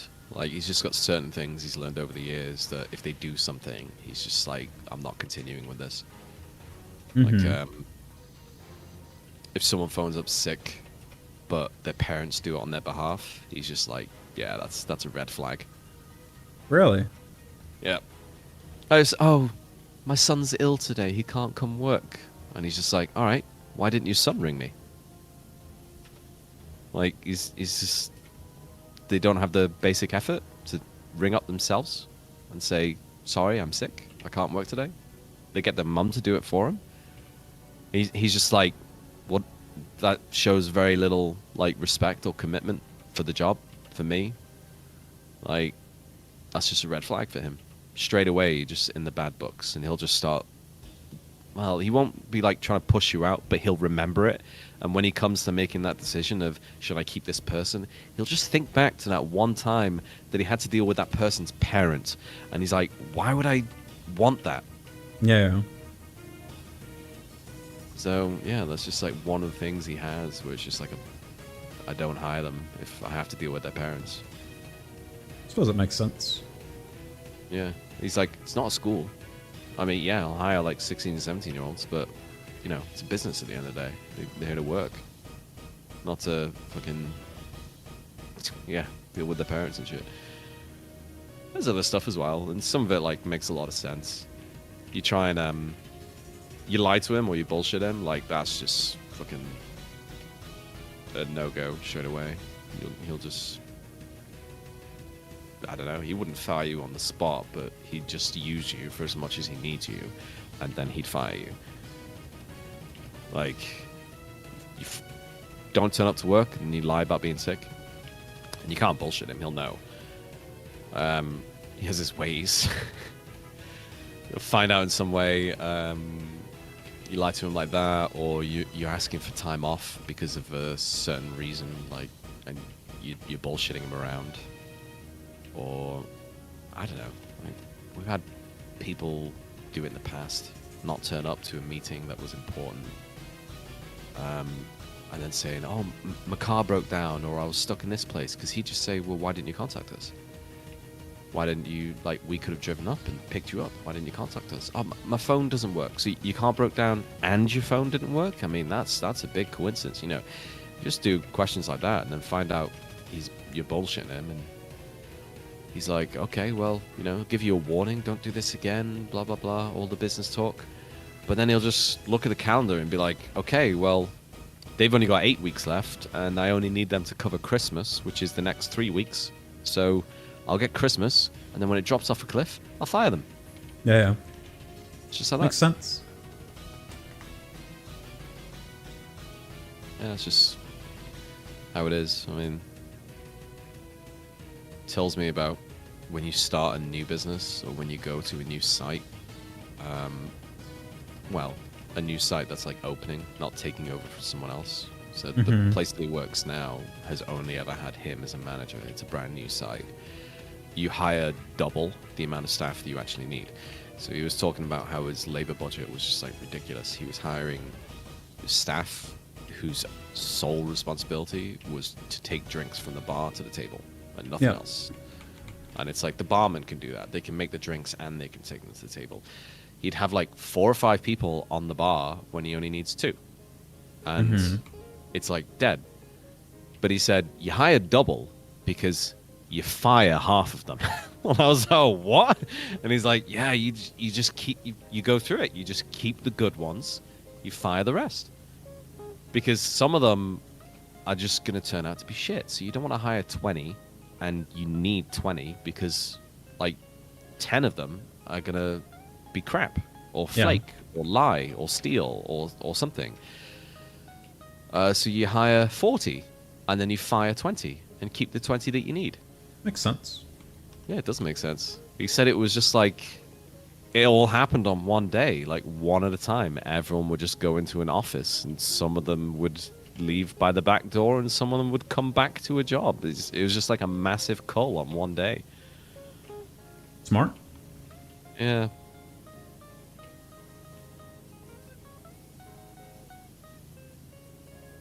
But whatever. That's what it is. When you have to pay people not very much money and hire 17-year-olds.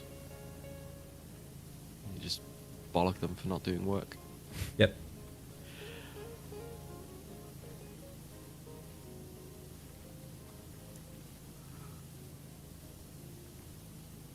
But yeah, that other place has loads of other problems anyway.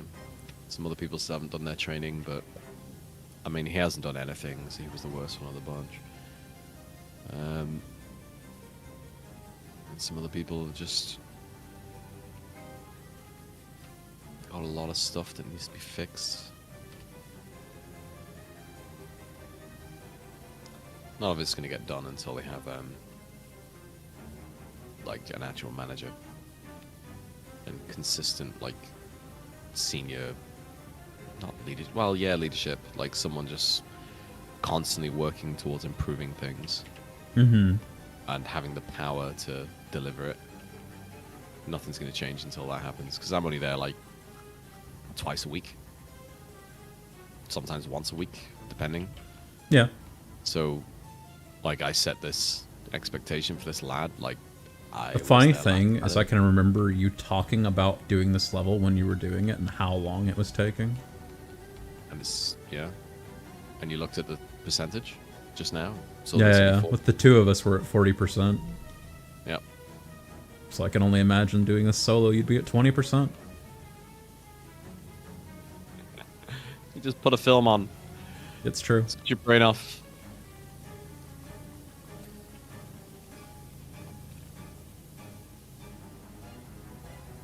Maybe I use the cleaning chemicals to help, I don't know. I'm not having any problems getting things off, it's just the level's huge.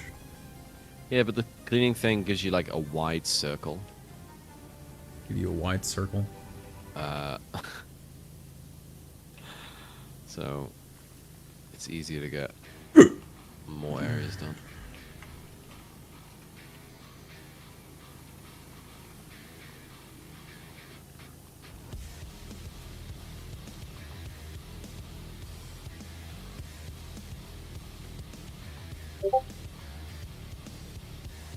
Discord notification?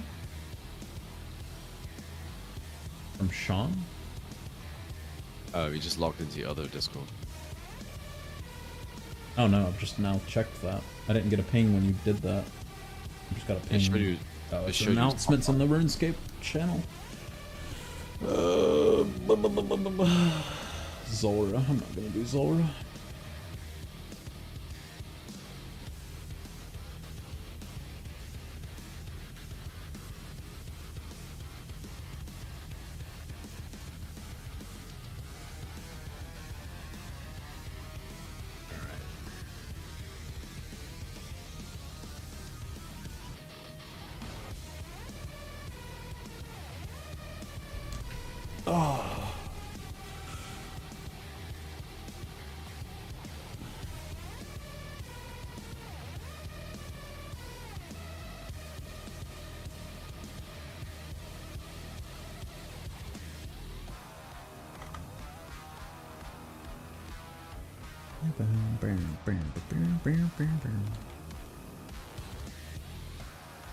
Kind of bad that when I search on my phone on Twitch, I just go on Google Twitch Glenforge.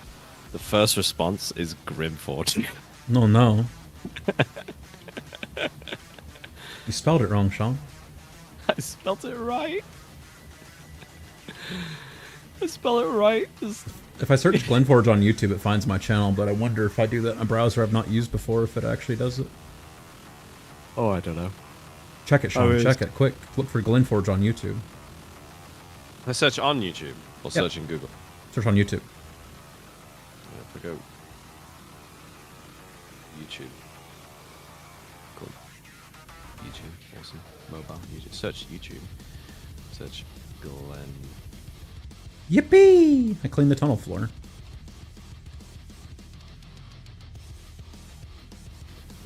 Yeah, Glenforge is the first one. Yay, it's me! Makes sense. If I search Google Twitch Glenforge, I get Glenforge videos. Yay! And then the first one is Twitch Grimforge. Oh!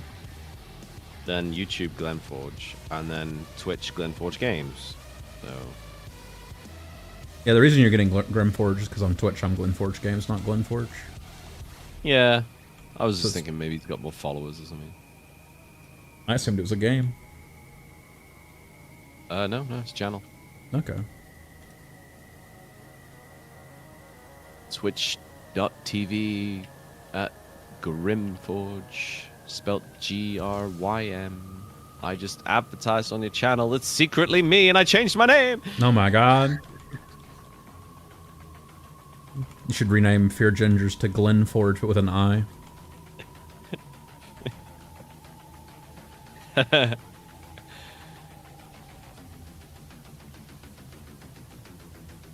Just Glenforge 2.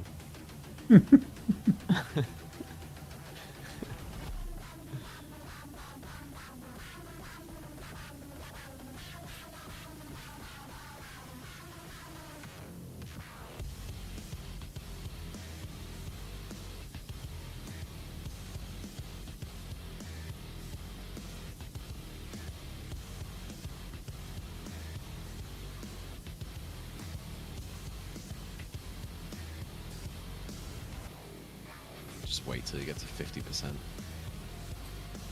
So excited I just can't hide it. It's somewhat disheartening. Why? Because you'll get to 50 and be like, oh my god, I'm only halfway there. I'm having fun. And other lies I tell myself. Oh.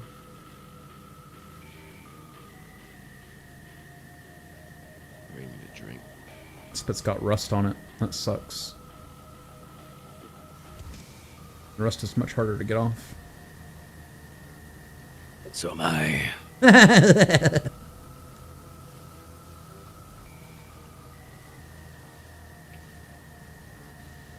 Remember that time that guy joined my stream? He's like, who's that guy talking? It's like, he's got an amazing voice.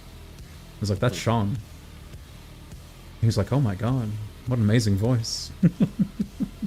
He's like, you should do radio.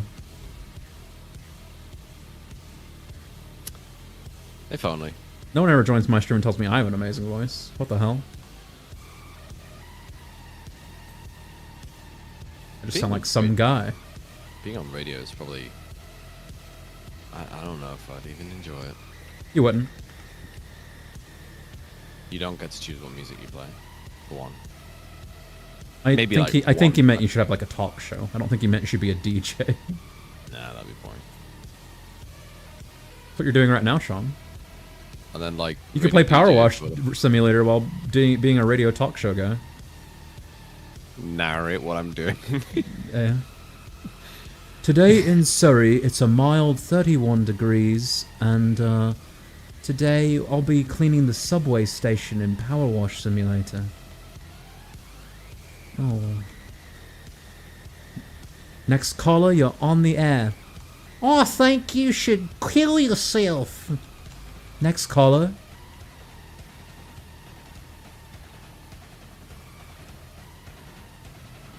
Just think, Sean. That could be you.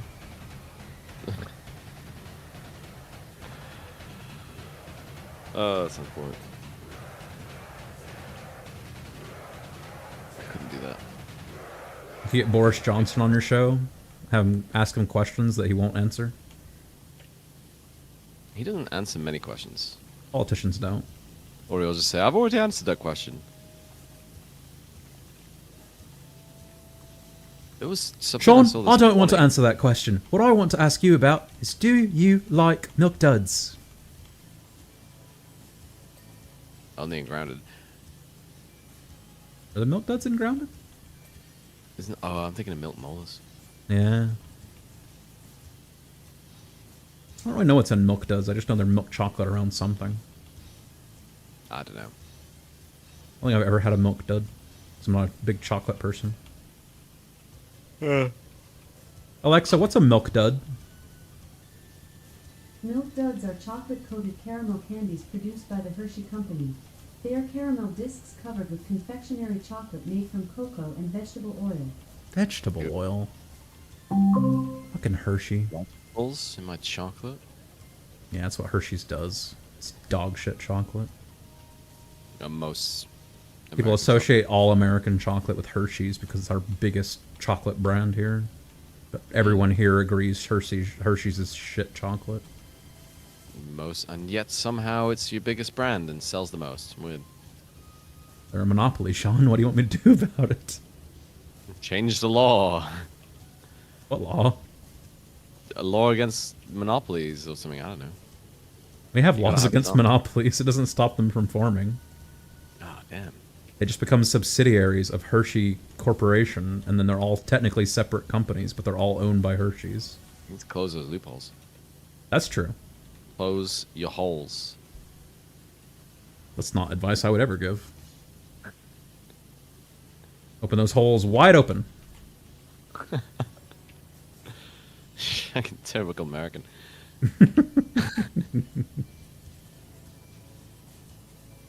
We don't shart in Walmart for nothing, Sean. I've never been in a Walmart in my life. Are there Walmarts in the UK? Probably not. I didn't think so. Alexa, are there Walmarts in the UK? I couldn't find one, but I found a Walmart. Great.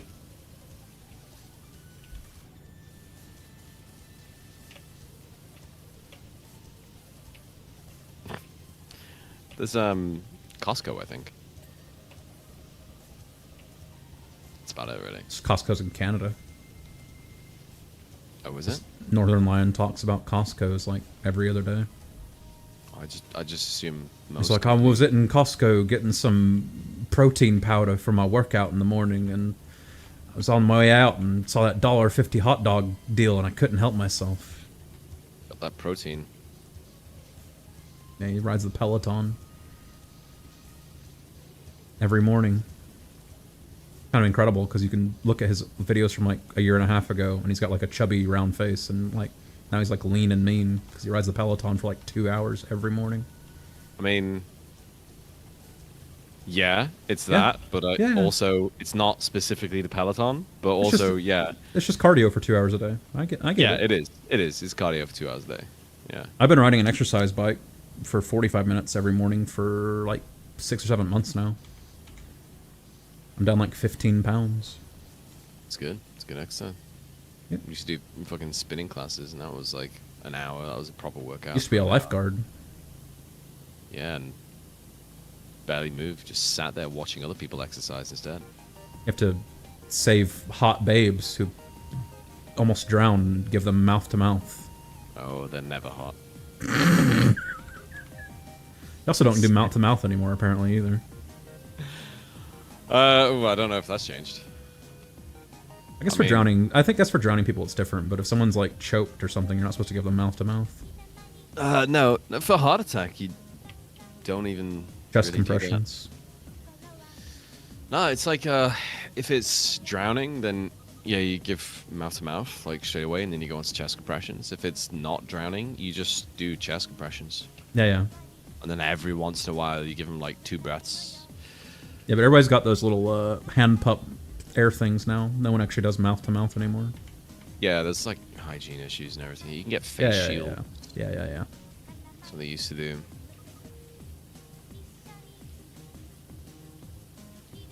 But yeah, super rare. Did you ever have to give somebody mouth to mouth when you were a lifeguard? No. You ever have anybody drown when you were a lifeguard? When I was off shift, yeah. Oh my god. Not when I was working. Did So you, it ever, wasn't my fault. did you ever have to save anybody who was drowning? Not properly, no. Okay. I've had to jump in like a pool and drag someone out because they couldn't swim or shit, but they weren't drowning. You know, they just couldn't swim. No. But no, like Were they really a kid? drowning is actually pretty rare. I'll be honest. Like Yeah. most of the time, it's something else that caused them to drown, and like drowning is like secondary. You worked at a pool, right? Yeah, I thought so. yeah. Though it makes more sense when it's like in the sea and stuff, but in Yeah, a yeah, pool, it's like something else happened, and then drowning was a result of that something else. Yeah. So Like they had a heart attack. yeah, that's probably the most common one. People underestimate how exerting swimming is. That's why it's such a good exercise. It is a really good exercise, great for your cardiovascular. Yep. I remember we went on vacation years ago, and I hadn't been swimming in like probably 4 years. I got in the little pool that was part of our little place we were staying. I went swimming for like 5 minutes, and I was out of breath, and I was like, fuck. I used to go swimming every day at the pool at the place I lived with my dad, because we had a pool there, and I'd go like every couple of days at least. I was in really good shape, despite being overweight. And I went swimming on that vacation, and I was just like, I'm washed. It's over for me. I'll never recover from this. And I was probably like 17 at the time. you can build it back up pretty quick, but yeah, for sure. It's just you use a lot of muscles, a lot of different things when you're swimming, and if you're not swimming, you don't use those muscles a lot of the time. Yep. Like I used to swim decent distances. My brother-in-law used to swim like when he was training for like going in amateur competitions and stuff. He'd be able to swim a mile. That's 64 lengths, and he'd just do it non-stop. Do a mile. Not fast, just like marathon speed, just like slow 64 lengths. Time himself, try and improve on that time. I could do like 20, 25, and then I'm pooped. And now it's like half a length. I gotta take a break midway, and then I can carry on and do a bit more. When I worked at my last job, they had a promo with YMCA for like a super discounted membership. And I went there to check out the facility when I first started working there, and realized the neighborhood it was in, and decided against it. So I thought of like leaving my stuff in like a locker, or leaving the stuff in my car. For I was like there for like a couple of hours, and I was like, yeah, if I actually use this membership enough to make it worth it, I'm going to get robbed eventually. I asked the guy at the front desk. I was like, "Do you have any problems with like theft or robbery around here?" And he's like, "Yep, absolutely." Oh, so, like great. every couple of nights, we have somebody come in to like here at the front desk and be like, "Yeah, my stuff's missing." He's like, "Yep, we'll phone the police and you can fill out a report." Police will say nothing can be done. I was like, my gut instincts were correct. I saved my like $34 for a membership that's normally like $90-something, and did not join the YMCA. Just get your own swimming pool. I've thought about it. My backyard's really slanted though, so I need to do a little bit of landscaping. If I could get I could get in a little above ground, like build it yourself pool. Yeah, just get your Powerwash, point it at the ground. Problem is my backyard's really, really, really rocky, so I probably have to move some substantial bits of rock to actually level out a place for a pool. Safety goggles on. Turn your power wash up to full power. Just dig out a pool. I've seen those sand blasters cut through metal. Yeah. You can do it. My the hose I have is actually really long, which cuts down on power washing pressure significantly. Me too. Damn nice.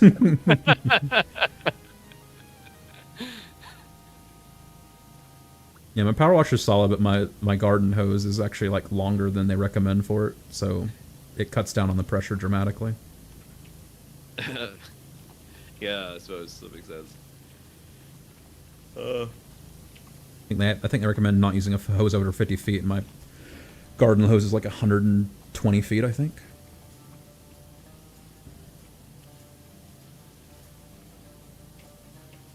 Man, I haven't done any sort of exercise in a long time. I miss having free time. You're on your feet all day at work, though. Yeah, I do a shitload of walking. That can't be understated. That's good exercise. Yeah, it's just like the fucking cardiovascular like part sucks. I wish I just did some swimming as well. That'd be really good for me. But yeah, you know, if I went on a walk with friends and it's like, hey, you know, a couple of months ago, maybe longer than a year ago, we went somewhere and walked to this waterfall that was like 1.5 miles, and it was piss easy. I was right up the front with someone else, and like was walking there. I was like, you ready to go back? You know, I'm not even tired. Let's do this again. And like, it shows that, but it's just walking, and I'm doing that every day. Yeah. But that only gives you so many benefits. You'll still gain weight and stuff. It's not enough. You need to do something like more intensive, or like low weight training or something, but for like or just a recumbent exercise bike and a few dumbbells, and that's all I'd ever do. If only I could somehow ride an exercise bike, but also play games. I do that on RuneScape sometimes. If I'm doing something particularly boring, I'll just cut my mic and sit on my exercise bike and do some slow pedaling while I do whatever I'm doing on RuneScape. Somebody shows up in chat, I'll unmute and be like, hey, how you doing? What's going on? That's one nice thing about having my side table, so I can move it over to my bike. But I keep my mouse pad on and everything. I've had my computer set up that way for so many years now. I can't actually imagine sitting here at my desk using my like keyboard drawer as the place I have my mouse. It'd be so weird. 'Cause I'm so used to sitting here like a gremlin with my right arm off to the side with my mouse there. Probably I'm so shit at shooters. Cope. I can definitely feel myself getting worse at shooting, but it's also the type of game has changed. I was doing pretty good in Hellsinger, but that's more of a rhythm game than a shooter game. It doesn't really demand anything super precise. Yeah, but I mean, like, I play like Hell Let Loose, where it's like intermittent action, like lots. You know, I mean, you've played it, but it's not constantly shooting all the time. I hated that game. Like, it's not your thing. It's fine. But you do like a bit of running, and then a lot of shooting, and then you can die instantly and stuff. So you need to make your shots, you know, like sniping or whatever like that. That's You're fine. not my thing either, Sean, but I like you. It's just you're a deviant. And what do you mean? when I played like Titanfall, that was a great game. When I played Titanfall 2, I absolutely sucked at that game. That was really hard. Like, oh, no. I still suck at it now. But that's like when they added like all the verticality into Call of Duty, and you're like wall running and then jumping up and like jetpacking and shit. Like I can't. Titanfall 1 had that too. Yeah, but not to the same extent. Like Titanfall 2 was like ramped up. Like everything was much faster. I cleaned my Lego bricks. You cleaned your Lego bricks yet? I'm doing the roof, or part of the roof. I'm doing the platform wall, but the top half. Yippee! I haven't even made it onto the actual I've platform. been saying yippee a lot lately. You ever say yippee, Sean? More of a Yahoo. I can see you saying Yahoo. No, I've never said that phrase. That was the first time I've just You've said never that. said Yahoo? Not once. I'm not American. I'm not Never even said Texas. like Bing Bing Oh, Yahoo? I guess that's Wahoo, isn't it? No, never said that. Give me a Bing Bing Wahoo, Sean. I'm not doing that. Live a You little. don't pay me. No. Very British of you. Live a little. No. You strike me as a Vernon Dursley kind of guy. A who? Harry Potter's like uncle. No. No, he was like fat and ignorant. Yeah, but you're skinny and ignorant. And full of like ego and like. He was also a successful businessman. Was he? Yeah. Was you sure he just won like a manager of Aldi's or something? Was no. No. I think in the books he owned a construction company or something, and I think Rowling went out of her way to say he was very successful. I'm just thinking. Which I guess he must have been because he owned a house in England, had a whole family. Or then again, it was the 90s. Maybe it wasn't such an accomplishment in the 90s. I was just imagining. Maybe the housing situation was better in the 90s. Oh no, it definitely was. Hold up. It's better in the 80s. Alexa, too. What did Vernon Dursley do for a job? Vernon Dursley is a director. What? By the way, I am trying to respond from the right. What? A director? Alexa, in Harry Potter, what does Vernon Dursley do? Vernon Dursley is a fictional character in the Harry Potter series written by J.K. Rowling. He is the muggle uncle-in-law of Harry Potter and the father of Dudley Dursley. Alexa, getting from me. What does Vernon Dursley in Harry Potter do for a living? Vernon Dursley is a director. What are you talking about? Lex, this is too specific.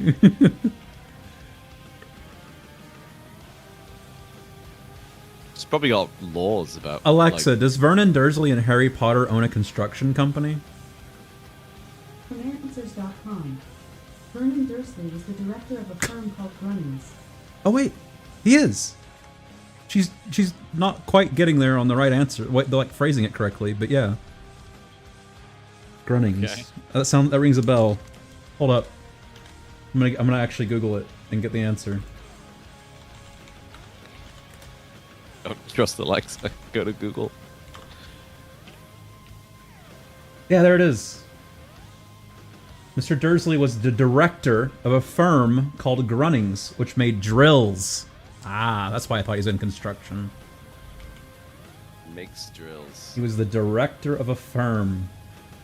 Grunnings was a drill-making company based in Surrey, England. By 1981, Vernon Dursley served as the director of the company. Oh, so he didn't own it. The Grunnings office had at least 9 floors, and Vernon's office was on the 9th floor. He worked alongside his secretary. So he has a secretary. He's definitely successful. He's got his own secretary. Damn. That's the measure of success. On July 31st, 1992, Vernon Dursley entertained a prospective client, Mason, and his wife at his home. He hoped to secure a large order of drills from Mason, but the evening was interrupted by Dobby the house elf smashing a cake to the floor. An act that was blamed on Vernon's nephew, Harry Potter.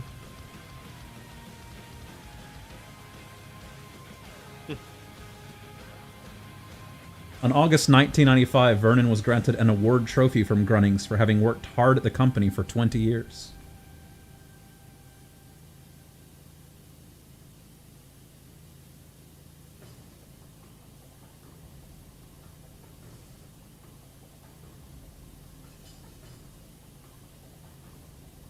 Amazing. Forge Games / Harry Potter trivia. It's come up a lot today. I don't know why. Yeah, you strike me as a Vernon Dursley kind of guy. I'm vaguely insulted. Why? Because the frame of reference I've got in my head is the movie, man. Like, every time you say that, I'm just imagining that fat-ass man like getting angry like a pig or something and turning into an animal, whatever happened. Didn't that happen? He got turned into a pig in one? Or was that his nephew? It was his nephew. Harry got turned into a pig? No, I mean, his son. Oh, yeah, son. Yeah. But yeah, I'm just imagining. Yeah, but I mean, he's played by Richard Griffiths. I'm surprised you know that name. What Why is? why would I not know that name? He's a famous British actor. Richard Griffiths. Yeah. What has he been in? Harry Potter. Anything else? Oh. What does it say? Blah, blah, blah. He's known for his portrayals of Vernon Dursley in the Harry Potter films. Uncle Monty in With Nail and I. Don't know what that is. Henry Crabbe in Pie in the Sky. Never heard of it. Blah, blah, blah, blah. Nomination for a BAFTA. He was appointed this. Performance as stage play. I only know it because I watched the DVD commentary stuff for those movies. Supporting roles in some other famous films. I used to know the name of the guy who played Arthur Weasley too, but I don't remember his name now. You know what? I'm more likely to know that guy than I've already forgotten that man's name. Ooh, Richard Griffiths? There you go. I'm more likely to know Arthur Weasley's actor than Richard Griffiths, because even now, he's been in a few other things. Like, I knew him before he was in Harry Potter. The actress who played Dolores Umbridge played the Queen in that Elizabeth show.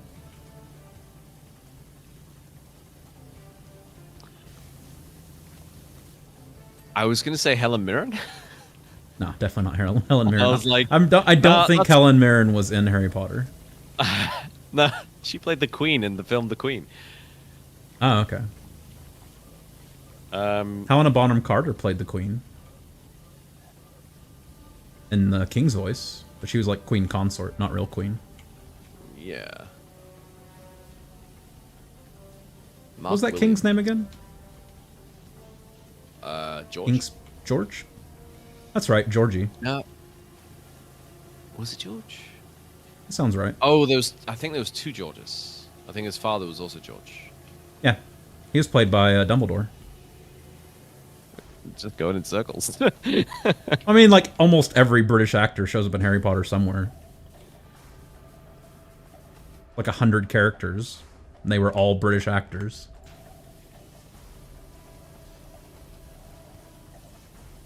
I think Rowling went out of her way to demand that like all the actors in the movie be British.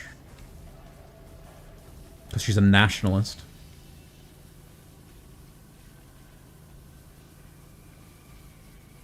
She hates the Irish. I'm trying to remember that one Rowling tweet. It's like, are there any Jews at Hogwarts? And she's like, yeah, like Bartleby Goldstein or something. I'm like, what the fuck? Let me find the tweet. Hold up. Did she just make that up on the spot? Yeah, almost certainly. Was it even her? Anthony Goldstein. It's worse than I thought. Wasn't just like a company that did it for her? Nope.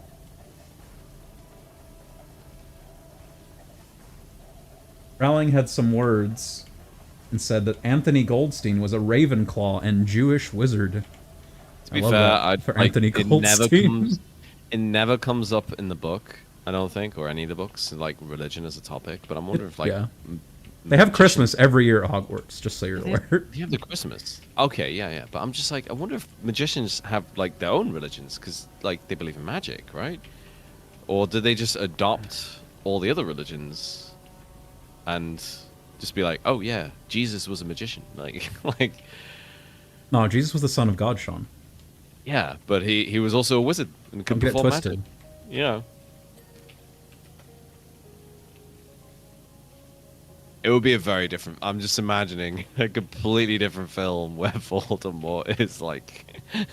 I think if there's one thing, mudbloods. I think you gotta be a pure blood wizard descended from Jesus, like me.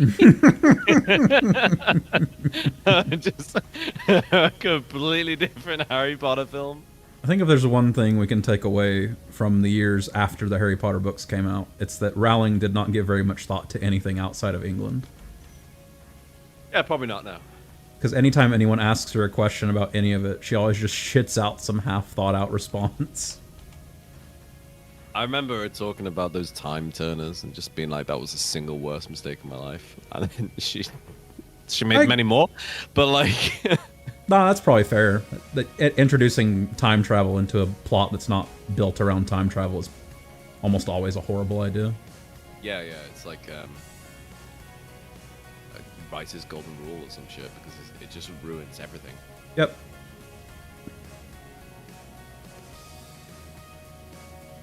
Oh no, Voldemort killed someone important. I don't know. Doesn't even kill Dumbledore, does he? What if Dumbledore just took a time turner and went back and snapped baby Voldemort's neck? Back to when he was in school and just shot him. Hello, Tom. Hello, old Dumbledore. You're looking very old today. Snap.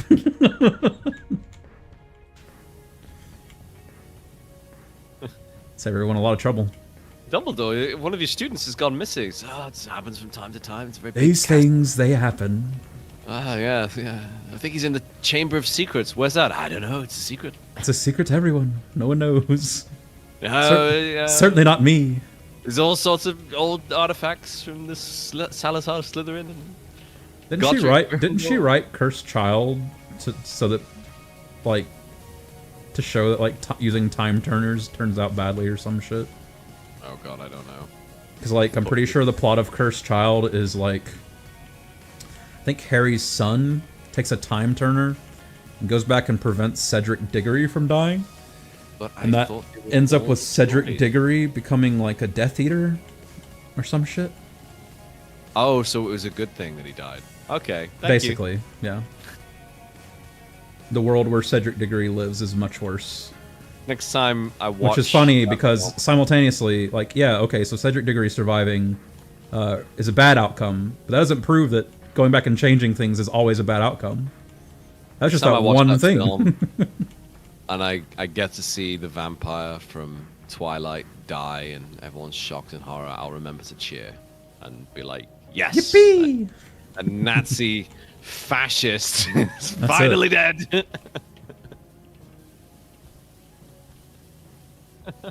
I like how Robert Pattinson was, like, famous for the Twilight movies, and famously hates the Twilight movies. Yeah, and he's gone on to do a bunch of movies. He's really good in. Yeah. Kristen Stewart hated it as well. It was just like a paycheck, man. Yeah, but she has not gone on to do a lot of amazing movies. Not a lot of amazing things. But Robert Pattinson was good in The Lighthouse. He was good in Batman. She's gone on to do things that she was interested in and wanted to do, and she still has a career. So, like, is that true? Yeah, she's still. She did Charlie's Angels. That's all I know she's done. That movie sucked. What has she been in lately?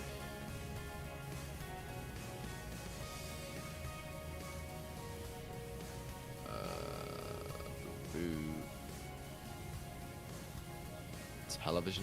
Ugh.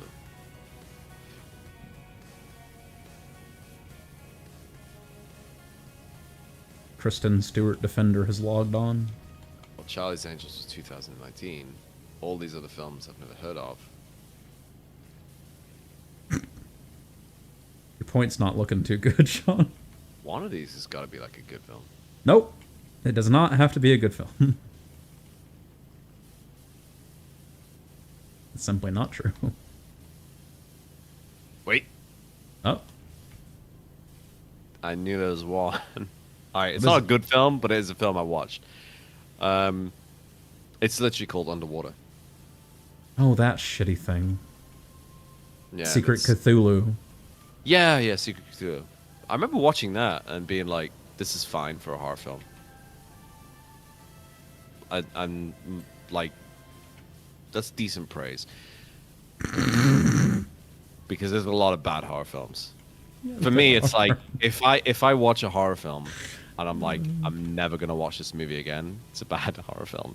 If it's like, I will watch this twice, that's like, ooh, that's a pretty good horror film. Like, I'm willing to go through this again. Like, that's a good bar. You'd watch Secret Cthulhu again? I'd watch an underwater film again. Because I remember not thinking, my god, this is a giant crock of shit. Like, would you watch Passengers again? I would not watch Passengers once. You haven't seen Passengers? I've not seen Passengers. I wouldn't watch it.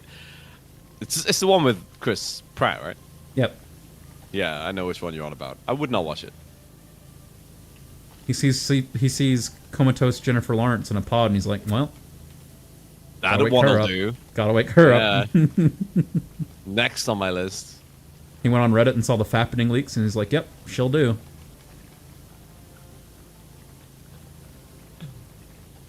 Then he woke her up and he said, "Are you the chick from the fappening?" And she said, "Leave me alone, Chris Pratt." Yeah, well, you're awake and you can't go back to sleep, and I'm the only man on this entire ship, and we're stuck together for the next 80 years, so, you know.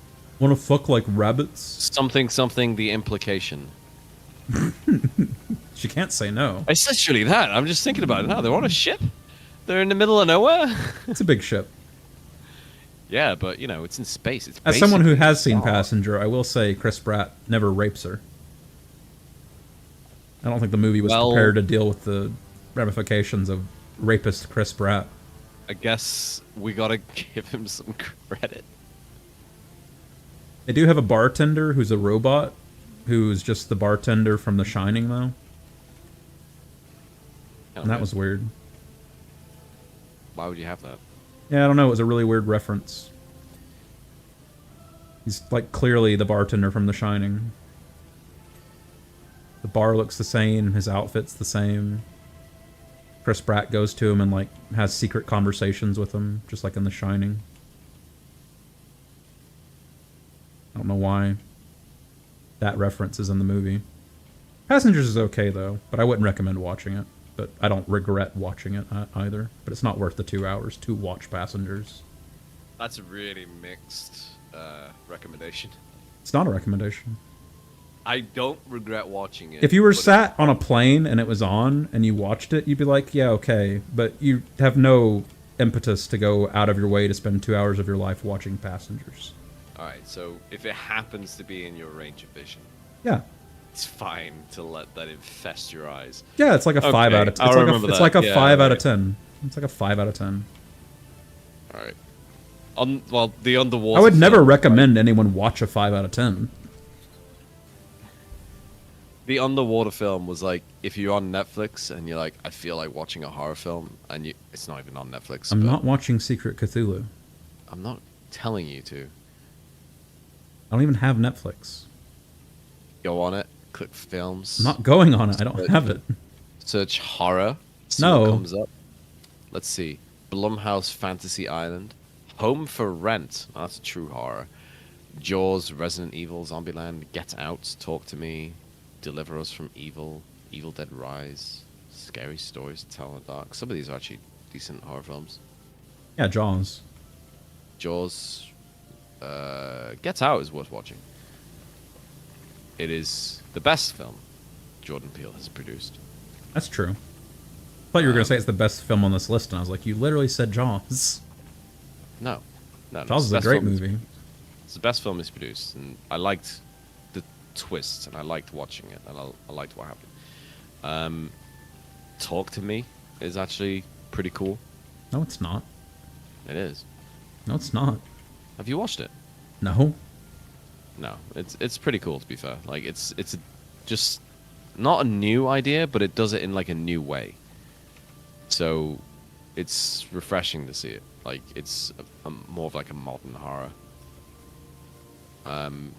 It came out. It's an Australian film, and apparently it actually did quite well. I ended up watching it before it even went on Netflix. When was the last time you saw a movie in the movie theater? Oh, a long time ago. You don't take your girlfriend to the movie theater? No. Like, the last time I went and saw a movie in a movie theater was when I went to London, and I watched The Northman.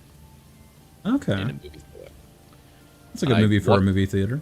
I watched it in an everyman's movie theater, so it's like, you know, really comfy seats, and they do table service and stuff, and you can have full-on meals, and it's not like those movie theaters where... Do you like The Northman? I don't know. I liked when Stellan Skarsgård was on the boat towards the end of the movie with his teenage wife, and she's like, "Oh, Stellan Skarsgård and pregnant," and he's like, "Stay here on the boat. I'm leaving."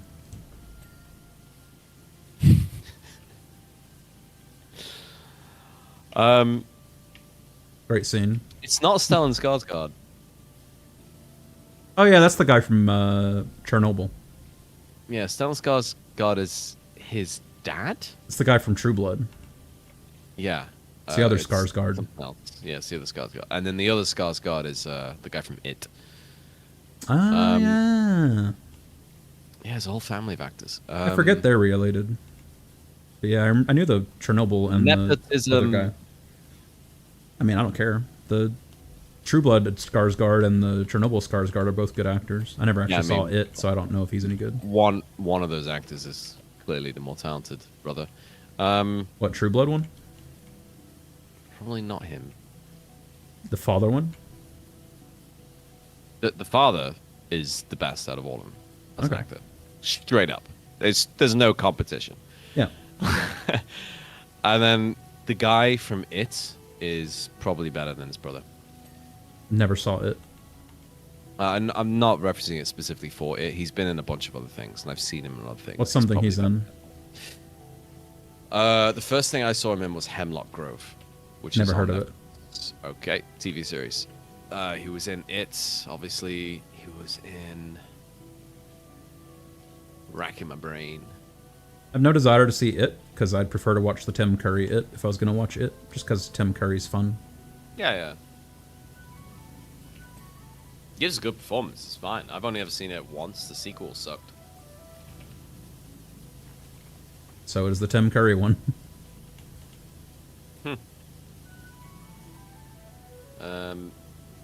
Book's not very good either.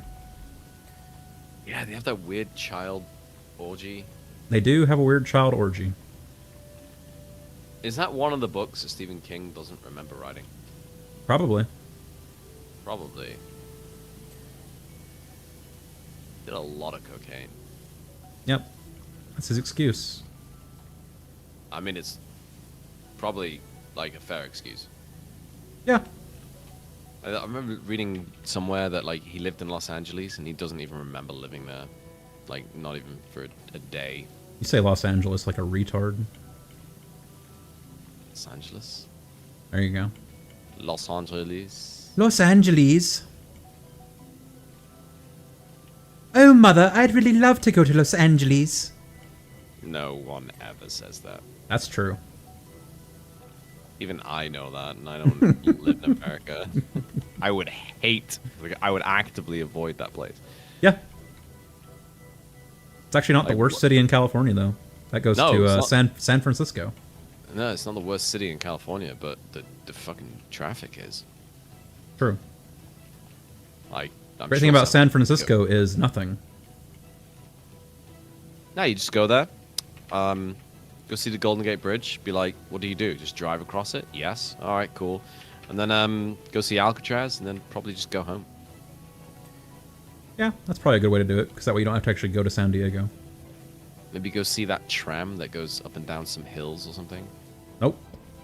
Do that, you'll get shit on your feet. The entire city is covered in shit. And needles.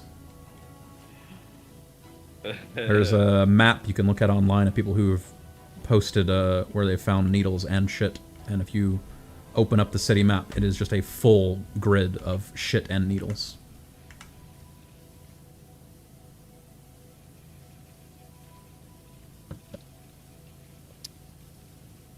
I just expect that from most American cities now. No. Drug problems. Mostly just California. And specifically San Diego. Sorry, San Francisco. Threw San Diego under the bus for no real reason. But it probably also deserves it. I was wondering, because I'm like, I know people who've lived in San Diego and they've never mentioned any of this. Yeah. I was like, how does that play I was saying San Francisco originally, but yeah. I said San Diego accidentally.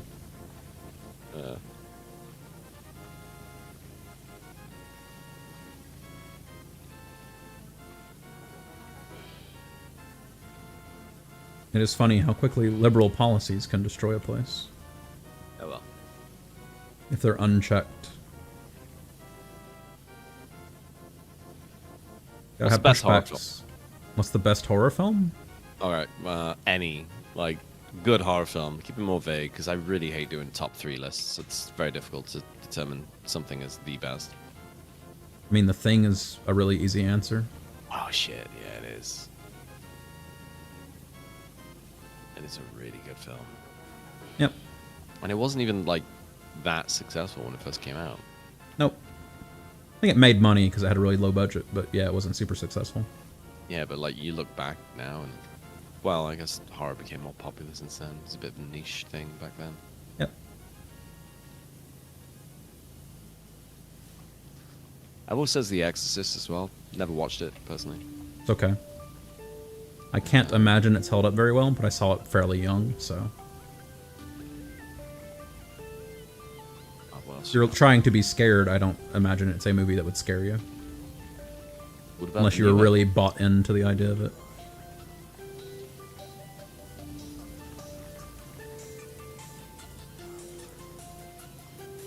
I clean so much more than you. Nah. I'm looking at my half. I'm nearly done. I'm looking at your half. You got so much more to go.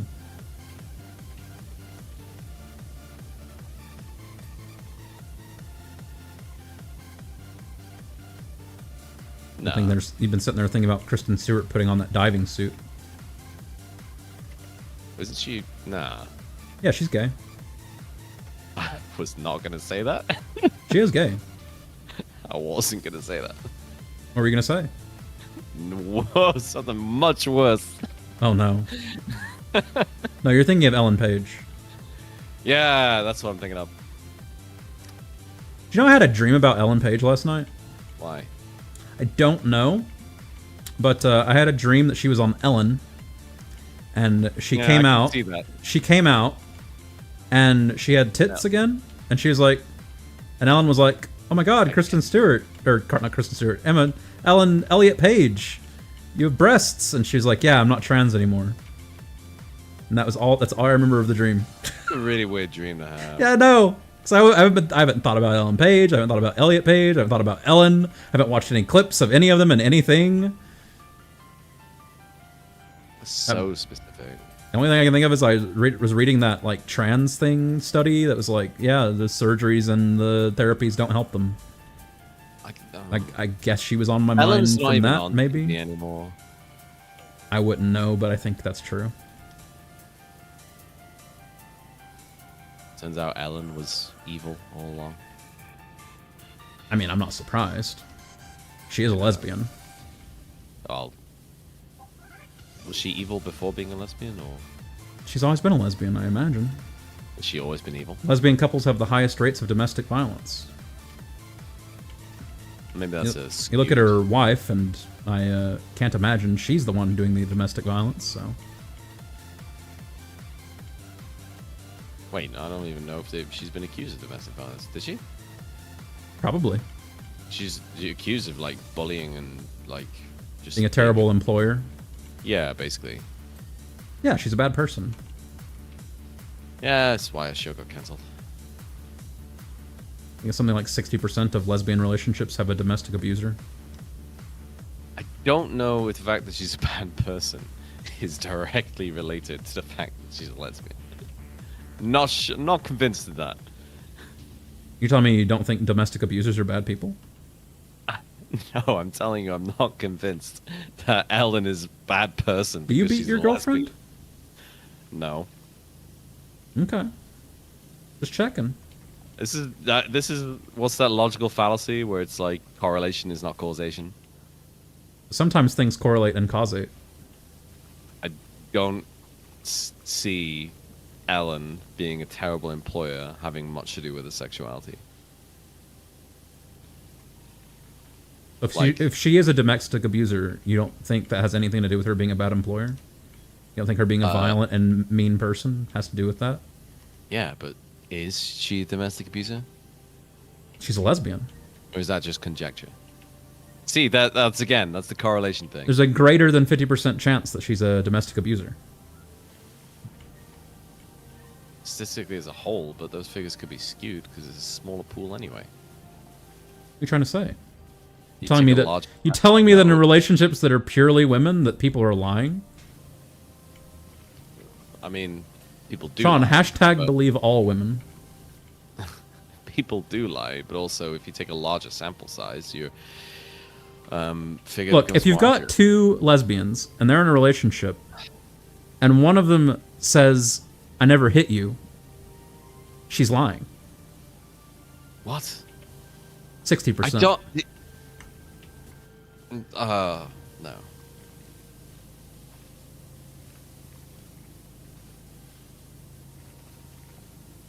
Now that I think about it, I think it might have been 1 in 6. I'm just like, surely people would say that, like, men are the majority of abusers. Alexa, what's the rate of domestic abuse in lesbian relationships? Sorry. Wouldn't it vary I'm not by sure country? about that. No, she's been told not to give an answer on that.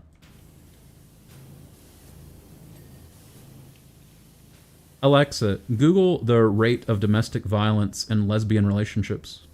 Oh my god. Sorry, I'm having trouble. Yep. Please try in a little while. They got to her. Can't give me a straight answer. Alright, Google. Alright, Bing. Let's go to Bing.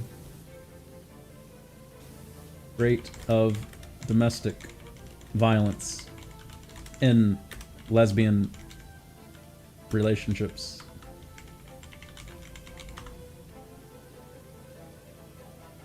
.8% of lesbian women. Holy! It is 60%, but 60% of lesbians have not been domestically abused in their relationship. And I suppose that makes more sense. Remember the 60%, but I had the figure wrong. So there's slightly less than 40% chance of getting domestically abused if you're in a female-female relationship. That's dire. You know what, though? What is the rate of domestic violence in straight relationships? 4.2 per 1,000? Oh no! Lesbians, what's going on? Come on, girls! Oh, that's dire. I don't like that. That's... I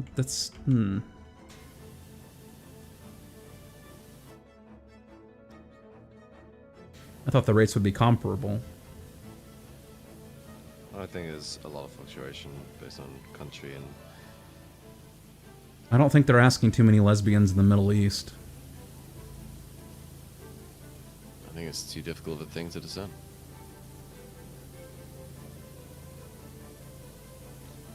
Jesus Christ. I was willing to joke about it when it was something I thought just was affecting everybody at similar rates. 0.4% of straight relationships are domestically violent. That seems too low, though. Surely more than 1% of straight relationships have a domestic violence abuser. I question the figures. Some people suffer in silence, and it never cuts out. From bjs.ojp.gov says that the domestic violent rate is 8 times higher in bisexual partnerships and twice as high again in lesbian or gay relationships as it is among straight persons.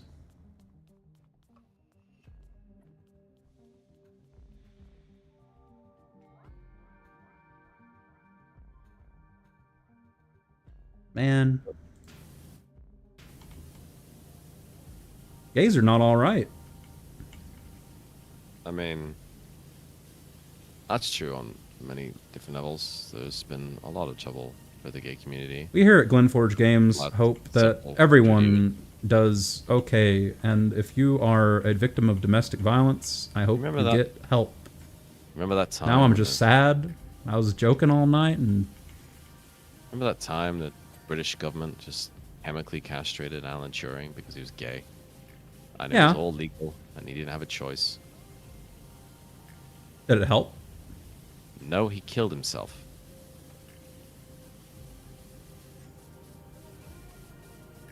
Well, the British government... Not gonna lie, it sounds like a skill issue. No, he was, like, forced into it. It was either that or, like, go to prison for the rest of your life. For being gay? Yeah. How come? Because he was gay. We didn't do that in the U.S. No, back then it was like basically illegal or highly. Alexa, when did Alan Turing die? Alan Turing died on June 7th, 1954 at the age of 41 years. Come on, Sean. What are you guys doing in the 50s? Like, I don't know. They hated Come gay on, people. Sean. British government didn't like him. They were like, you go to jail, Alan Turing, or you take these pills, which It's fucked up that we were more progressive than you in the U.S. in the 50s. Yeah, well, he died because of it. Killed himself and everything because he was just forced to ruin his own life. Why would you chemically castrate a gay guy? He's not going to reproduce. I don't know. It's backwards logic from like more than 50 years ago. And then What was the logic? I'd have to Google Hold it. up. Alexa, why was Alan Turing chemically castrated? According to an Alexa Answers contributor, Alan Turing was prosecuted in 1952 for homosexual acts. He accepted hormone treatment with Day, a procedure commonly referred to as chemical castration, as an alternative to prison.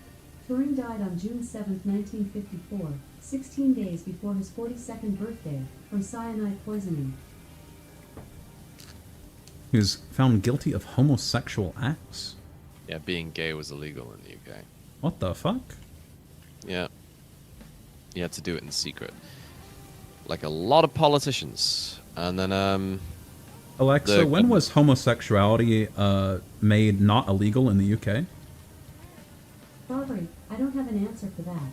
Alexa, when was homosexuality legalized in the UK? I don't have an answer for that. She can't give me any answer on anything even slightly edgy. Alright, Bing. When was homosexuality legalized in the UK? 67! Sean. I wasn't even born then.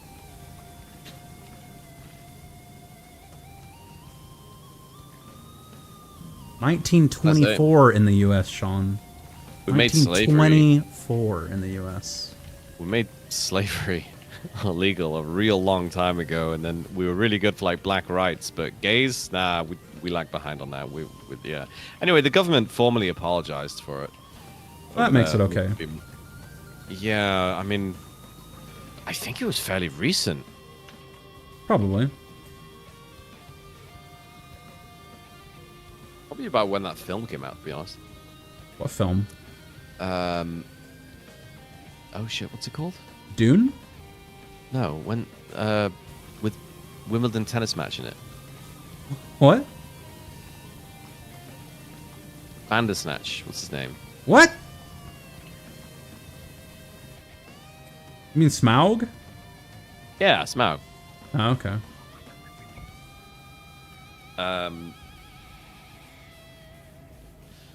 Gordon Brown apologized. What did he do? Prime Minister Gordon Brown apologized for... Who the fuck is that? He was the Prime Minister... Hang on, I'm trying to remember the order. After Tony Blair. After Tony Blair? No, it's Tony Blair, yeah, because Tony Blair resigned and Gordon Brown was like his right-hand man. He was Chancellor, and then he became Prime Minister because... He became apologized Prime Minister for chemically castrating Alan Turing? Not him, but on behalf of the Well, what good's the apology then? Just, I don't know, recognizing. He wasn't even involved. No, he wasn't, but like... Round up some of the people involved and get them to apologize. Yeah, but like... What good's an apology if the person apologizing didn't do anything? Because you, like, officially recognizing... I thought somebody who was responsible for it, who was still in government, was like, yeah, that was fucked up, we shouldn't have done that. Yeah, but it's the same way, like, I don't know, like... You make the same argument of, like, the Armenian genocide. It's like, oh, why should we recognize it? It's like... Recognizing it is not the same as apologizing. Well, he did both at the same time. Gordon Brown apologized for the Armenian genocide? No, recognized and apologized for Alan Turing. And the treatment of him. Why? I don't know. I don't know. He had nothing to do with it. The government did, and he represents the government. He can't apologize for something he wasn't responsible for. It doesn't make any sense. The government was responsible. Hey, Sean, I'm real sorry about 9/11. Yeah. That but shit was if fucked up. I mean, if the U.S. government was responsible for it and Biden went Hold and up. apologized to Hold the up. US government. What do you mean if? Yeah.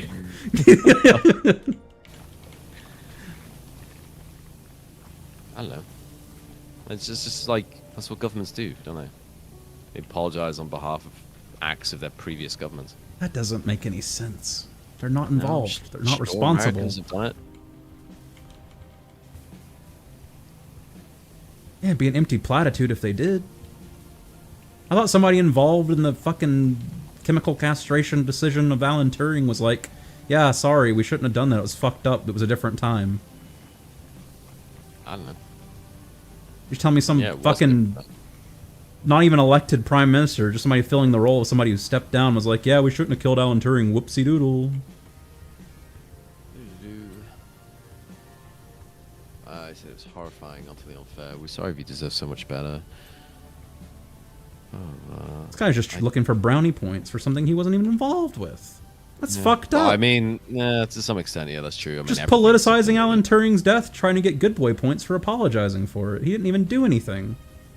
Fucking was a politicians. We here was at a Glenforge Games support killing all politicians. I mean, that's not true. Why would you say that on Twitch? I don't know. I'm sure Hassan says it. If he doesn't, he should. It looks like there was a petition that prompted it anyway. So, someone must have started that petition and gained political. So yeah, that's leaning more towards the political points thing. Of course that's what it is. He had nothing to do with it. His apology doesn't mean anything. Politician, so... We here at Glenforge Games. I mean, I'm not part of this game. I know. Gameforge Games group, just a guest. We here at Glenforge Yes. Games are proud to partner with Fair Gingers. Jesus God. Get me out of here.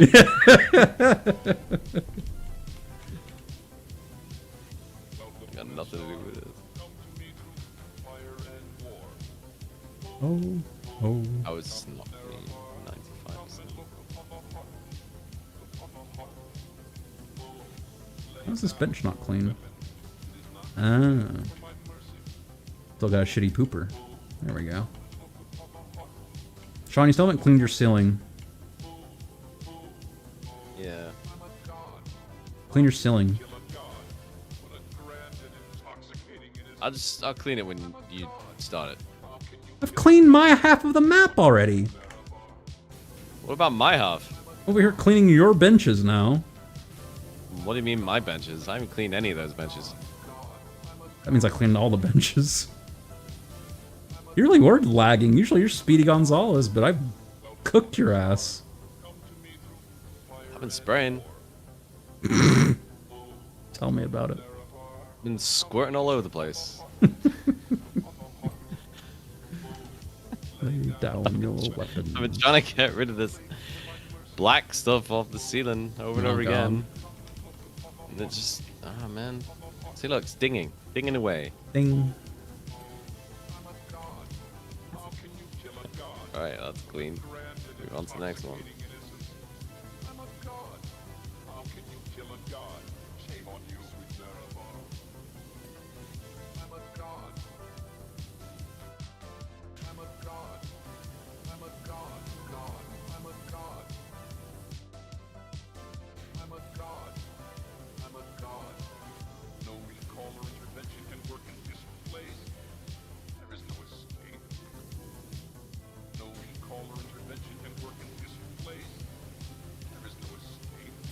I don't know, I just think it's fucked up. Alan Turing's a real person. Just got some fucking politician who had nothing to do with any of it. Being like, oh yeah, it was real bad, we shouldn't have done that. Oh, It's just politicizing someone's death for brownie points. It's fucked up. he's not the first politician. You're right, Sean. It's almost like we should do something about it. Probably not. Vote, I guess.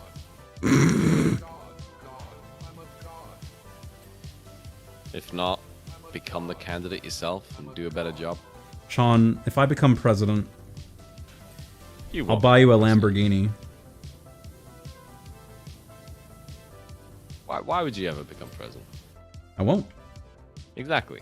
That way I won't have to buy you a Lamborghini. Yeah. What am I going to do with a Lamborghini? Can't wait 30 years from now when I run for president and you show up in the audience to ask me a question. You're like, hey, Matt, you remember when you promised to buy me a Lamborghini? Looks like you're getting 0.04% of the vote. You gonna hold true on your promise? We here at Glenforge Games do not believe in upholding promises we made 30 years ago. Well, the president won't fulfill his promise. Why did you fucking say my accent in the most New Zealand accent? That was you. You said that. No. When you said it, and you're like, oh hey, Matt. Oh, hey, Matt. Oh, Do you hey, remember Matt. that time? Like, honestly, every time you do an accent, it's like 50-50. Like, if you try to do a British accent, it's like, I might just get the wrong continent. Like,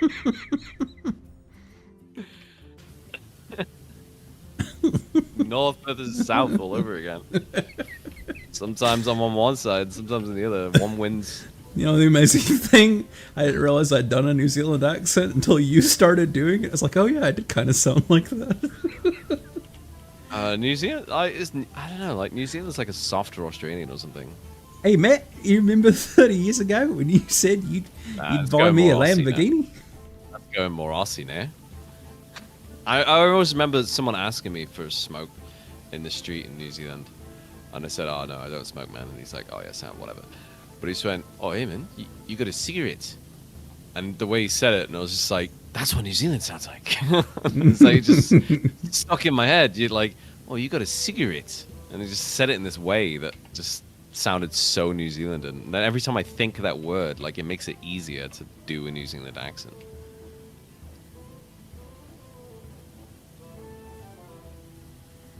We just watch a Waika Taititi film.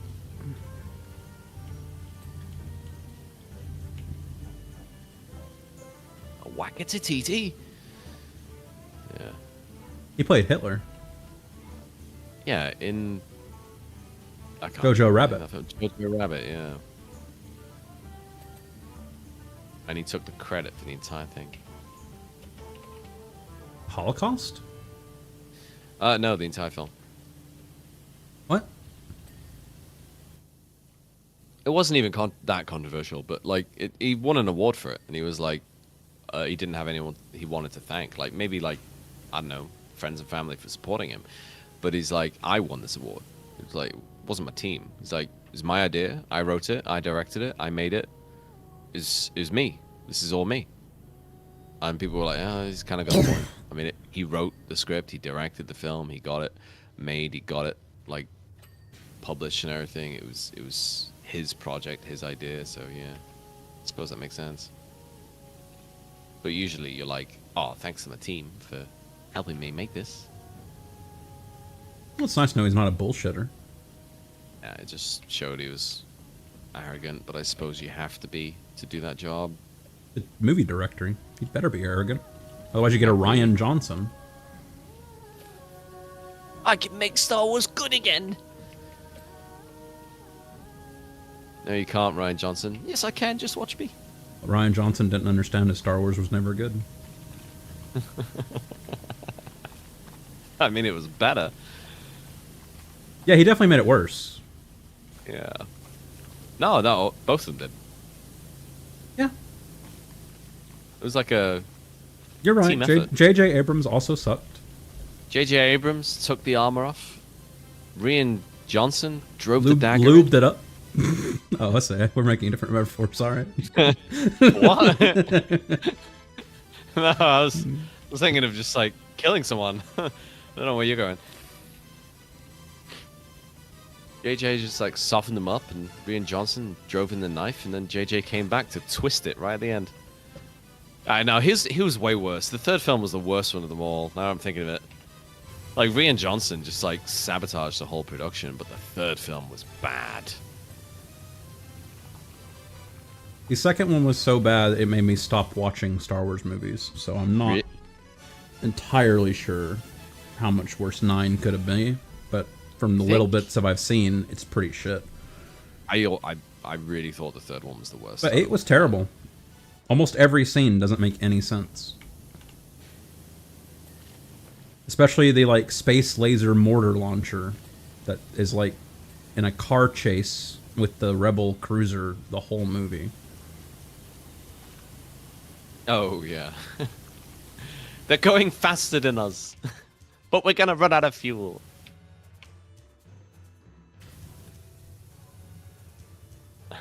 It's fine. I'll turn the ship around. You guys escape. Nice to know if they ever make another Death Star, they'll just get the entire Rebel fleet and have them all jump to hyperspeed facing the Death Star. What's your plan? I'm gonna suicide crash my ship straight into their bonnet? And then in 9, they're like, we can do a Holdo maneuver, and then JJ had the foresight to say, that's like a 1 in a million, which means Holdo wasn't trying to blow up the whatever Empire is called in the new trilogy's ship. She was actually just trying to escape, and happened to blow up the ship. I'm just imagining, like, what if we, you know... She can't have planned it. You know how, like, people are using drones and shit for, like, attacks these days? Like, because it's cheap, and then you can put some explosive on it. Just fly it's not cheap. To be clear, it's not cheap. Drones are very expensive. No, I'm not talking so about are their ordnance. I'm not talking about, like, drones as in the ones that you remote pilot and do, like, drone strikes in... like Middle East. I'm not talking about those. I mean like little shitty drones. As in like remote control, like $80 drones.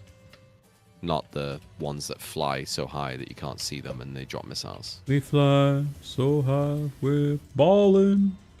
And you just strap some C4 to it and just fly it in and it explodes. Let me clean this thing. You've missed things everywhere on it. And if you have 100 of those... You missed so much on this. Help me clean it. It's all little bits that don't come off. I know, but you've missed it all.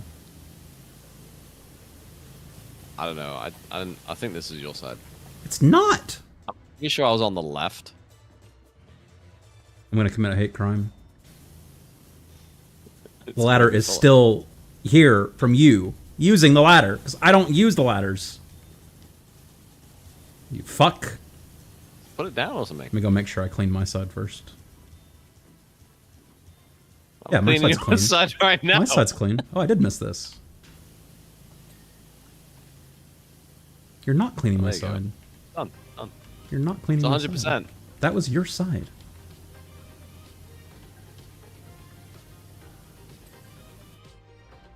Main what? Main ceiling wall? 9 out of 10? Oh, right, that bit. Okay. You have PS5, Sean? Nah. Thank God.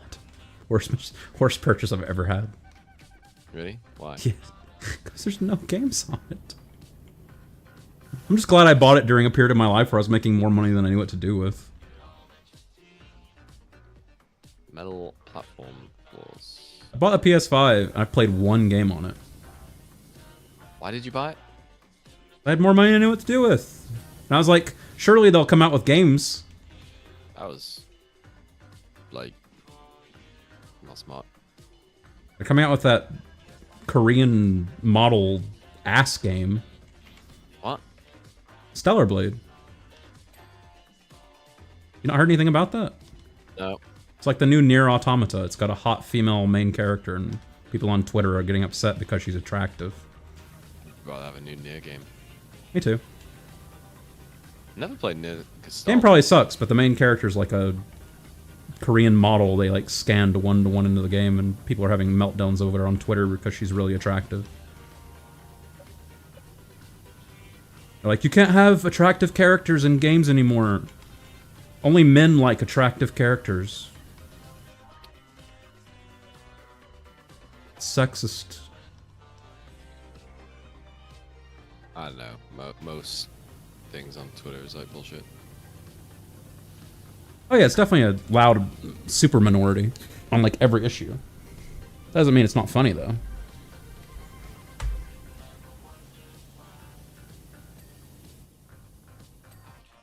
Ooh, platform screens. What's a platform screen? Is it these? Yes, it is. Up lights. What's up light? PBS. Gnome laugh. Uplights and uplighting legend. It's gotta be this. It's gotta be these. Yeah, it is these. We said the same thing. That's one.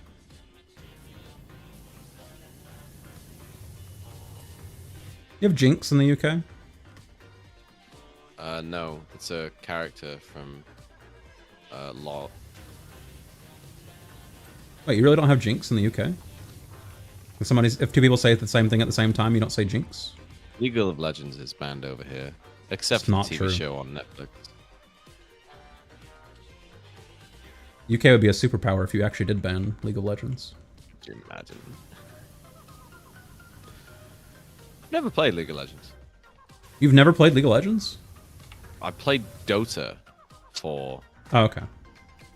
Dota 2 for about 30 Yippee! minutes, and then like this game is shit. Sean, Turned look, it watch off. the stream, quick. Hi.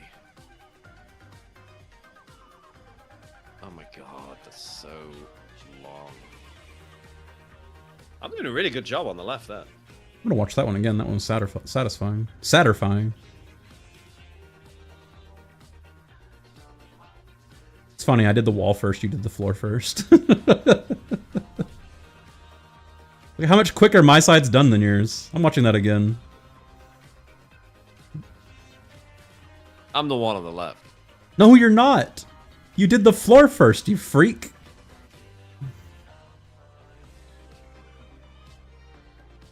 I It's don't know. amazing. Sometimes I beat you in things. This is one of those rare occasions. Maybe it's mirrored. It wouldn't matter. You did the floor first. You freak. What's the achievement for this one? I don't know. Fortune teller's wagon.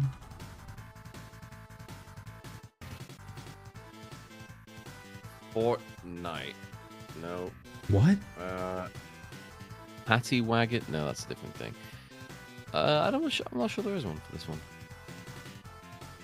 There may not be.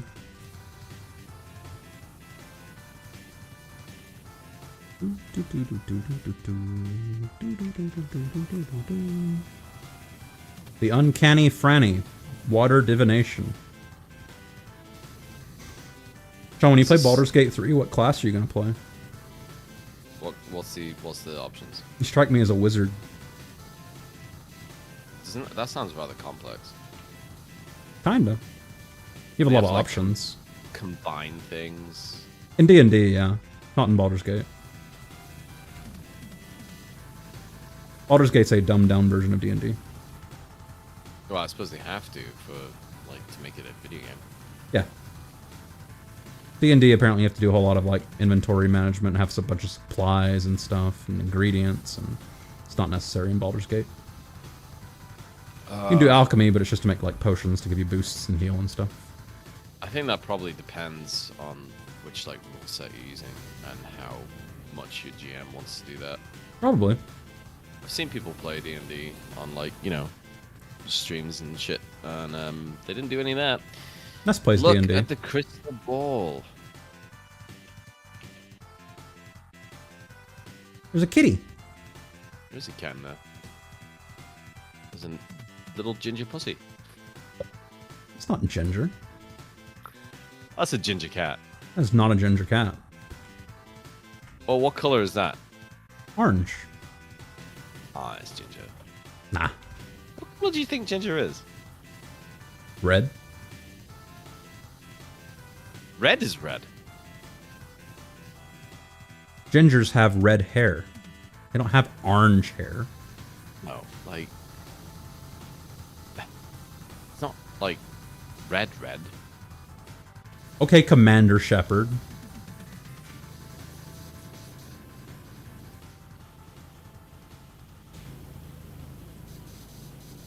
Okay, woman screaming about Donald Trump.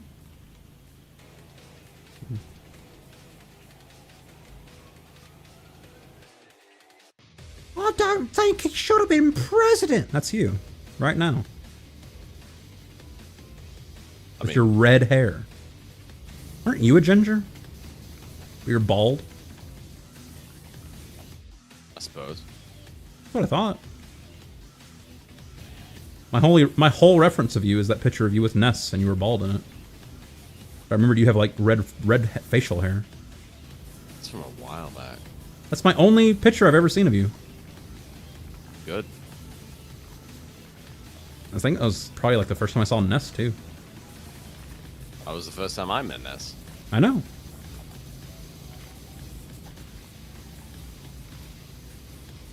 It's also the last time. Well, I mean, she does live in a completely different country. Yeah. And then Brexit happened.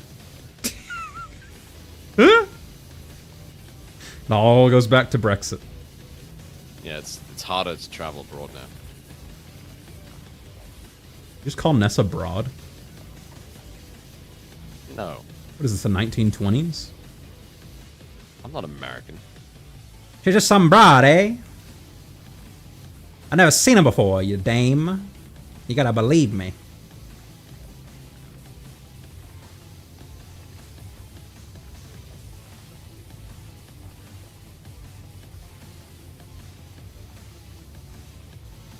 That's what you sound like. Is it? Yeah. What's the best accent you can do? Because I'm just thinking how bad. I know Americans are like typically bad at doing accents, but like. What do you mean? You have one that you can like pull out the bag? I'm great at doing accents. You told me I did the best British accent you'd ever heard the other day. No. I said that's the best one you've ever done.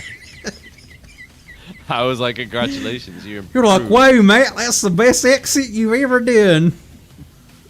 Alright. Well, that's the best southern accent. I couldn't do a better southern accent, but you got That wasn't a southern accent. Was it not? No, What that was Western? No. Northern? That was your accent. That's what you sound like. What? Yeah.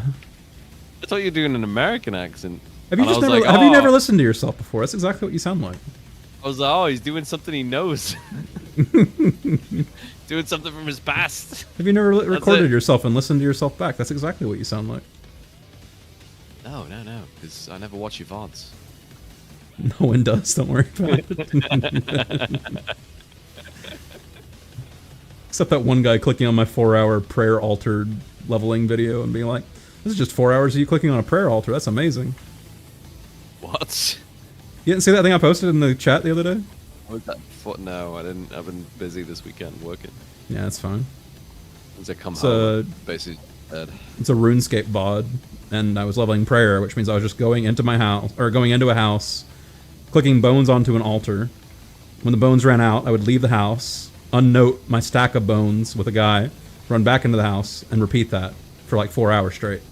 And a guy clicked on the video, went to the comment section and said, this is just a video of you doing this for 4 hours. That's amazing. He's like amazingly shocking. Like just like how you persevered for that. That's the RuneScape experience. So he's like, that's all RuneScape is, doing the exact same thing for like multiple hours. He's just like, that's amazing. You're right up there, like Nelson Mandela. You number 2.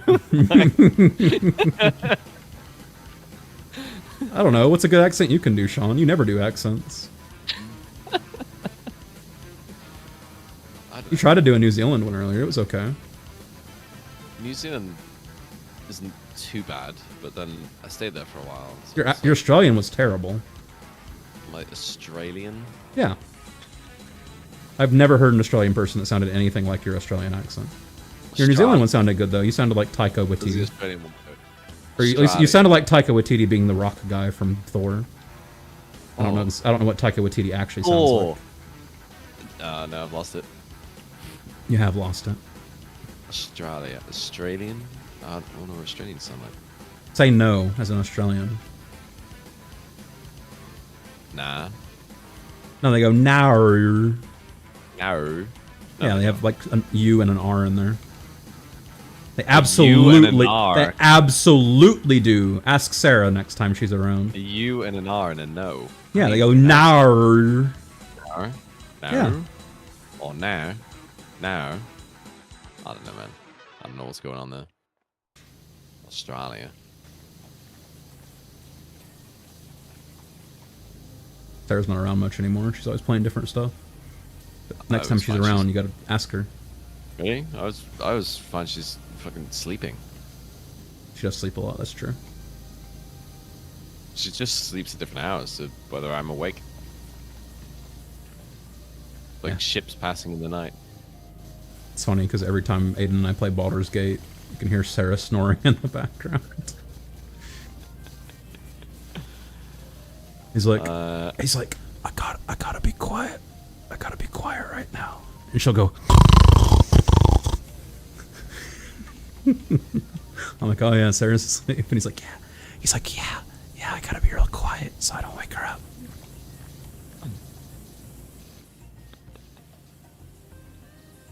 I should shout at him in Australian.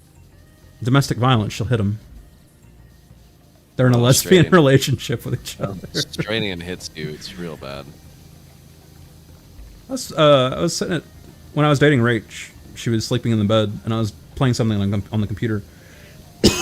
And she woke up from a dream and just punched me in the nose. And she's like, I'm sorry. I had a dream you were, like, attacking me or something. I'm sorry. I was like, what the fuck? You probably deserved it.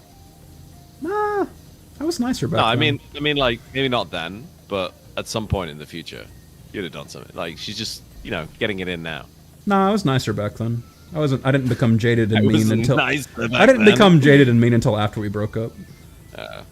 Well, that's saying something. Yeah. When did you become so Well. jaded and mean? I don't think I am jaded and mean. Really? But you sound surprised. It's nice to live in doubt. Live in doubt? Yeah. No. If anything, mine's like realism.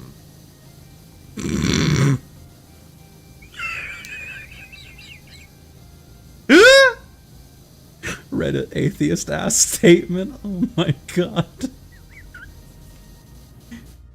Oh my god. In this moment, I am euphoric. Holy shit. You don't think you're mean? What have I done that's mean? Don't worry about it. Apart from threaten to fire someone. That's not mean. I don't know, maybe I can't point to a good example, but you've always struck me as a mean person. What? You don't think so? No. Okay. I don't mind it. I like me. I usually get along with mean people. What do I do that's mean? I don't know. I don't know. I just come across as a mean person. I've always thought you were mean. Well, That's why I'm glad we're American- friends, because you're not mean to me all the time. not mean to anyone. You're mean to me a lot. I mean, yeah, but you deserve that. And you're like mean back, so it's more like Yeah. It's like banter. It's not Yeah.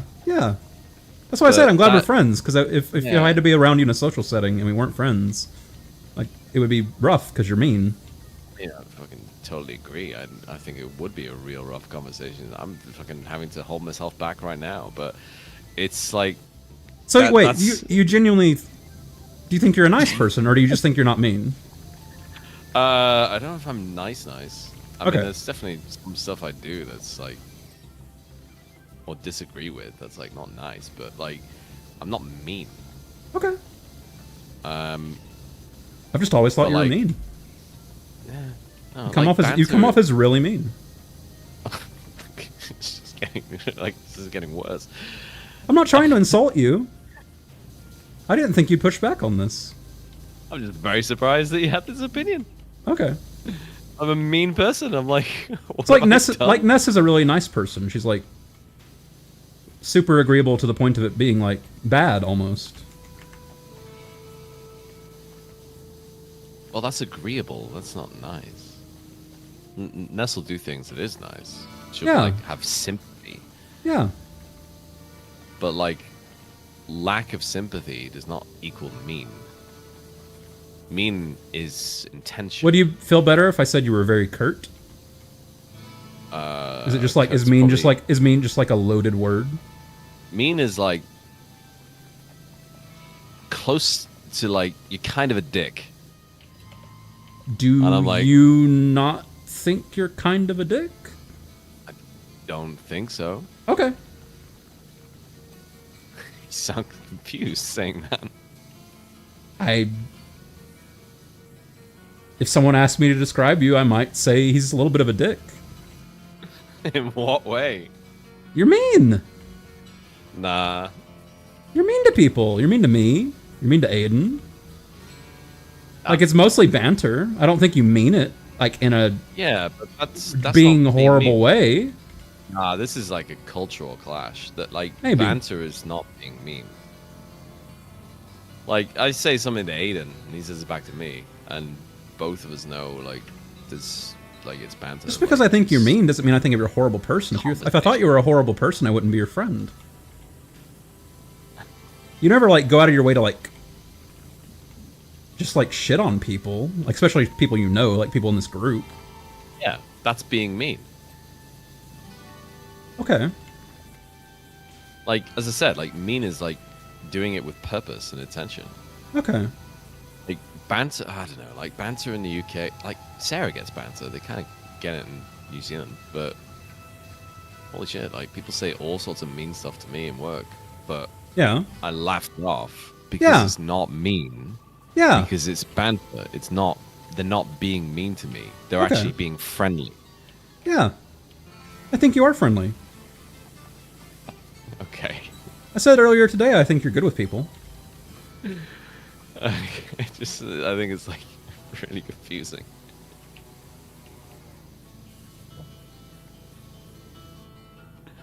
I don't know, when you're bantering, you're not, like, funny, you're mean. Yeah, that's what you do. No, but some people are, like, joking when they're bantering with people. You're just kind of like, you'll just say something mean, but you obviously mean it as a joke. Yeah. That's banter. Yeah. Banter, you gotta, like, play it straight. You gotta do it, like... You don't have to play it straight. Like, that's the goal to reach. Yeah, for you, because that's your nom de guerre. That's how it works in Britain. Hello, hello, hey, hello, it's Levi, how are you?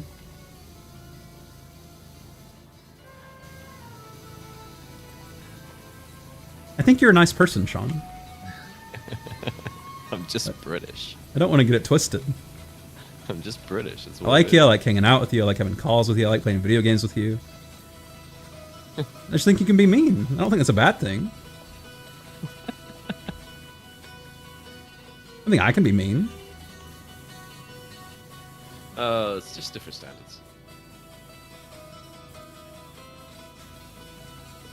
There truly is a game for everything. There truly is.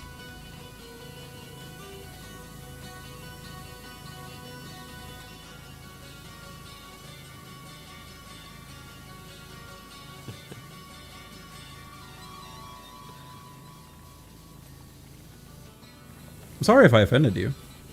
No, you haven't. Okay. You just confused me. Okay. Whole bunch. And then I'm just like, oh, right, yeah. There's, like, American banter, and then there's, like, British banter. And it's that clash that's like, that makes more sense to me now. Yeah, it's just like workplace banter. Like, you're just, like, say something mean, and you get something said back to you. And they're just like, I hope you crash your car and die. And I'm like, oh, that's the nice. It's a bit much.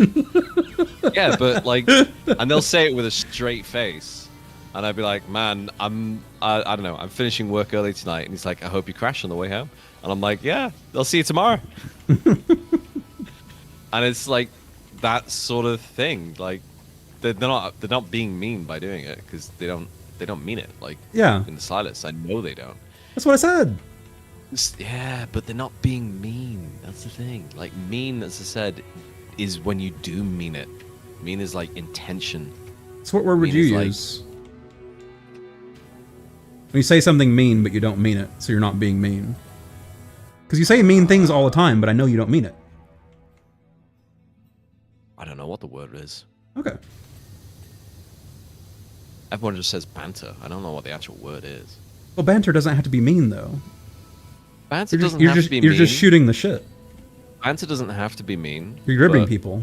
Like, most British banter, like, just goes to being mean. And you just take the piss out of each other. You do it on purpose. Yeah. But, like, this is kind of how it works. I don't know. If you weren't mean, you couldn't banter as effectively as you do. Some people just do banter, and like even British people, they do banter in like the worst way. They just don't get it, and then. Oh yeah, for sure. They say it, and they don't have the tone of joking when they're saying it. And you're like, "What the fuck do you mean?" Well, like I had one friend who had another friend who, in one-to-one conversation, was like great, and then they'd have like banter, and it'd be fine, and then they go out on like a night out, and that friend with his friends would like make a joke about him, and he would just consistently make a joke about him, and he's like, this isn't banter anymore, this is you picking on me, I'm like the butt of your jokes. And it's fine to do it once, but you do it like equally, you do it with everyone, and like he was just doing it to him constantly, and I'm like, no, now you're being mean, now you're being a dick. A few years back I got onto Mikey for that. Because anytime we'd be in a call with like me, Mikey, Vika, we'd all be bantering, but Mikey would only have bants for me because he had a crush on Vika. And he would never say anything bad about Vika. So the entire time we'd be in a call, he'd be shitting on me, I'd be shitting on him and Vika, she'd be shitting on me and Mikey. And he just kept ribbing me the whole time. I was like, Mikey, you know, just because you like somebody, you can still make fun of them every now and then. He's like, what do you mean? I'm like, you literally never say anything bad about her. And he's like, do you think she notices? And I'm like, yeah, she probably notices. Poor guy. Yeah. Well, they finally dated. Didn't work out. I'm glad he got it out of his system. I remember. He was always awkward around her. Ah, well. I've literally spoken to Vika twice in my life. I used to talk to her all the time. She used to always be in the call when I'd be at work. Just, I don't know. We're always on like different time zones, different countries, different. She lived in the UK for years. Yeah, I suppose. Still never spoke to her. Yeah. Didn't really. I don't know. Didn't actively avoid her. Just never came up. Yeah. I was just pushing back because you said different time zones. I was like, what do you mean? Well, now she's in a different time zone. She is, yeah. I think she's like +1 to you, though. She's in Denmark. Yeah, I mean, it's not much of a stretch. It'll be the same as Ness, just like an hour ahead of me. Yeah. But that's like. I don't actually know why Vika's not. I don't actually know why Vika's not around anymore. I think she just probably found a new group of friends or something. Which is fine.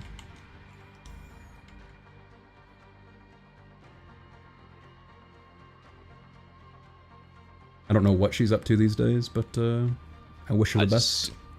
Assume work. Probably. Ding. Denmark's not cheap to live in, so yeah. Like, there's not many places cheap to live in anymore. Her boyfriend's got a good job, though, so I imagine they're alright. Grind. Work. Save. Does something in engineering, I think. Huh? I said her boyfriend's got a good job. I think he does something in engineering. I'm sure they're doing alright.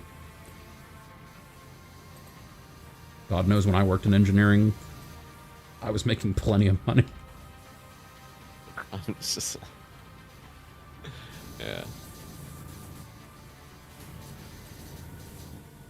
What's left on this? This is so much faster than a Subway. It sure is. Why can't I just like eat 3 of these? What are we missing? We're at 99%. Canopy chimney. I'm pretty sure I know what level is next. And I kind of want to do it, but I also want to go to bed. What time is it? It's 9, okay. I got a really late start today. I just sat in my living room in my recliner. Watching shit on my TV. been watching my TV a lot more lately. Is that why you're asking what shows are good? No, I watch like YouTube and Twitch. That's such a. I just watch it on my TV. Even now, like I find that such a no, it's not such. Just still kind of a weird concept to me.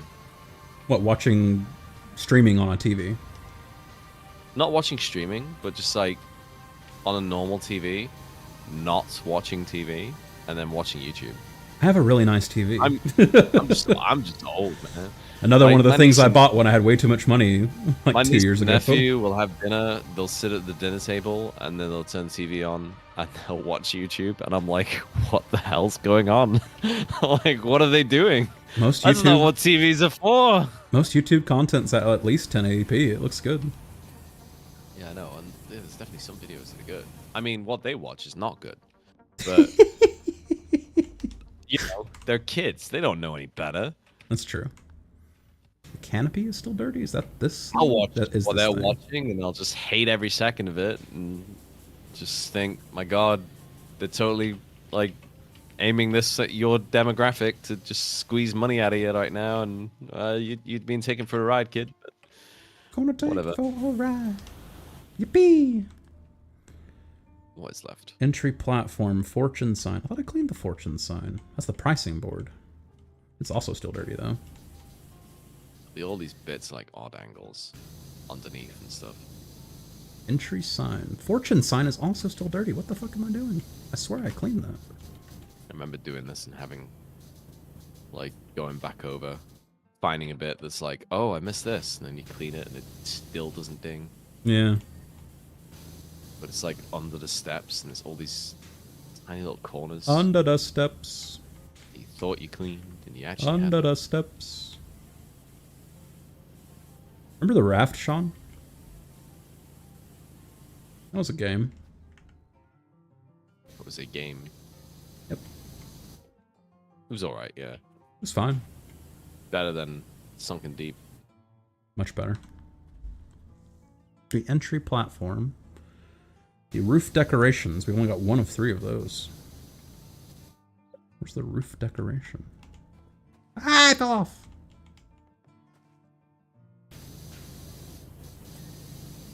Yep. Just lots of little bits. Roof. Ashes. Just cleaned one of those. No, that's decorative chip. Oh, it's that. Right.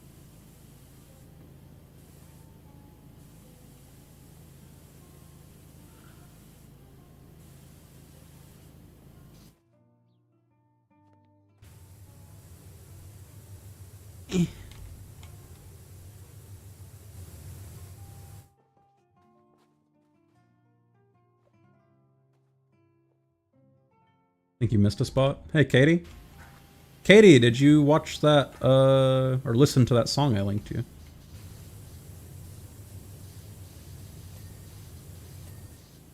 But also, welcome to the stream.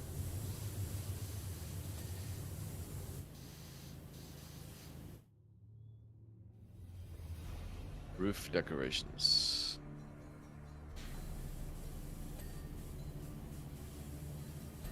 Also roof trim.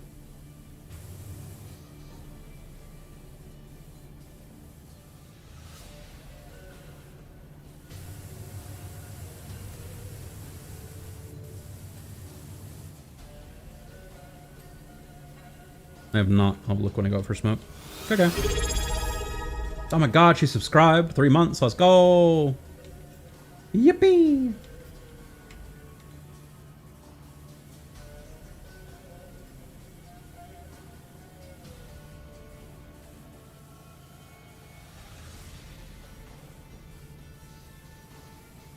Don't understand whether. Oh, it's because it's actually yellow, so you don't see it flash up. Yeah. Ooh.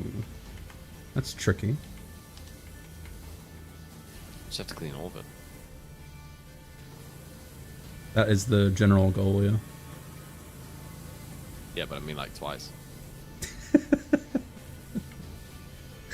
I hate that. Well, it's yellow, so pressing tab, it's the same damn color. Yeah. You can't it is. tell if it's clean or not. I'm agreeing with you, Sean. Well, stop arguing then. Despite you being a mean person, I'm agreeing with you.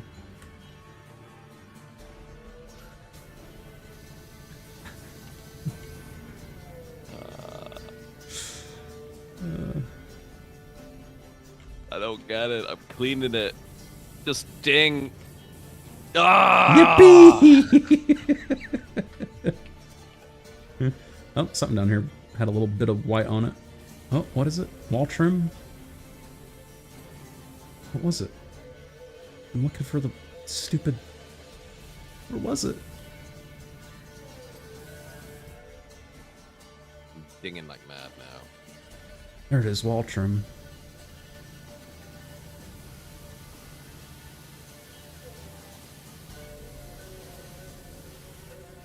Four dings in a row.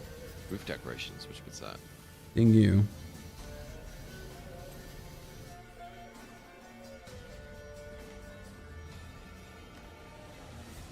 I'm actually confused. Oh, is it that? No, that's fortune sign. What's roof decoration? That's a great question, Sean. Speaking of wall When trim. did this clean? Wall trim's the white bits. Yeah, I've just seen a bit here that's not somehow not done. Yeah, I definitely remember having to do this, just being very fiddly at the end. Very confused about what I had and had not cleaned. Alright, that's done. Roof decorations. I got that. Skylight window. Oh, I got the roof 2 out of 3. decoration. 2 out of What? 3. What? That's what I mean. Like, I don't even know which bit the roof decoration is. It's the little stupid shapes. I'm standing on top of you exactly right now. I can't move. You Yeah, stuck. it is this. I did it. Roof trims? Oh, no. That's rib. Ooh. That's skylight rib. Ah, it's this little yellow bit. Yeah.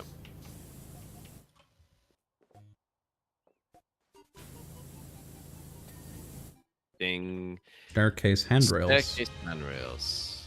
I've sprayed this all over, and still, it is not clean. Wall decorative trims.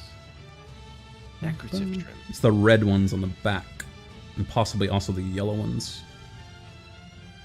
Yeah, it is the yellow ones too.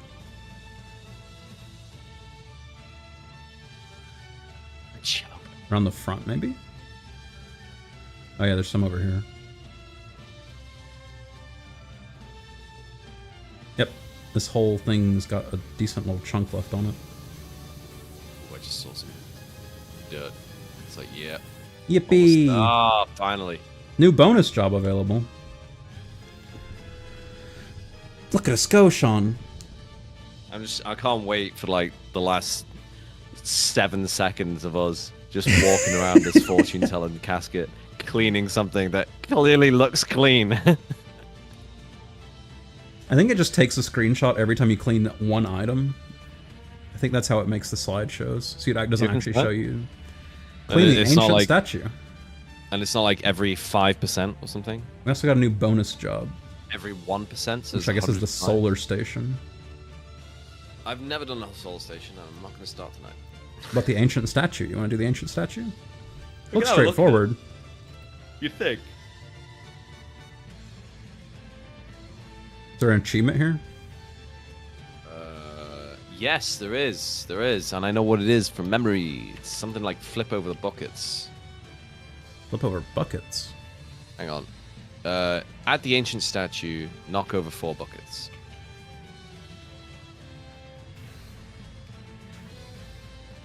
And if you go to a certain point on this map, I can find it. When you sprint, you really lift up your legs. You must be ex-military. Look at me. See what I mean? Look at how high I'm lifting my knees.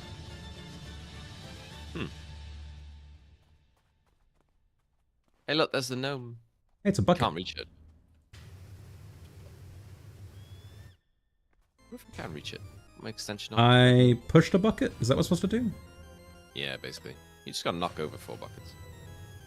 Well, I hope that one knocked over.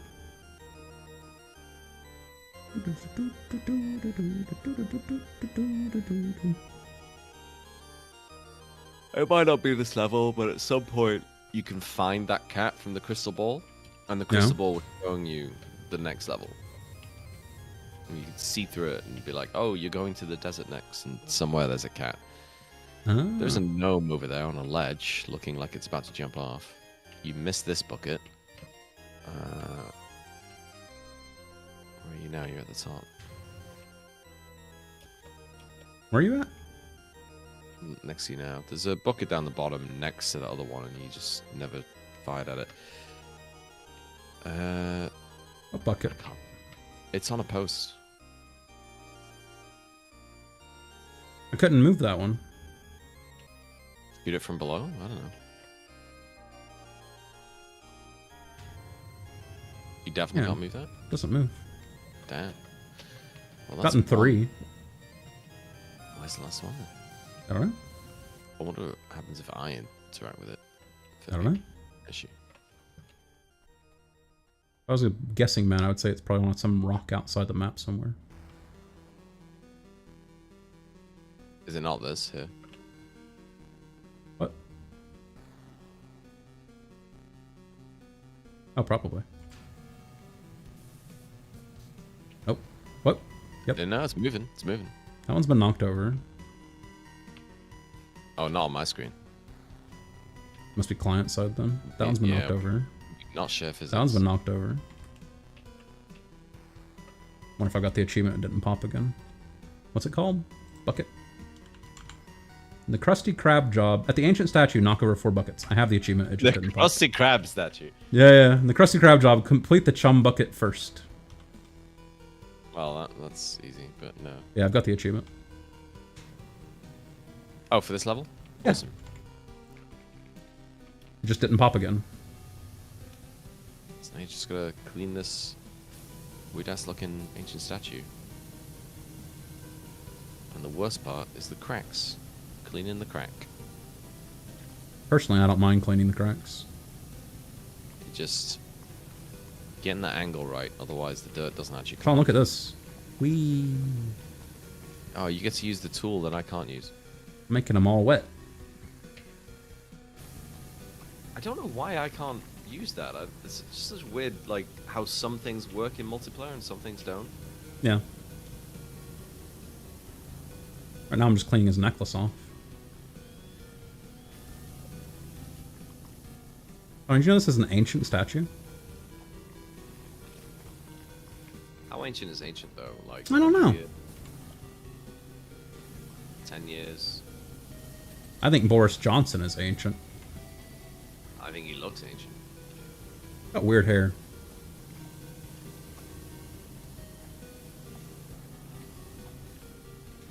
Yeah, that's on purpose. Who in his life do you think told him that the messy hair is a good look for a politician? I don't know, or if he came up with it on himself, but he does it on purpose as like a, I don't know, like a defense tactic of some sort.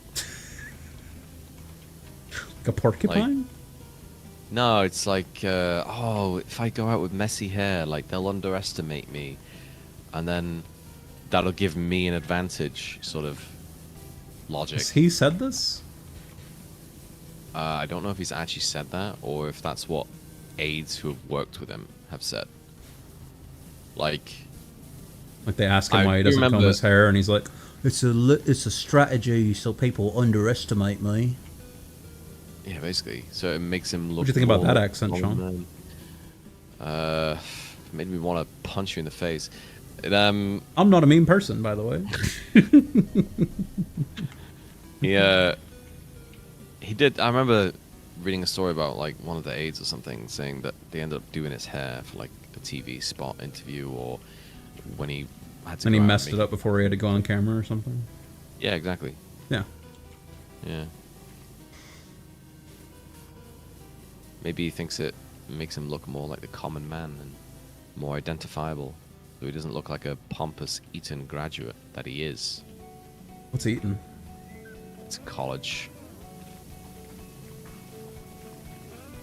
Is where a lot of all the Tory practices. Posh place? Yes. Boris Johnson went there. The Chancellor, James, whatever his face, Jeremy Hunt went there, I think. Rolf? What's the... David Cameron went there. James Rolfe? I don't know. There's like a photo somewhere as well of You should look up James Rolfe. Okay. There's a photo somewhere of Boris Johnson at Eton, and he's standing next to like David Cameron and like 3 or 4 other like major politicians, and they're all Look just up like, James Rolfe. Why? Who is he?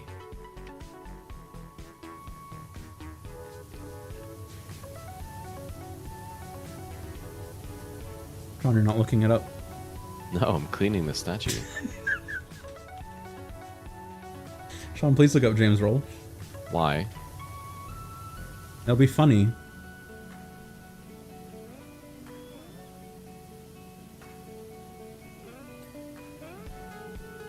Rolfe. The guy from Cinemassacre? Yeah, I don't get it. it's James Hang on. Rolfe. We look at the front of the statue. Do you think? Yeah. Hang on, let me get a better look because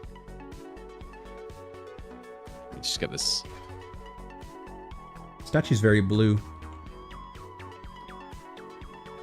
You know, I think he kind of looks like. I mean, you won't know who he is, but this guy from College Humor, and that guy's Asian. Why do you think this guy looks Asian? No, I'm saying he looks like the guy. You said the guy's Asian. Yeah, but I mean, the statue doesn't look Asian, but he looks like the guy. But that guy is Asian. Yeah, but you know, The statue doesn't look Asian. How does he look Asian? I don't know. He just reminds me of this guy. I think he's got like a very long face and those like high cheekbones, and it makes me think of that guy. Like the 'Cause Russian he does badger? look- No, it makes me. I can't remember if he's like Korean or Chinese or what, but he's on College Humor a whole bunch, even though that doesn't exist anymore. And does impressions and stuff, and he always like pulls a face when he does the impressions. I don't know. I don't think he looks much like the James Rolfe from the Cinemassacre though. I never said he looked like James Rolfe from Cinemassacre. I thought that's what you're saying. That's what You're talking about Eaton, and I said James Rolfe? 'Cause you were just naming people. Nothing. I'm very confused. I know. I thought you were saying the statue looks like him, No. and I was like, I hadn't even looked at the statue. I don't get it.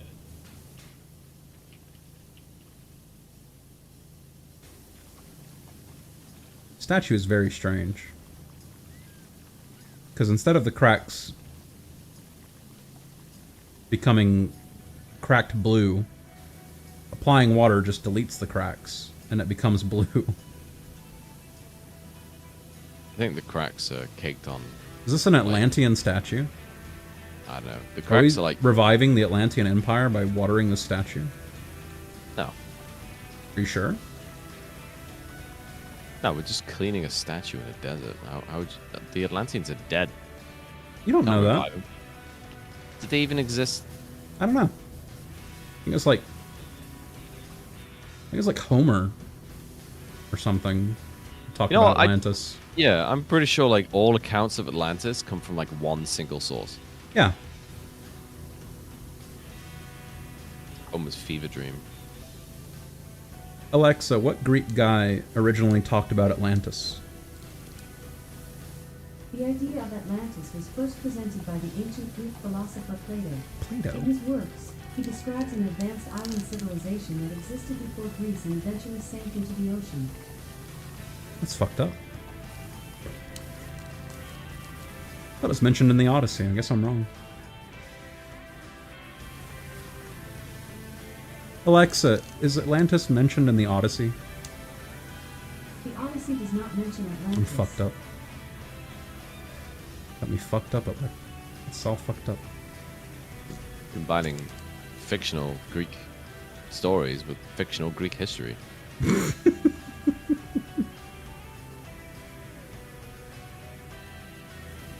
ever read the Odyssey? Nope. I mean, I know what it's about. I had to in like 12th grade. Oh my god, what did we read in school? We read the book Holes. What? It's a book. It's called Holes. You read that as part of class? Yeah, I think that's something. Yeah, no, we did. Yeah. Why? Don't know. Don't get to choose a curriculum. Why not? I don't know. You don't have Like- PTAs? What do you mean same? You had to read Holes too? What the Yeah. fuck is going on in the old British Empire? I don't know. Like early years, we read Holes. I can't remember what else we read, and then in the later years, it's like boom, Shakespeare. Were you in honors or AP classes? Not really. This is gonna be some regular ed shit. I don't know. Like they try and. What get you year in- of school were you made to read Holes? Maybe that was like year 9. Oh fuck So, me. They're just third making sure year you knew how to class. read. So I would have been 14, something like that. Sometimes curious how different the curriculum between regular ed and honors was, and you saying you were assigned to read Holes is fucking with me. Oh, you didn't even assign it. You read it in class. What? The class reads it. Well, like you take turns reading pages or something? Yes.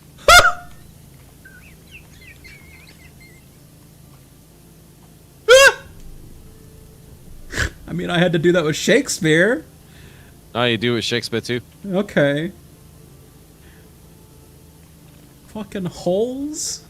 I don't know. I don't fucking choose what the teachers do. For all of them? We only ever did that with Shakespeare. We do it with Shakespeare, and then afterwards you would talk about it and be like, "What is shit? What does he mean by this?" What No, I'm is reading Shakespeare- shit Katie's saying in chat. I'm not just talking to you. I have a chatter now, Sean. I guess I'll just leave. I'll literally have my hand on the leave co-op game then.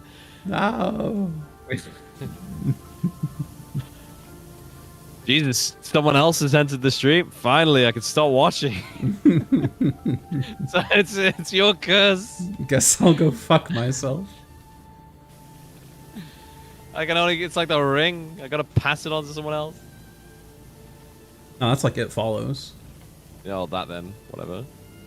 I don't think you can pass on the ring. I don't think it helps you at all. Yeah, the ring was really. That's what I always hate about horror films, when it's just like doesn't make sense, like it's unfair.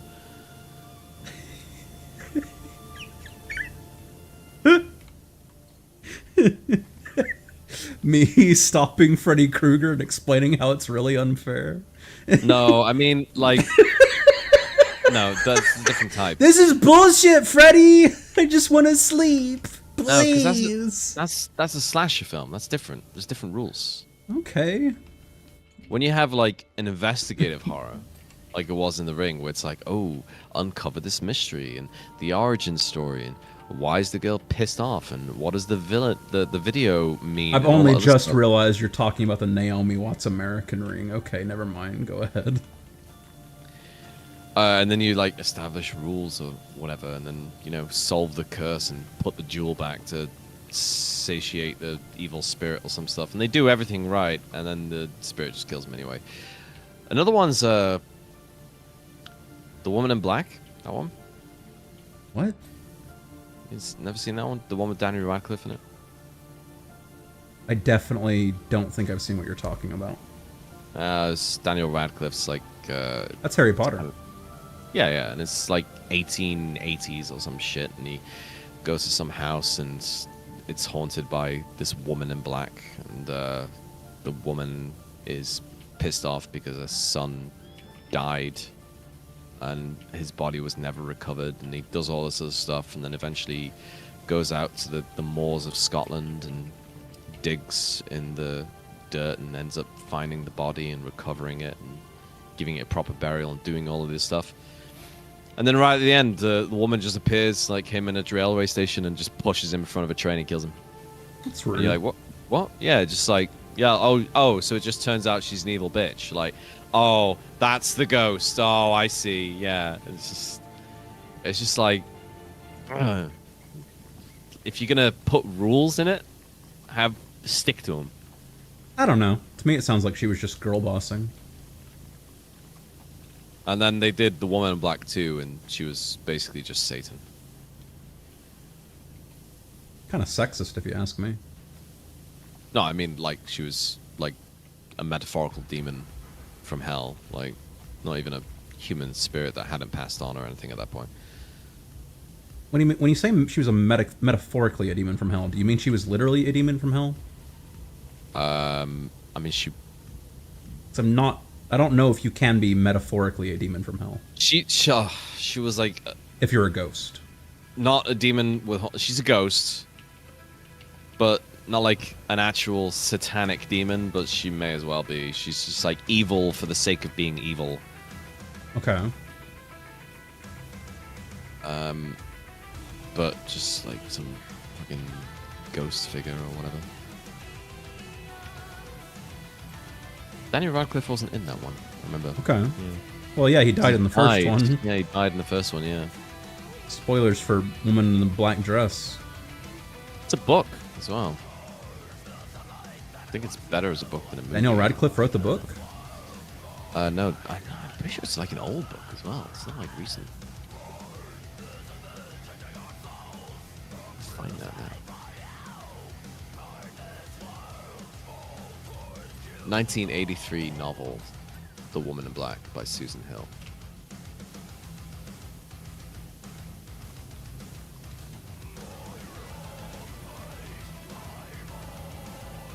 Now I definitely think she was just girl bossing. Now I know it's written by a woman. We ended up reading Romeo and Juliet. I think we read Macbeth. We definitely watched the film.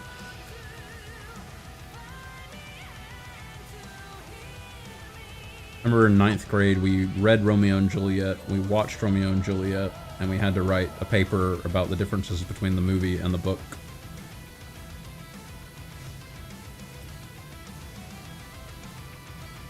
It was like a 5-page paper. Wait, but differences between the movie and the book? Like what? Yeah. Okay, that's kind of... Mostly just equated to things that were left out of the movie.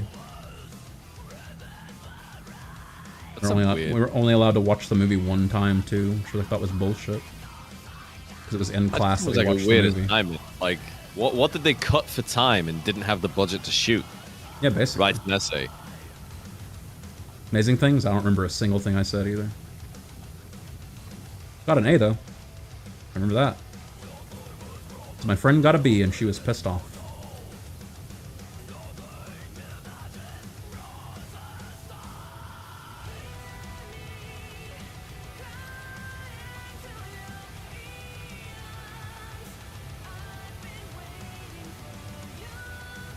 And I think at the end of that semester we watched the Leonardo DiCaprio Romeo and Juliet, where they have guns instead of swords. Yeah, we watched that one as well. We had to do both Romeo and Juliet movies. It was worth half our year grade. But watching the movies? Do you mean the Romeo and Juliet ones, as in like the one being the Leonardo DiCaprio one, and then the other being one where the girl actress is only like 15 or something? And she shows her titties. Yeah, that one. Why is this film famous? It's a bit weird, isn't like it? we watched the exact same film, man. Yeah, that's the one we watched. That's the one we had to watch and compare to the Shakespeare thing. And then I remember my teacher telling us that fact, and he was just like, "Oh look, boobs. By the way, she's like 14." And I remember our teacher saying, "There's a nude scene in this movie. I'm gonna have to skip past it." And then he got called out of the room, and then that scene played while he was out of the room. You'd think he'd see that coming. And then he came back, and he was like, That scene should be any minute now. And we were all like, yeah, we saw the titties already. He's like, fuck. Don't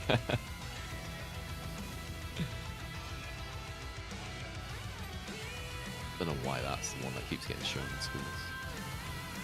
I mean, it's like 1/10 of a second of a titty. But it is weird that the actress is like 15 or 16 or whatever. I mean, like, there's plenty of other Romeo and Juliet films, or whatever. And I remember you asking like ages ago about whether I enjoyed The Northman, and then I didn't even know. You got distracted by how his dad's a better actor. Yeah, but I was gonna say, like, I didn't recognize until like 20 minutes into it, and then it suddenly clicked, and I went, oh, it's Hamlet. And I was like, oh, yeah, it's Hamlet. Oh, and then I enjoyed the film less. Really? Yeah. Do you just not hate? Do you hate Hamlet? No, it's just like, oh, well, I know where this is going now. They redo Hamlet all the time. Lion King's Hamlet. Yeah. But like, when I'm 8 years old and I watch The Lion King for the first time, I don't know what Hamlet is. You were just like, wow, Jeremy Irons' scar is so cool. And I'm watching The Northman, and I'm like, oh, that bit where he caught the spear was cool. And then I'm just like, oh, it's Hamlet. And then I'm like, oh, well, I know how the rest of the film is going to happen now. So now I guess I'm just watching this for the spectacle. That you felt silly at the ending.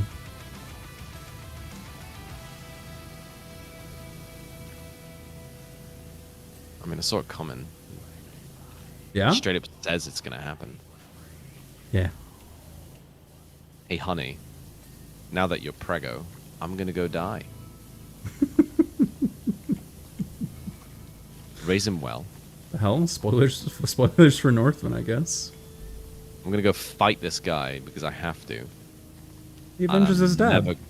And yeah, no, I've got to do that because my dad is totally going to notice.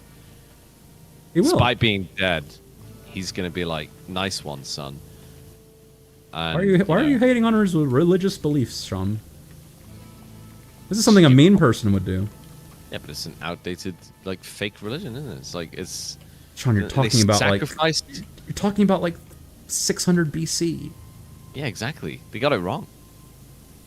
What? Yeah, it's like, no one believes that religion anymore. Who out there is, like, an actual Odin god? You're right, like, Sean. Viking, they should only make Norse movies that are about mythology. contemporary times. What were they thinking? Yeah, I know. Like, the guy's an idiot. Me sitting in the theater and calling out every time in The Northman they don't stop in at Starbucks. I mean, it's not in Starbucks, but you just look at it now and you're just like, what a dumbass. So, oh, he's just putting dirt in his wound. Like, get some antibiotics. Like, He should have got some gonna antibiotics. kill That's himself. true. Like, I feel like they should have stopped filming and got him some antibiotics when he hurt himself. yeah, but, you know, could have eaten some fucking moss or mold or whatever they got antibiotics from in the first place. Some herbs. I think it's Society weird. has I think it's dirt weird there. that not only was he living in ancient Norse times, but also in Louisiana in time for True Blood. That's a weird inconsistency. Why didn't he just drink the guy's blood and heal himself? Yeah.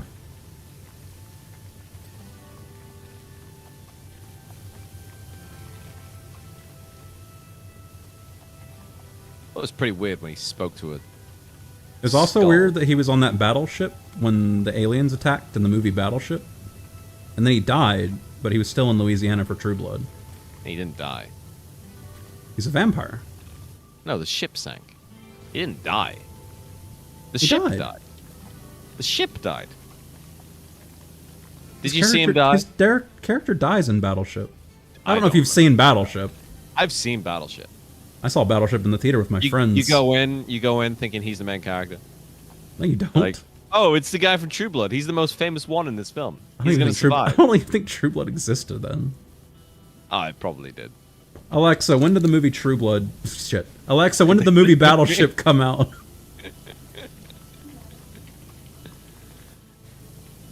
May 18th, 2012. The one in the fucking living room heard me somehow. Alexa, when was season 1 of True Blood? True Blood Season 1 premiered on September 7th, 2008. Oh my god. Yeah, there you go. Holy shit. I knew him from True Blood. My timeline's all fucked up.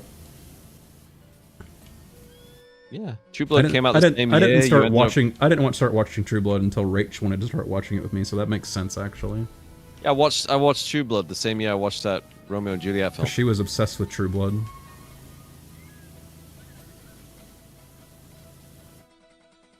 She liked the short guy who sired Jessica.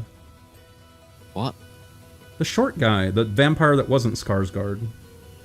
Oh, the one who's meant to be like 5,000 years old or something, Bill. and then kills himself. I don't know why that name's locked in my head, but I'm pretty sure his name's Bill. Yeah, Bill. Yeah. Suki! Who's like southern. Suki, I refuse to bite you. You taste beautiful to me because you are actually a fairy. Suki, please don't make me bite you, Suki.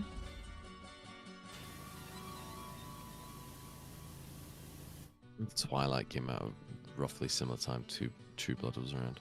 Probably. Alexa, what year did the first Twilight movie come out? The book Twilight was published about 19 years ago on The October book, Alexa. 2005. She's fucked up. The film adaptation was released on November 21st, 2008. 2008? That's when True Blood came out. There you go, I knew it. Everyone was comparing the two. There's more titties in True Blood. Yeah, that's because they had to compete with Twilight. Anna Paquin gets her tits out in like the first 2 seasons, and then she stops, just like Game of Thrones. Anna Paquin's in Game of Thrones? Yeah. She plays Daenerys. So is it?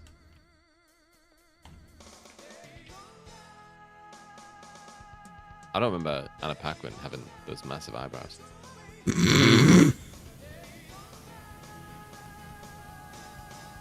Apparently she's missing a finger or something. Anna Paquin? Mm-hmm. How? I don't know. Alexa, is Anna Paquin missing a finger? Oh my god.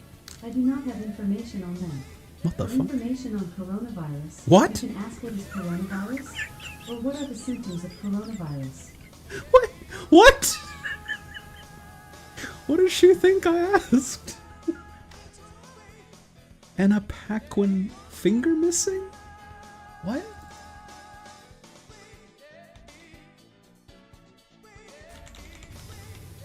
How do I clean this face slab? Oh, there we go. Alright, helmet slab. Typed in is Anna Paquin missing a finger, and the first result is here's how why we don't hear about True Blood star Anna Paquin anymore, from an article in 2020. Don't hear about that article anymore. Imagine she made enough money and just stopped doing acting. We did it! Hooray! Go.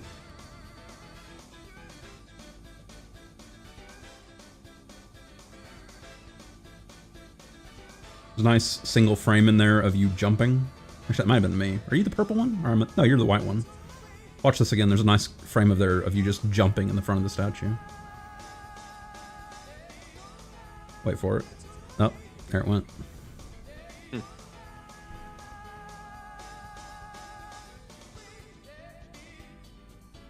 was quick. I think that was faster than the Gypsy Caravan.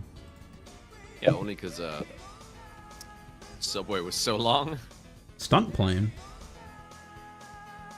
Alright, no, I'm going to bed. Is there an achievement on this map? I don't see one. Doesn't look like it. Alright. I'll call the stream there. I think I'll raid Vinny Vine Sauce today.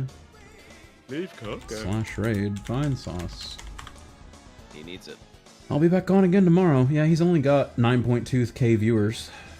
Streaming bizarre football games, Pizza Tower, Black Mesa, Ribbit, something. Alright, I'll be back on again tomorrow. Until then, say it. Say bye, Sean.